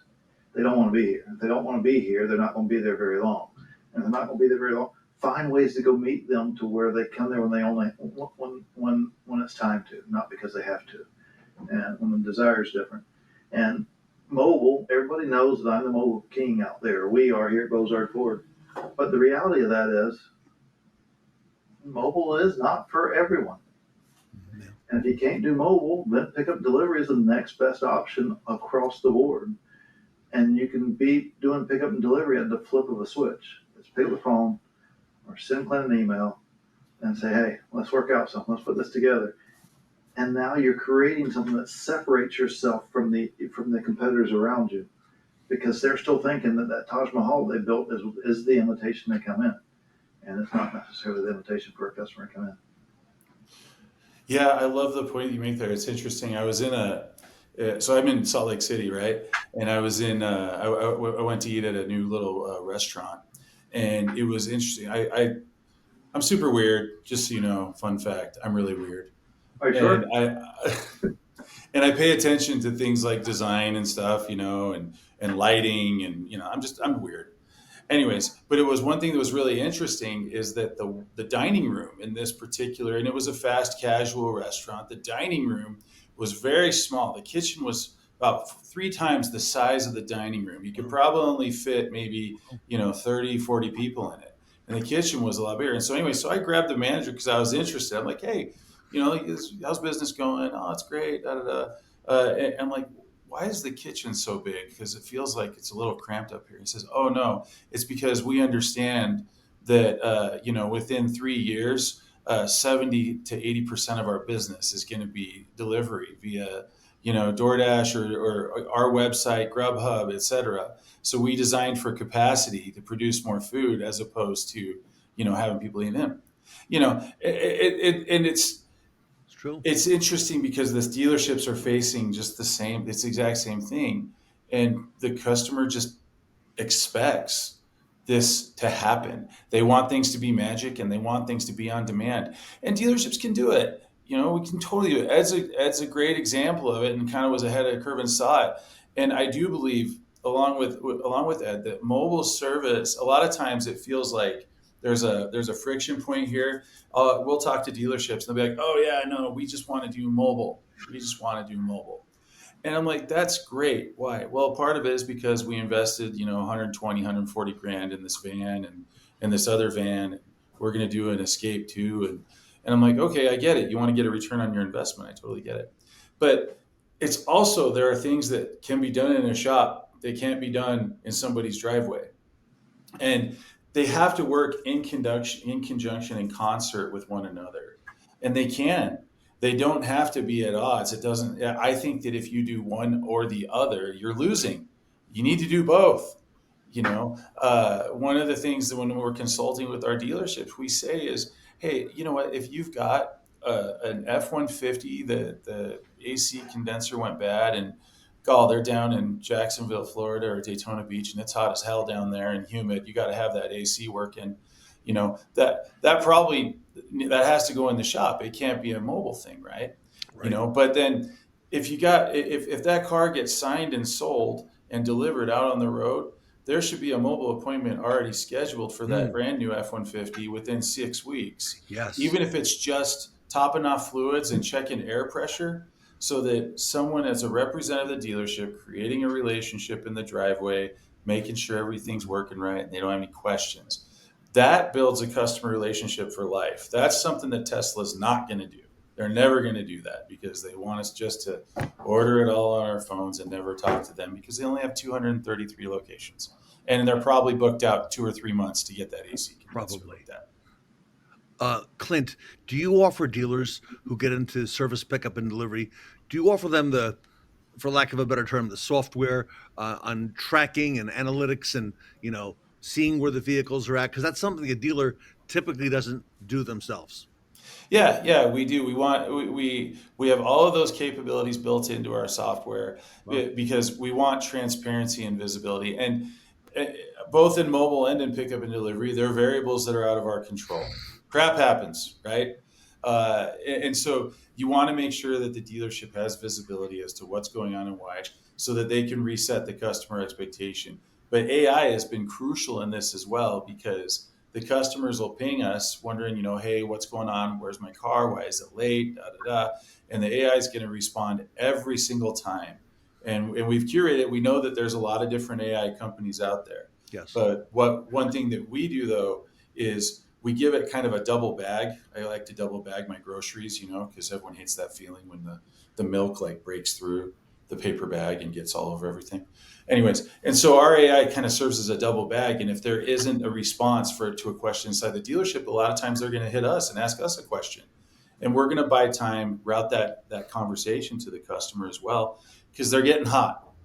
Every minute that goes by in this on-demand society that they're not getting their question answered, they're going to get hot, and it's going to end up in a bad NPS score, even if it wasn't deserved. You know, so we want to do everything we can to give visibility, transparency to the customer and the dealership so that they can, you know, make adjustments as necessary. Ed, what are some of the pitfalls, things that happened along the way that you didn't expect? I'm sure there's numerous dozens, if not more of them, but what are some of the things that you might want to call out that having a Zap Moto would help iron out? He's already erased a lot of this from his memory. You're bringing back, so you're going to give him PTSD. So we did mobile and we did pick up and deliver before Ford was on it. And so a lot of those things that you don't think about, there's always say that people don't know what they don't know. And that's exactly right. They don't know what they don't know. Well, you don't know the roadblocks you're going to run into until you run into them. So I can talk about some of the things that we do. But if I can hand that off, if I'd have had a Clint out there 10 years ago and we started doing this, and it would have made that growing curve or those growing pains so much easier. And then we could have rocketed it off. Now, with doing that, we learned a ton, and we learned how to hire people differently. We learned different questions to ask and all the elements that goes along with that. But we had to make it someone's job. Now, that's someone's job to hire people, and it wasn't just for that role, but it was for the dealership. We was able to hire better candidates that come from that. But man, just the obstacles of with insurance. When is the insurance covered here? When is it covered there? Who covers what? What happens when it's in this person's possession? All those things we had to figure out along the way. And when you can bring someone in that has that, it's man, I can't preach that enough. If the audience can't hear that from me, taking that pressure off of you is huge. And Clint, making an experience happen in itself changes our industry. Make them happen over and over and over again makes an impact. And I appreciate the impact that you're making out there. So obviously there's the RO spend and the RO lift, right? So what we see across the country is about a 30% higher spend with pickup and delivery versus in-store. And we're able to give these analytics to our dealership partners because we tie into the DMS. We've made that investment because we believe this is here for the long haul as well. And this is the future, and this is how things have to be done. The other thing that we see is the higher NPS scores across the board. The people are just delighted when they don't have to come in through the doors of the dealership, obviously. The other unexpected thing too that we saw, I didn't even realize that this was a problem for the dealerships, but you always got some bad apples. People are always trying to get free stuff. And I mean, when you want to talk about PTSD, I mean, we had someone in a state that I will not name that was hitting us up saying, "Hey, Zapmoto broke my windshield." Anyways, and it was on a $140,000 Raptor R, and which is fine if it was our fault. But luckily, our drivers are trained and within the driver app to document everything, walk around the vehicle, take the pictures, and so we were able with a timestamp to show actually that was already there. We run into things like that constantly, and to think of the liability that dealerships face while the customer's vehicle is on their premises, but then on top of that to do pickup and delivery. I love that we can take that liability off of their plate as well. And they're able to say, hey, we're able to say, if we did it, we'll cover it. That's on us, and give them, some cover as well, because there's customers they're gonna nickel and dime you to death if they can. It's just the way that the relationship is built. So that's been an unexpected advantage too, that I feel like we bring real value to our dealership partners. Ed, I'll give you the last word on our segment today. Well, it's funny that you mentioned that, Clint, because those are some of the obstacles that we talk about all the time. So it's recording it when you pick it up. It's recording it when you drop it off. It's recording the mileage that you drove it there, the mileage that you drove it back. All those elements, when you can tie all those things together, you create that timeline. And those aren't things that you think of coming out of the gate. Having someone with the experience of hitting those things and running those obstacles already is pressure that we don't even know existed, that we never even feel. Makes all the sense in the world. Clint Curtis, everybody. He's the founder and CEO of Zapmoto, works exclusively with automotive retail franchise dealerships. You can find him on the web at zapmoto.com, Clint at zapmoto.com, and great friend of the industry, Roundtable. And thank you so much for having me on, Ted. And I love it. It's Ted and Ed. Yes. Ted and Ed. I think you guys have a show that you can do. Ted and Ed. Sounds like one of those morning radio shows. I think we may have one coming out soon. No, I appreciate you guys inviting me on, and really respect both of you and what you're doing for the auto industry and the standard that you're setting to push this change along, because we got to do it. So thank you so much for giving me a voice and letting me come on. Super. Ed Roberts from Bozard Ford Lincoln, thank you. Clint Curtis from Zapmoto, here today at the Fixed Ops Roundtable.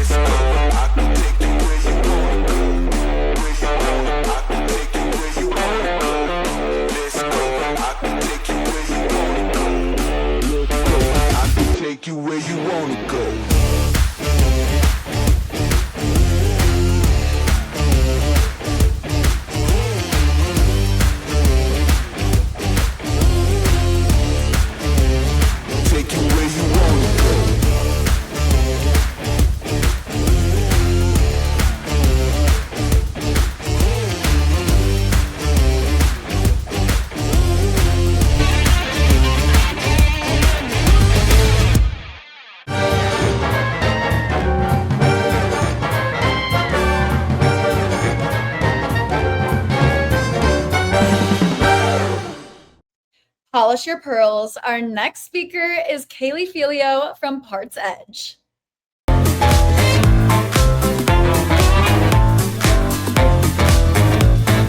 Welcome back to the Fixed Ops Roundtable. I'm Angie Piscato, joined by Sarah Vantine, and we have a very exciting guest today.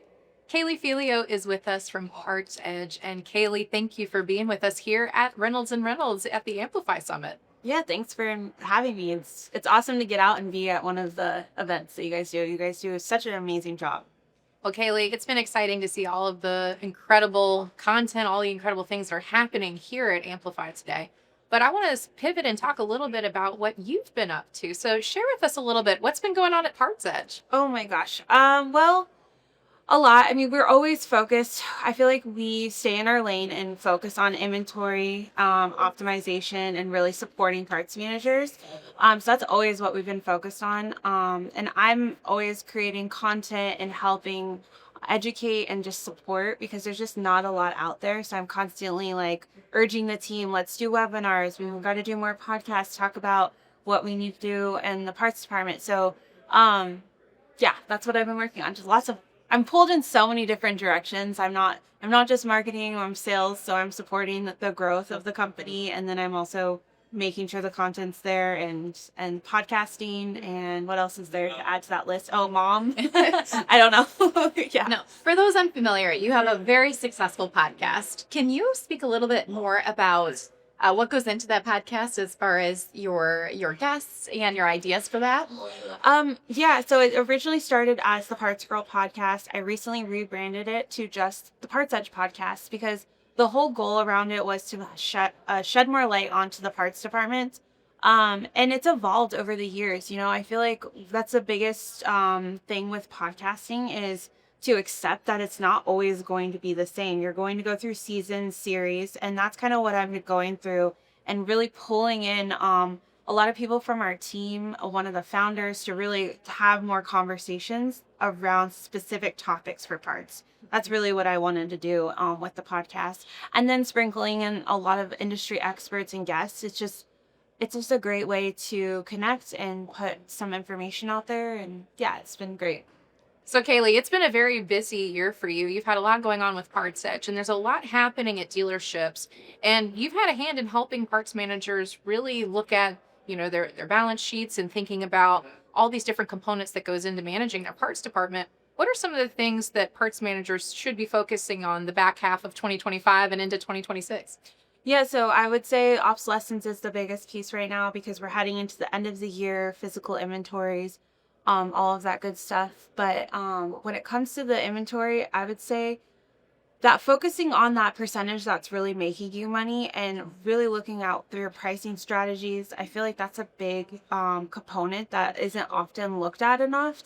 And that's another thing I feel like at the end of the year it's reviewed and it's not reviewed enough. So looking at how you're organizing your parts and your DMS and then your pricing strategies is the biggest thing to focus on. And just having those conversations about the inventory health and what you should be doing. I just feel like dealers are paying more attention to their parts departments and really treating it like a profit center, as it should be.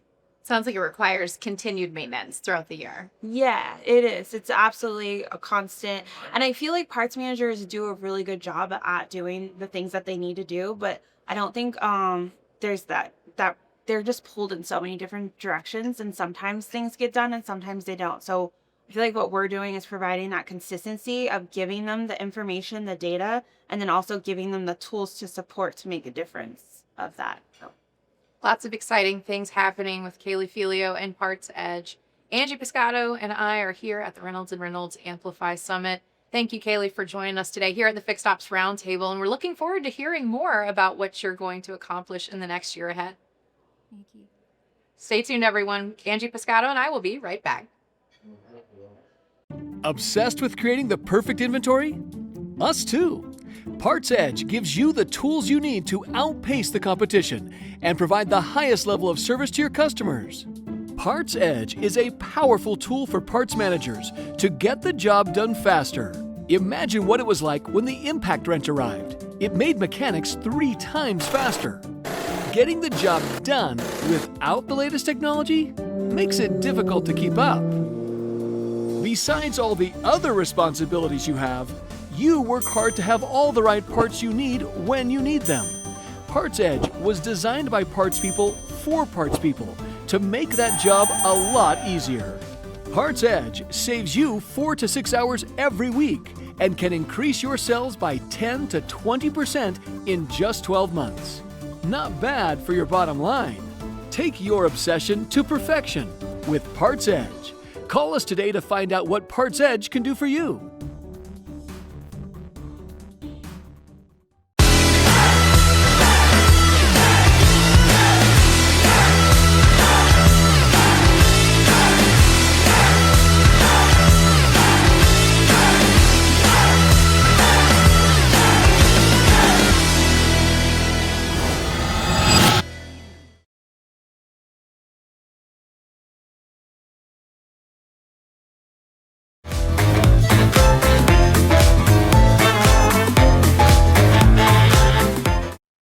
Coming to you live and in color. Up next, we've got our telematics segment from our Worman pop-up in Chicago.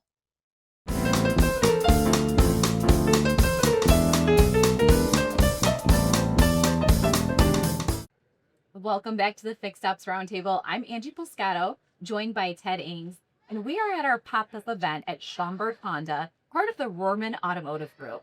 We've got an exciting topic to talk about today, Ted. Angie, it is exciting. We've had a lot of information shared by the people of Worman. If you don't mind, introduce yourself starting here, and we'll go down the line, who you are and what you do and how long you've been with the company. Dave Sue, Assistant Service Director and the BDC Director for the group. I've been with the company for 7 years. Ashley Norton, VP of Marketing at Blink AI. I've been with the company since December, but in automotive for over 10 years now. My name is Nick Ruffalo. I'm the Director for Fixed Operations for the Chicago region. I've been with our organization since 2008. All right. A little bit about Telematica, everybody. Question for the group. Maybe I'll start with Dave. How is Worman leveraging Telematica to convert connected car alerts into actionable service opportunities?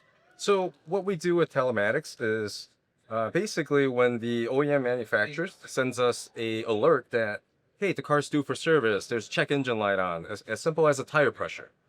We get an alert, we automatically send them a text message and letting them know that, hey, is everything okay? Would you like to schedule a service appointment with us? Please respond or give us a call, or you can just schedule as soon as you click the link. So it helps us convert at extremely high rates, because as soon as they get that, they can schedule it right in. And we get notifications if they don't respond. Sure. We can contact them right away to see if they need help or just need to come in to get their car looked at. Nick, it really creates a sense of urgency for the customer. It does. And, with the way the automotive business is changing, the manufacturers and the cars are getting more sophisticated. Here's what's happening. The cars are telling the consumer when the vehicle is due for maintenance. I want to be ahead of the curve here, and I want to be able to let the customer know that we know your car is due for maintenance or may have a flat tire or a low tire pressure light. Let's not ignore that light, because that could be a safety issue. It could be something as silly as a bad sensor, and there's not going to be so much of a safety issue, but if it's off by a few pounds, it becomes a safety issue. And with the alerts coming into us, we're that step ahead of them now. And I think it's a vital tool to have at today's day and age when you have the vehicles that are telling us when the vehicle is in for service. Absolutely. And I assume that it really takes a lot of strain and pressure off your BDC and your service advisors. Would you agree? Absolutely, because now the customer has it there. And as they schedule up the appointment, now we're following up to make sure they show for the appointment. But as Dave was elaborating on, even by chance, maybe the customer didn't answer, we don't know, but we're going to follow up just to make sure that you're okay with you and your family when you're driving across states or taking a vacation or just simply driving to work. Yeah, and it really reduces the strain on the BDC because so many alerts come in. Your Lexus stores, your Toyota stores see thousands of alerts, and we can aggregate that down using AI to match it to your customers in your DMS. So they're only getting one message. They're not getting a message every single time they start their car, and that alerts triggers again. So it really helps the BDCs be able to focus. And then the customers who don't appoint, that's a whole new campaign for your BDC to run to get those customers in the door and drive that work. Yeah, we love it because it cuts down a lot of the communication or misunderstanding with the customers. Much like my wife, she has no idea when the light comes up. So there's at least this text message lets them know, oh wait, there is a light on my car. So so they take a look at it first, and they can then we can schedule that. So it gives them a little bit of a heads up. And it keeps them from going quick. When my check engine light comes on, the first thing I do is go, to the local AutoZone and plug in my car and tell me what's wrong with it. Yeah. But if the dealership's the one reaching out and saying, this is why your light is on, then you have a better chance of getting them into your store. Well, and I didn't want to steal any thunder away from you, but I see it more even as a retention tool, because now it's not just that little reminder that's in the sticker, the left-hand corner of the window, and I have to hope that my technician's handwriting is legible enough where the customer can read it. But at the same token, maintenance on vehicles is not just due and driven by mileage, it's driven by time. And when the vehicles are becoming that sophisticated, and some consumers may not think it's important to have that service done because they only drove 700 miles, but it's been a year since they serviced their vehicle. Well, time is at essence, and time is just as important as the mileage of its home. Ashley, I would think this is an enormous opportunity for dealers nationwide. 100%. We started with Toyota, brought on Lexus, and now we've added in, we're up to 11, 12 different brands now for the brands that are communicating those alerts to their dealerships. And as you said, the cars or the vehicles already communicating that. It's just now a matter of the dealer taking action on that and converting that into a service appointment. That's it. Yeah. It's the convenience factor of it all, right? Just, hey, I check my text messages all the time. I take a look at it. Oh, click to schedule. Perfect. Takes 6 clicks, roughly. Yeah. So nice and easy. Ashley, how does automating this outreach, these alerts, how does that help strengthen long-term customer relationships? I want to ask that of you, and then, of course, I want to ask that of Nick and Dave as well. I mean, that's what it's all about, right? Is loyalty, long-term relationships. I want to be your trusted advisor. I want to be your trusted dealership. I'm the one telling you what's going on with your vehicle. So I have a better chance of you be staying with me long-term and then ultimately buying again from me. Correct. And I think the whole mindset of, I always like to be that one person, even when I was an advisor, I like to tell my customers then, it's like, I want to be your guy. So when someone says, hey, I got a problem with my car or something like that, oh, I got a guy, So the day that my name is stored in your phone where it says Nick Nissan or Nick Car Guy, and you're calling me direct with your services, and so that's my guy. But now we're taking to that next level. We're communicating to the customer before the customer even think we're going to be reaching out to them just because they're unlikely for service. Mm-hmm. And I think that's that wow effect where the customer's like, I trust those guys. I'm going to go to that dealership. No, they're reaching out for me. It's not just, it's not the dollar that we're looking for. It's making sure we're retaining the customer to us. When you reach out to a customer proactively like this, that sends a message to the customer. And when you don't reach out, and the customer may be aware of some of these things, and it didn't reach out to me, that sends a message to them. It really does. I mean, we're all about retaining customers. I mean, hey, if you want to come in this, hey, let's go out your tires. You're like, it's free. We'll wash your car for you. We want them to keep coming back to us. We want to take care of them, right? Growing the community is a big part of our culture. But at the same token, though, when that service warning light or maintenance light comes on, I'm going to use Honda as an example, right? You have a B1 or B2 service, A1, A2, what have you, come up on that dash. The bigger question is that I have, when I'm looking at the customers, they really know what that service is and how important that service is. So now we have the ability, when we know that light came on, we can call the customer and let them know the importance of this, especially with our Toyota and our Lexus cars, because those are prepaid maintenances. We want to make sure the customer takes full advantage of the stuff that's prepaid for. You don't have to pay for it out of pocket. Right. So and lose that. Especially critical alerts. Yes, absolutely. Is there anything you learned at rolling this out at these stores that you think would be important for someone else to know if they're considering similar technology? I would definitely look into this and take a high standard of, this is where the automotive business is coming, and don't be left behind. Right. Because if you're solely dependent on the customer to, I need a service, and choose you for the service because you haven't reached out, that's the bigger one. Because at the end of the day, there's, in this area that we sit in right now, there's north of 400 and some repair shops, including dealerships, body shops, and independents that surround this dealership I sit here with 12-mile radius. Wow. So my competition's high in this market. Right, yeah. I need to be in front of the customer, and I need to show that I could do that, not somebody else. Ashley, anything else that you'd want the dealers and folks watching to know about Teledyne? I mean, I agree with Nick. If you're not following, if you're not with the times, you are going to get left behind, and you're going to lose business to the Rohrmans and the aftermarkets and anybody else that's not taking advantage of the technology and where it's at today. Yeah. And this is a group that takes advantage of all those technologies, and you're ahead of the curve, it seems, and all that. Yeah. Definitely try. Especially when our tech stack is commuting together all as one. Mm-hmm. Yes. So that's the other vital thing too. We make sure that one communicates to the next, so it's it's pretty simplistic in its stream So sequence. your data's not Yeah. in so many silos. Don't want data all over. It was one in one area. Yeah. All right. Well, thank you for telling us all about Telematica, everybody. I appreciate your time today. I'm Ted Ings with Angie Pescato. We're here at Schaumburg Honda, part of the Roman Automotive Group, with Ashley Norton from Blink AI, and we'll be right back. Yeah.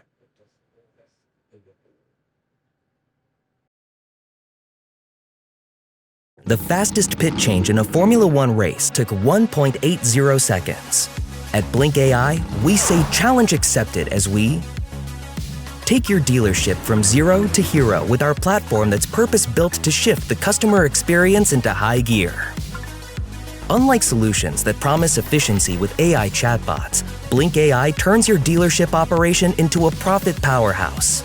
With Blink AI, you get scheduling solutions that work together to increase your bottom line. It's about turning interactions into actions that drive dealership success. We're talking about intelligent phone automation and seamless scheduling that increases appointments without increased overhead, and workflow automation that eliminates service bottlenecks and boosts staff productivity, and a customer campaign solution that proactively engages customers and increases CSI scores. Blink AI, your dealership's #1 pit crew.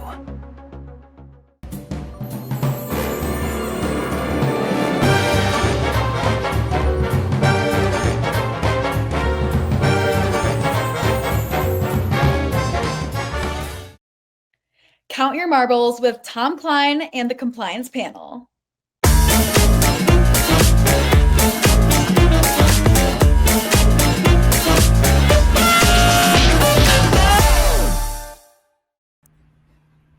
Welcome back to the Fixed Ops Roundtable. I'm Sarah Vantine, and today we're going to be talking about one of our favorite topics, compliance. With us is Tom Klein of Better Vantage Point. Tom, welcome back to the Roundtable. Sarah, always great to see you. Last time I think I saw you was in New York, right? That's right. It was an incredible event, and I'm so excited to be able to expand on the topic that we were discussing in New York around risk and compliance from the inside of the dealership. Who do we have with us today, Tom?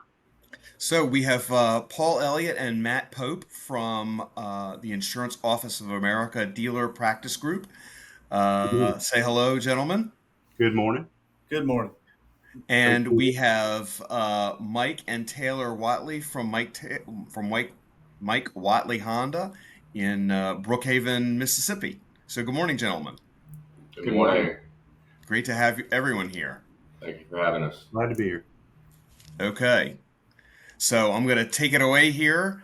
The first question is for Mike and then Taylor. What's the one compliance issue that keeps you up at night? The one that you just want to make sure that you're going to take care of and you're going to see to it that it gets done. Any particular thoughts on that, Mike? Well, I guess opening emails sometimes is something that drives me crazy. They just open up any email that they get, and they don't take time to think about what they're opening. You're talking about employees opening spam emails that may result in cyber problems? Correct. Okay. And so then I'm gonna the follow-up question for Paul and Matt, this is kind of an obvious one. Where do most dealers misunderstand their coverage or expect they're covered when they might not be? So in the instances Mike's talking about, let's start with Matt. What insurance, if there's a problem, what insurance would cover that? Well, depending on what the situation is, it could be a couple different types of insurance that would respond. If there is some sort of a phishing attempt that's made, there could be coverage that is both the old crime policy and then, of course, the current cyber coverage. It depends on the type of. It really depends on what claim is formed out of that circumstance. But as much as anything, the ability to have the best practices in place to do the internal phishing testing with your employees to make sure that they understand, what they're opening can be truly very detrimental to, the operation of the dealership, not just from a phishing attempt, but also, releasing some vicious or malicious code within their computer systems. Mike, you're not alone that dealers fear this problem because it can shut down operations, and I think that's what you're referring to, right?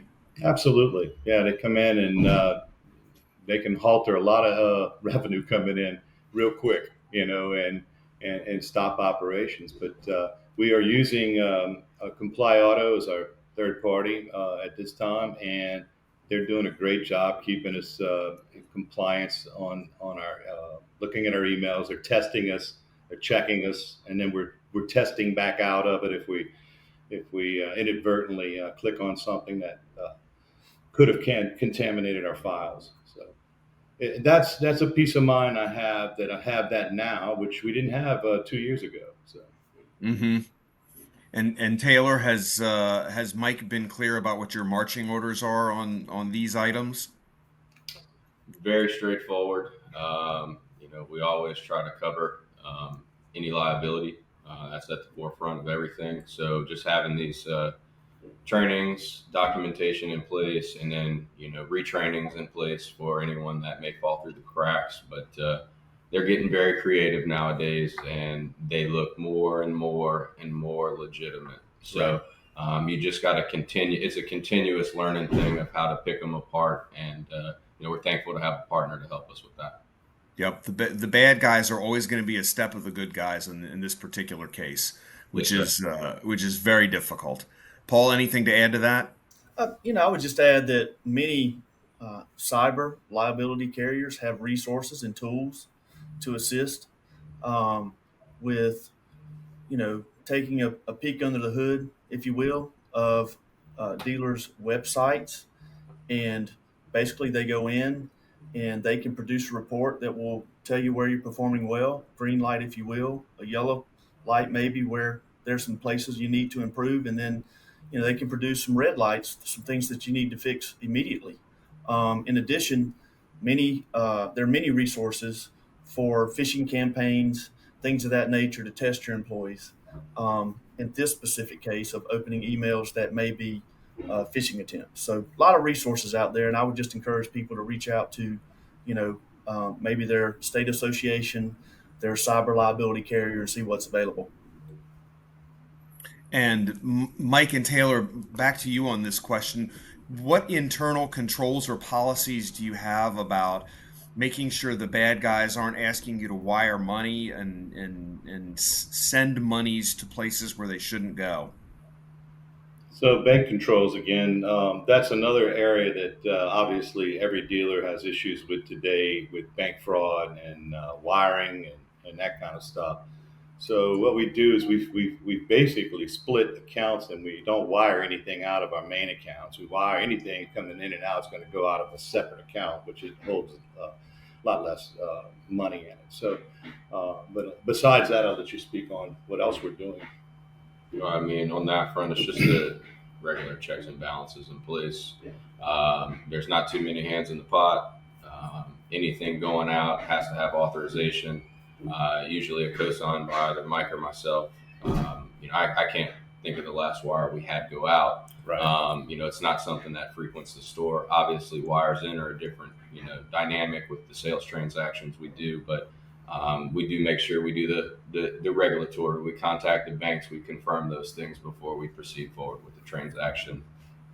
There's also tools that the banks have given us that we signed up for, where we'll get an alert when something looks a little funny, and it's it's similar to what we're doing with our emails and our phishing and the training that we're doing on that, where we'll go in with Comply Auto. They'll go in and they'll test us. They'll just try to get us to go and click on an email. All right. Mm-hmm. If you do, you're going to go back through recurrent. You're going to have to go through recurrent training again.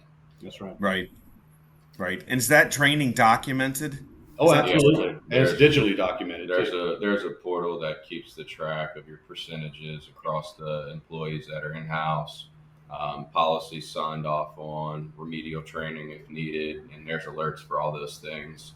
Even as far down to if there's any PPI that makes it out on, or PII that makes it out on an email, it is flagged, and we were able to go ahead and have that conversation with the person.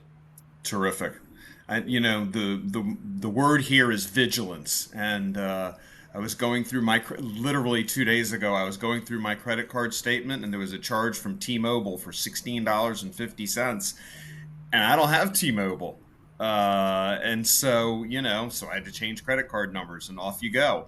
Hadn't lost my card. I don't know where it was exposed, but constant vigilance on this topic is important.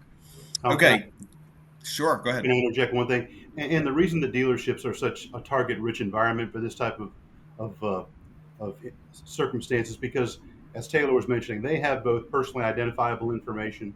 They also have personal credit information. And then with their employees, if they have a health insurance plan, there's also personal health insurance information that can be contained in their systems. So you've got all three of the pieces that can be, some bad guy can try to go after, are sitting right there within the dealership. Yeah, if you're a bad guy and you're watching, Matt just gave you the map to the kingdom. All car dealerships are rich with data. If that wasn't a known fact, I think they all know all too well, unfortunately. But it does, it always amazes me. There are still a lot of folks burying their head in the sand about this kind of stuff, and that's the scariest part of it all. And as I've mentioned before, Paul and I try to be as forthcoming with information about the things that really can disrupt the operation of your business. And it is the stuff like this that really causes the biggest headaches. Sure. And if you throw the credit card processing agreement in there with it, those are some of the biggest challenges that dealerships maintain to try to make sure that they're keeping things flowing and safe. So, okay, Paul, next question's for you. What's the most frequent facepalm moment you've had in reviewing a dealer's risk setup? So what I would tell you is most recently false pretense coverage. So the value of automobiles has significantly increased, over 4 or 5 years ago. And in many policies, we'll see, maybe false pretense at $100,000. And I mean, look, there are a lot of cars that are less than $100,000, but now there are a lot of trucks, SUVs, vans, different things that are well over that number, and we just continue to see people underinsured in that coverage. I mean, buyer beware. I had a independent dealership call me, and they said, "Hey, we got scammed out of $170,000. We paid off 3 vehicles in 3 different states, and we didn't get the titles back, and we didn't get anything back." And I said, "Well, send me your insurance policy. Let me take a look at it." And so I took a look at the insurance policy, and in their particular case, they had 0 false pretense coverage. False pretense coverage was completely excluded from their policy. So they had absolutely nothing to make a claim on. And I asked this particular independent dealer, I said, "Well, how much did you pay for this policy?" And I think they told me 10 grand. And so, if you're interested in coverage and you want to get coverage, then you need to make sure that you're looking at not only the limits, but the sub-limits too, right? Very important. Okay, back to Mike and Taylor. What's something you used to do in your store that you realized was a compliance landmine waiting to explode, but now you feel like you've got it under control? I'll take this one. In the past, everything was paper documentation, quick little picture you could send out. Let's say your finalized papers on what we're going to close on a sales price. So we close deals a little bit differently. We don't Foursquare. We close them on sales price. So we have a nice printed out page with that information on it. It features the vehicle's picture, the customer's information, etc. Prior to all these compliance guidelines that came out, it was frowned upon, but it wasn't that big of an issue. Now we've moved to having fully encrypted documents being sent directly to the customer. So, Mr. Tom, if we were doing business, I would have an encrypted link sent to you. You would then type in your first last name just to verify that it's going to the appropriate person. Once that checks out with the system, it allows you to view the encrypted document, which would be that closing doc. And then it would be there to reside for about 7 days. Unless you saved it on your computer or your phone or computer, it would then be stored in the cloud and not on any physical piece of property within the store or a personal cell phone, to eliminate that just getting out the dealership. So that's one thing for sure that when you look back in the past and it's like, okay, now we have the ability to do this and to do it the right way. So that's one thing for sure.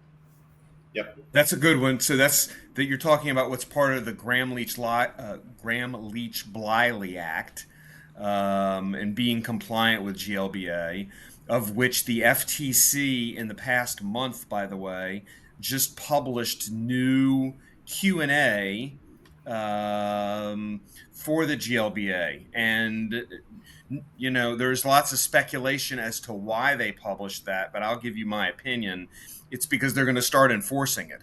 I mean, they didn't just come up with doing it. They have not, interestingly, in their actions against dealers over the past 24 months, they have not enforced it or made it part of their regulatory, even inquiry when they're talking to dealers. So I believe that you will hear and see more about GLBA in the coming year and years. And I think that's the only reason that they did that. Paul, any further comment on that? I was going to go back. You said, facepalm. We continue to see dealers share information with us that is sensitive. And we here, so for example, we work with employee list. Right. So dealers have to send us employee list that has a lot of information on it. Sometimes dealer includes social security numbers on that information, which it's not good. So, no bueno.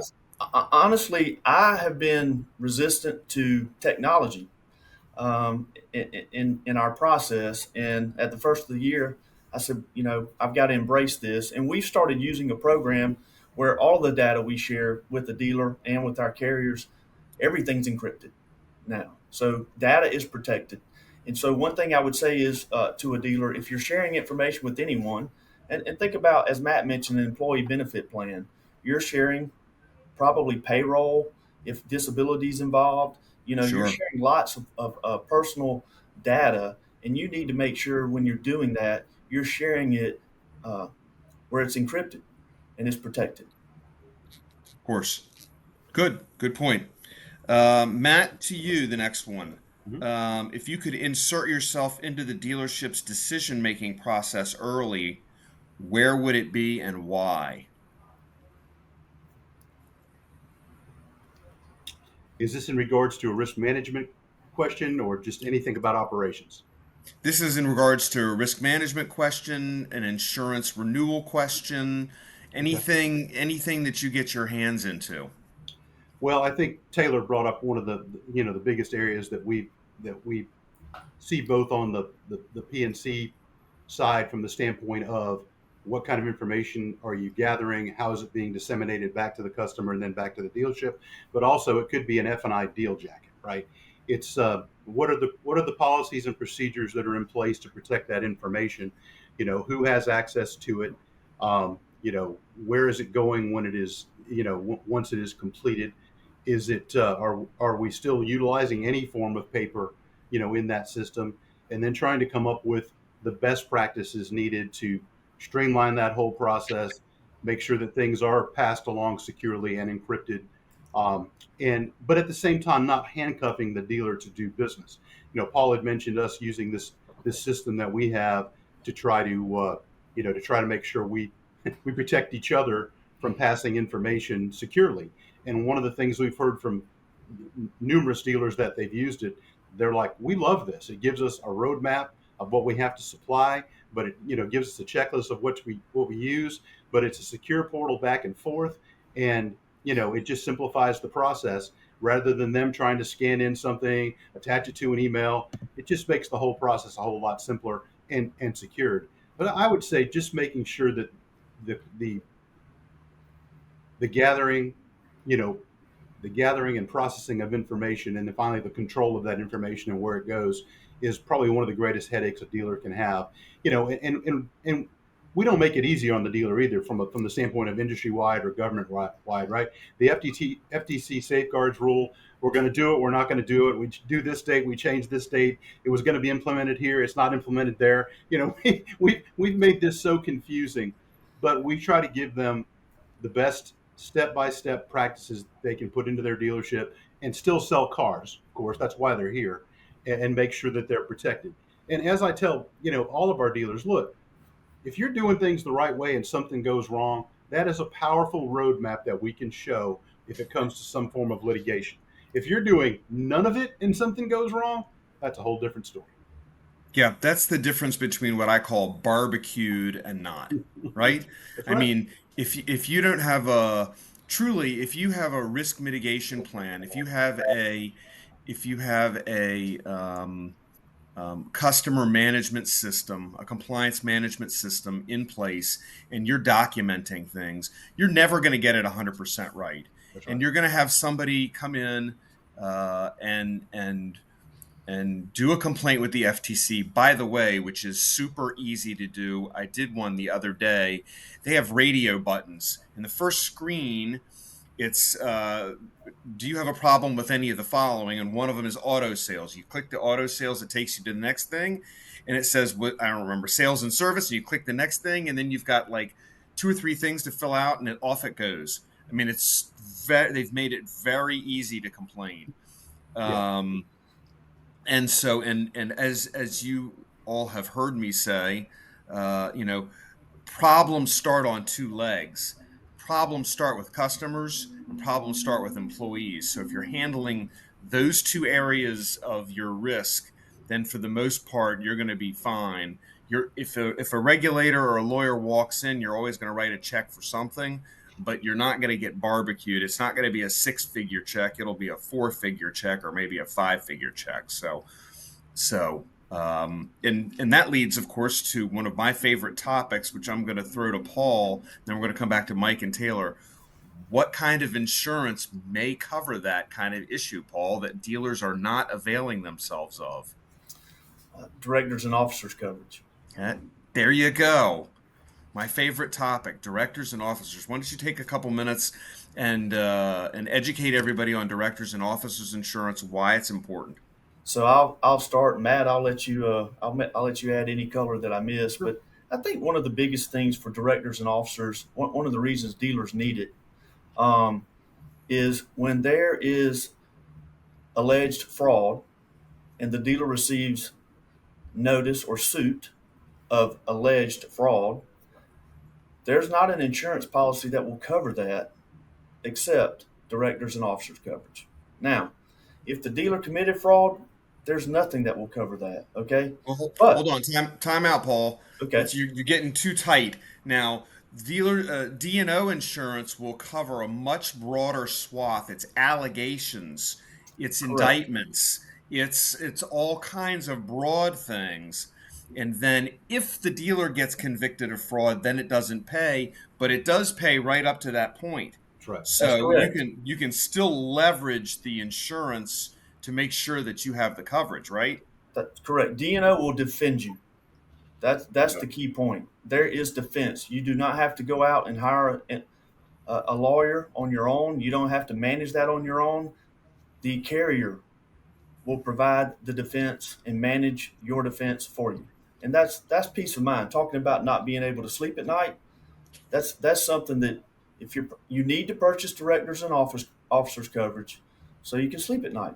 It's that simple. Yep. And it's not very expensive for private companies. And if you're a publicly traded company, you need it the most. So, right. Matt, I'll let you add anything. Now, I was going to say that, and Tom, we've discussed this with him before. The unfortunate part of it is that any attorney that's,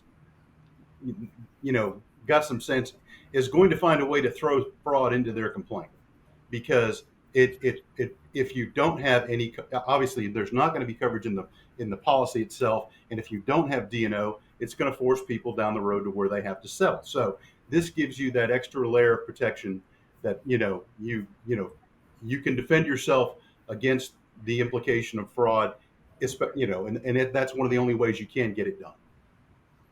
Mike and Taylor, how do you feel about when you wake up in the morning, your feet hit the floor, you've got millions of dollars on the line every day because of the land, the building, the blue sky, the parts inventory, the used car inventory, all that stuff you own at cash. How do you feel about how you're covered, and what do you do internally to make sure that you're working on those things that you feel like you have exposure on? Well, I can tell you since signing up with Matt and Paul and their company, we sleep a lot better on my side. I can tell you that. Having competent folks that are come down, meet with you, talk to you, follow up with you, send you little tidbits of information that you need to know. This is what's going on. This is current in our industry. This is what you need to look out for. Their partner in making sure my risk is mitigated to the smallest amount possible. I feel like we have that with those guys. And I think every dealer needs to be comfortable with his package of insurance that he's taking. And just like you said, not a lot of them take D&O. It's crazy. Uninsured motorists, a lot of them don't take just simply because they don't want to make the mechanic rich. All right? When you can do it in a way that doesn't have to be exposed to those guys. They don't have to know. Okay, you can ask some inland marine for them, which will help them with their tools if something happens. But they don't need to know all this. They don't need to understand what we have. They need to have their own. So another thing I'll tell you too that sometimes is missed, and as a young dealer, I've been here 20 years, but in my first 7 years, when I started to buy my previous partners out, I'm sitting here, like you said, I'm worried to death at that time, okay, because I had nothing and I had everything pushed in. And then I've got the FAA coming in to my parts department. I'm a little town of 10,000 people in Southwest Mississippi and never thought this would ever happen. But I got the FAA inspector comes in and wants to see documentation for who shipped these seatbelt actuators, all right, and which are hazmat shipping. And they need to have a certification, a license on file for this person who had not worked there in 4 years. And if not, I got a sizable fine fixing to hit my desk. And I'm a young dealer, and I go in and I look and doing the things that I was taught to do, and I went back into the personnel file, and we had it, right? And thinking that they would probably get me again some other time. 5 years later, they came back. Stayed at a little small hotel at off the interstate here in town. And lo and behold, we had an ice storm that trapped him here for about 2 days. And he came in, and when he came in, I knew what he was here for. And I said, go get that OSHA file. And we brought it in. We had 2 guys certified. Okay, so just pull whichever ticket you want to pull up. We had 2 of them certified. So, and they were still here with us, and we still had the records. So that's very important too, that you maintain, all right, the required amount of time, all right, with these records, because they will come back and they will pick you to death. They will. That is true. All right, we're in the last few minutes here, so kind of our rapid fire round, right, Sarah? So the first question for Mike and Taylor, what do you wish insurance agents better understood about the reality of dealer operations? Oh, wow. That's a great question. Again, I'm going to go back to what I just stated. Having guys that are experienced like Paul and Matt in the dealership operations is monumental. And of course, every year we get quoted by guys who don't have a clue about what we do, right? These guys come to our meetings. They come to our associations. All right. They involve themselves with us. All right, and they have studied our industry. It don't take long talking to those folks to understand what you have. And once you talk to them, you understand those guys know what you're doing. They know what you're up against, and together you make a good team.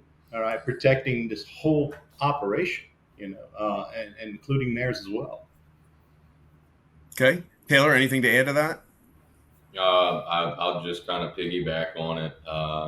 Every state association meeting I go to, I see Mr. Paul there. I know I didn't see Matt there last time, but he was at another business meeting with other dealers. So it's the efforts that they put forth on their end from their company. Obviously, they do deal with auto dealers throughout the nation, but again, it's that partnership with the added value of this is what we see going on. And, we're doing the same thing, even though we're just, we're little fish in a small pond.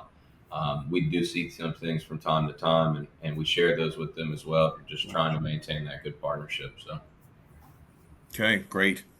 Matt, Paul, kind of final question here.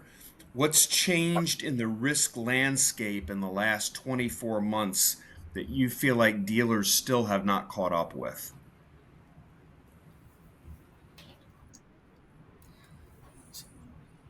Go ahead, Matt. I think as much as anything, there's probably a little bit of a lag in between the dealership groups are starting to require more inventory again. We're starting to get back into where we've got more inventory on the ground than we did during the COVID years.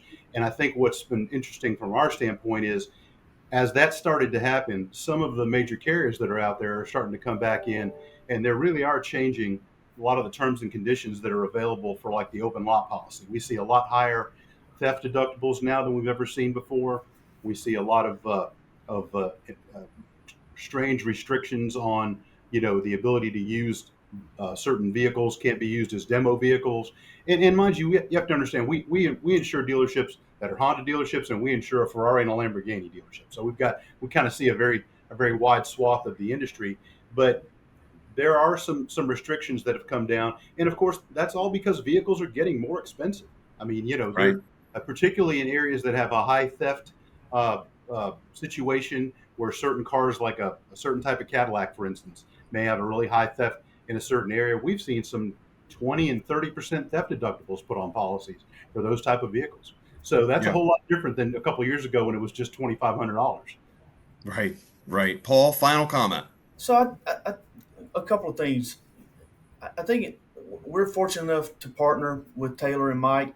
I would say to dealers that's one thing. View your broker as a partner. They have a lot to offer. Ask for the resources they have available to you. I think it's our job to mitigate the dealer's risk and to educate the dealer on their risk, because there are, no pun intended, moving parts in the dealership all the time. And I think it's our job to educate them on their risk so they can sell cars, so they can service their customers in the parts department. They don't have to worry about their risk being mitigated. And then the last thing I'll say is, we've talked a lot about compliance today. If I could say anything to a dealer, no matter who you're working with, whoever your compliance partner is, have them provide a stewardship report. That's right. And you hand that report to your broker, and you direct your broker to hand it to the insurance carriers, so they know you're doing things the right way to drive rate down. I mean, it's very difficult for us sometimes to get that information, but more information is really an arrow in the quiver to help you get better outcomes with your 100%. 100%. Mike, Taylor, final comments. Yeah, I just have to piggyback on that, and I got to tell you, it's so important to be hooked up with the right insurance company, guys that you trust, and like I said before, as a partner.